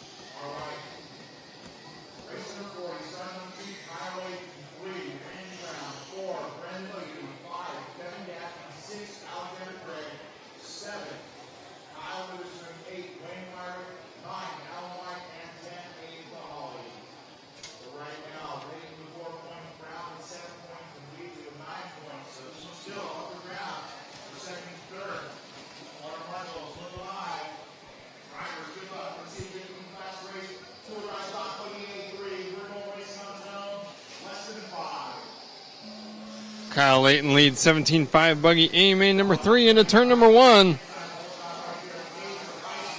Hanging on ahead of Randy Brown and Brendan Wheatley. Of course, Tanner Day wrapping up the national championship after the second A-Main earlier today. So the first spot on the grid left open. Kyle Layton down the back straightaway. Randy Brown in second. Brendan Wheatley still hanging on to third. Layton with a little bit of a mistake. Had to check up after the jump down the hill. And that allowed Wheatley to close back up on that rear shock tower. Alexander Layton getting it wrong. Oh, and then he gets right into Alexander Craig heading up the hill. So Craig simply the innocent bystander there. That's going to allow Brown and Wheatley into first and second. Tough break there for Kyle. Brown to the lead. And Brendan Wheatley looks to the inside, heading down the back straightaway. Brown went wide. They touched.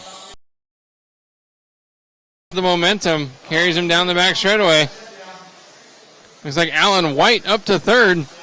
Our Racing Truck 17.5 national champion looking to jump on the podium here in the two-wheel drive buggy division as well.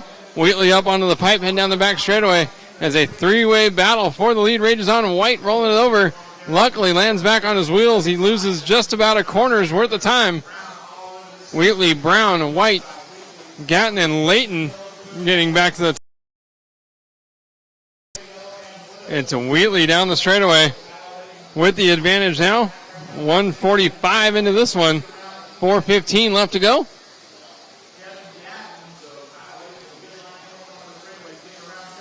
Wheatley, Brown through the six-pack. White less than a mistake behind. Brendan Wheatley from fourth on the grid, third on the grid with Tanner Day sitting out. Taking advantage of some mistakes by the other drivers to move out front. And a win here in A-Main number 3 would definitely improve his finishing position. Randy Brown down the back straightaway, getting ahead of steam, barreled up before that first corner at the end of it, into the sweeper. Oh, and turns hard into the pipe. At the end of that infield sweeper is going to drop to fourth as White moves to second. And Layton back into third. Down the back straightaway with the leader, Brandon Wheatley. Out front, now Alan White closing right up onto his rear shock tower. So great battle now out front. Wheatley and White. Both of them, last name starting with W. Captain Obvious as Alan White jumps to the inside over the step-up jump, takes over the lead. Awesome move from Alan White. Trying to maximize. Oh, and then leaves the door wide open, heading into the S-turn section, allows Wheatley to. So our lap time chart won't even show those position changes. Wheatley getting back to the lead before the end of the lap was over. Through the infield sweeper, Wheatley and White. White definitely has the speed. Needs to find a way by and make it stick. Wheatley driving very defensively. Oh, and White turns in early, heading up to the step. Lead in several minutes. Wheatley rolls it over in the 180 at the end of the sweeper. And White closes the gap once again as those two drivers make a couple of mistakes. Kevin Gatton trying to turn this into a three-way battle for the win. Wheatley in control, able to keep the leaders behind him. It's going to take an excellent pass from Alan White or a mistake from Brendan Wheatley for a position change. Gatton in the third spot, not able to close up on first and second with a minute and a half left to go.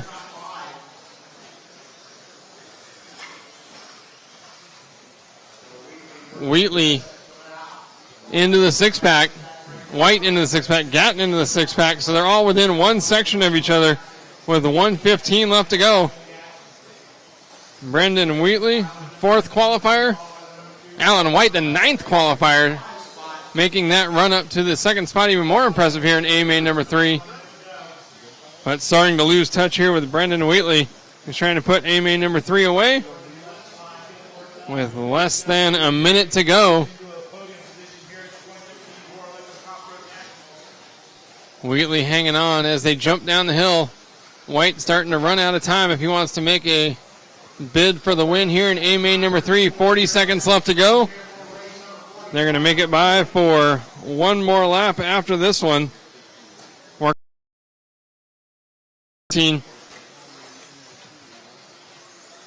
And White starting to make a run on Wheatley.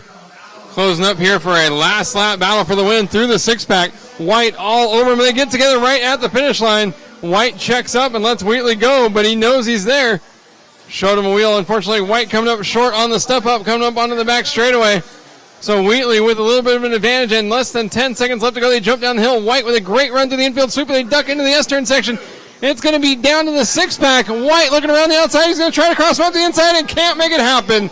Brendan Wheatley taking the win here in A-Main number 3 of the 17.5 buggy division. We're going to head down trackside for our J Concepts pit report with our A-Main number 3 winner.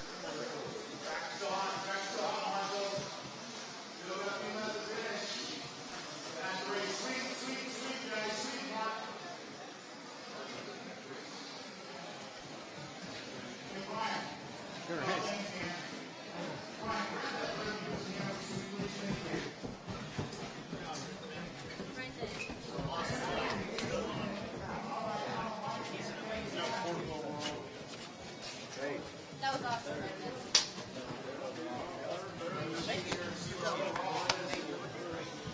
Brendan.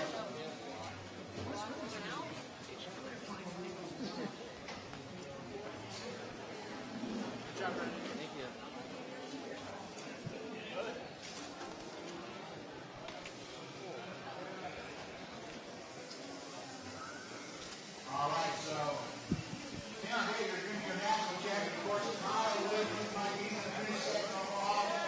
Brandon Wood to get worked on finishing third. They're going to finish up fourth. It's going to be less than 3 seconds. Trevor and Billy Q on a tiebreaker. Randy Brown to finish fourth overall. Alan White to finish up fifth.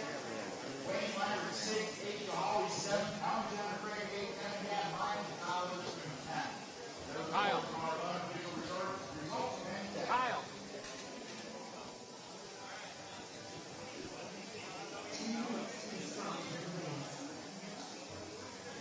Final race of the day we're giving 2 of 9 money modified 83.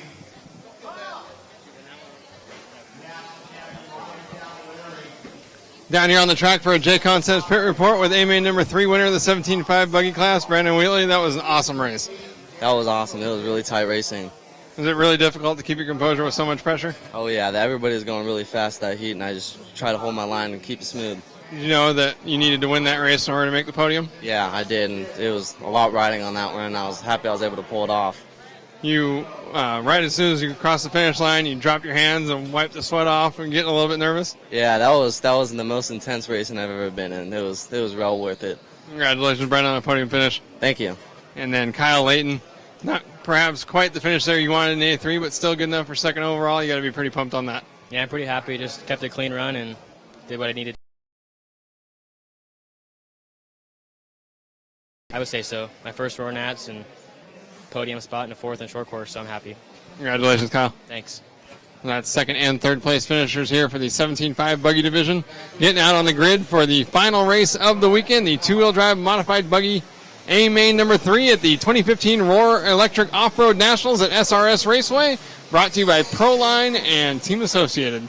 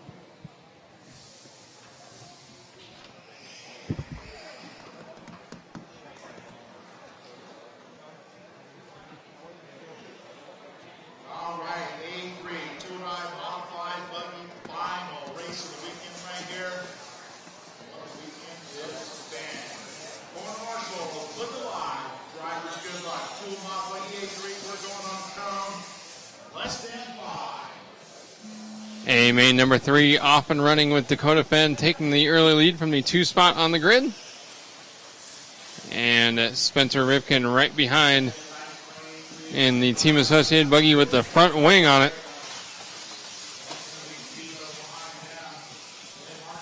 Dakota Fenn down the back straightaway with Spencer Rivkin in the second spot. Jared Tebow biking up on the outside 2 tires.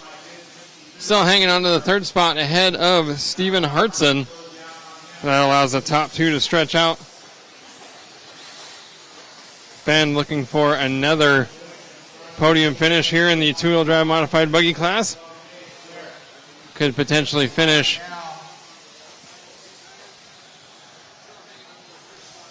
looking for, I believe, 3 podium spots. But the battle on the track right now is between Dakota and Spencer for the race lead in A main number 3 with Tebow and Hartson 3rd and 4th.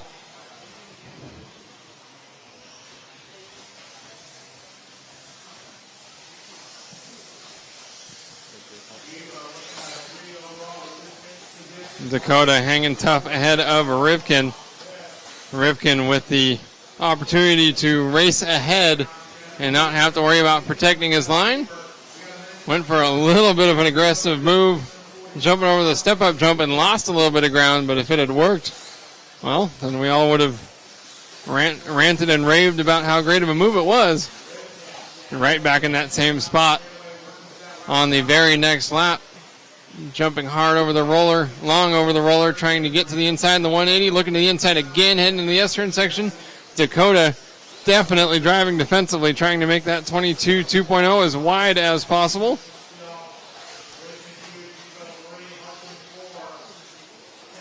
Into the sweeper, Dakota hit the pipe, and up on the pipe through the 180. Spencer Rivkin goes around the outside like a trailer park girl, taking over the top spot. And let's see what he can do with the lead. We know on this track it can be easier to follow and not have to worry about trying to keep your lines tight and drive defensively. Dakota up on 2 wheels through the infield sweeper.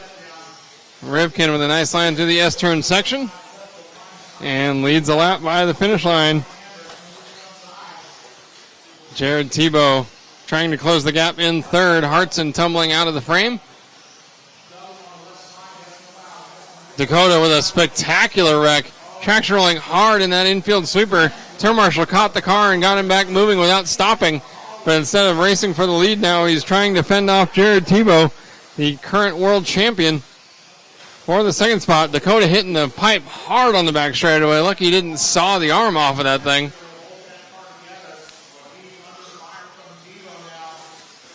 Tebow all over Dakota Fenn through the 6-pack, but then he tumbles after the rhythm section, and now he's got company from Tessman, Hartson, and Warnemont.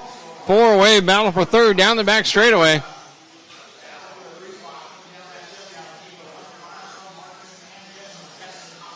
Tessman with a big wheelie through the infield sweeper as we move up front to 1st and 2nd. As Fenn trying to close the gap. Rivkin getting away here in A main number 3 of the 2-wheel drive class. Able to buckle down and put in solid laps without Fenn right behind him to apply pressure. Rivkin can open up those corner entries and carry a little bit more speed. Kissing the pipe down the back straightaway. Tempting fate. Nice inside line after the infield sweeper. Within fractions of an inch of the pipes. Fenn making up less than 1/10 of a second last time by. The gap is 1.7. So Rivkin with the advantage and just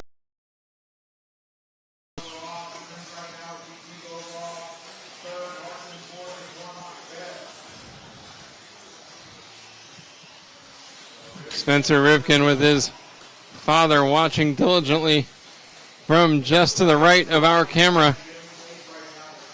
Looking to close up the 2015 Electric Off-Road Nationals with a win in A main number 3. Getting lucky with a little bounce off the pipe going through the stutter bumps.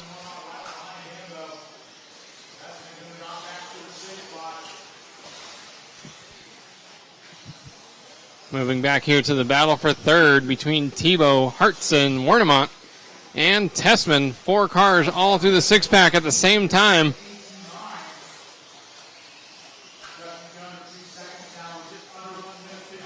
Hartson getting out of shape coming on the straightaway, as did Tessman. Tessman going to lose a position to Gillespie, so now it's a 3-way battle for the third spot. Tebow hanging on ahead of Warnemont and Hartson.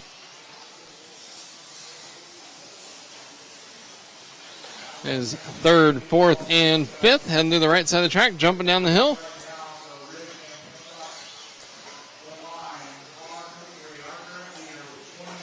Tebow has been practicing a lot on carpet lately, looking forward to trying to defend his world championship from a couple of years ago. His first in the two-wheel drive buggy division. Right now he's trying to battle for a podium spot here in the two-wheel drive buggy class. As we pick up Spencer Rivkin, the leader, biking up on 2 wheels, going through the infield sweeper. And Rivkin through the double, single, taking the win ahead of Dakota Fenn. We'll head down to the track to interview Spencer Rivkin and our podium finishers once we hear the final results.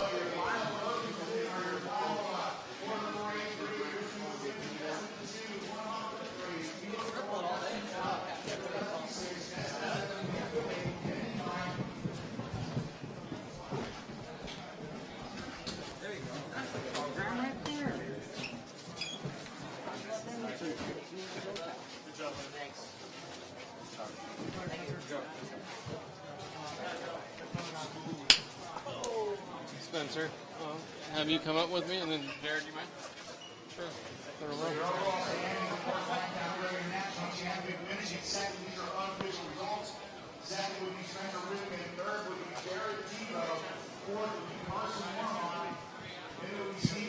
Down here trackside for our final J Concepts pit report of the weekend.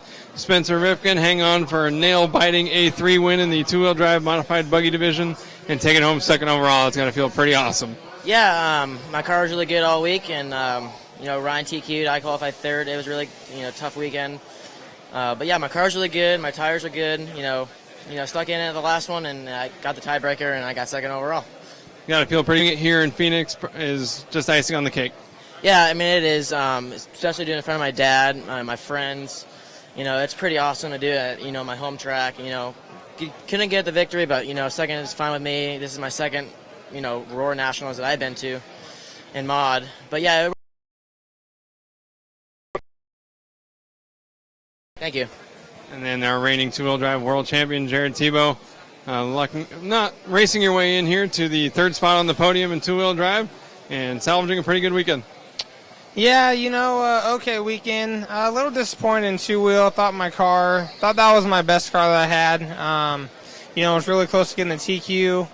Ended up starting fourth, which was kind of tough. Had a great first main, rough second main, had a spring cup come off like second lap, and then was just nervous for the last one. I was running different tire sauce than Cavalieri from yesterday and today, and I don't know, I was just nervous going to this last main, so I went to what he was running, and it was a mistake. I don't know if just because I've had different stuff in my tires or my car was a complete, just different handling car. That last two-wheel main was really nervous, and I didn't drive that good. Was going to get third pretty much. I should have, I guess, launched that roller. Carson jumped over me. Luckily, it didn't change overall position. Happy to get 3 thirds this weekend. Obviously would have liked some wins, but podiums are good, and hopefully, build some confidence and do a whole bunch of carpet and Astro practice and testing for the Worlds and try to be better there. Congratulations on the podium finish, Ed. Thanks. And that's a wrap on our coverage of the 2015 Roar Electric Off-Road National Championships from SRS Raceway here in Phoenix, Arizona. For Bob Kendall, Brandon Rohde, I'm Aaron Waldron. Thank you so much for watching, and we'll see you at the next one.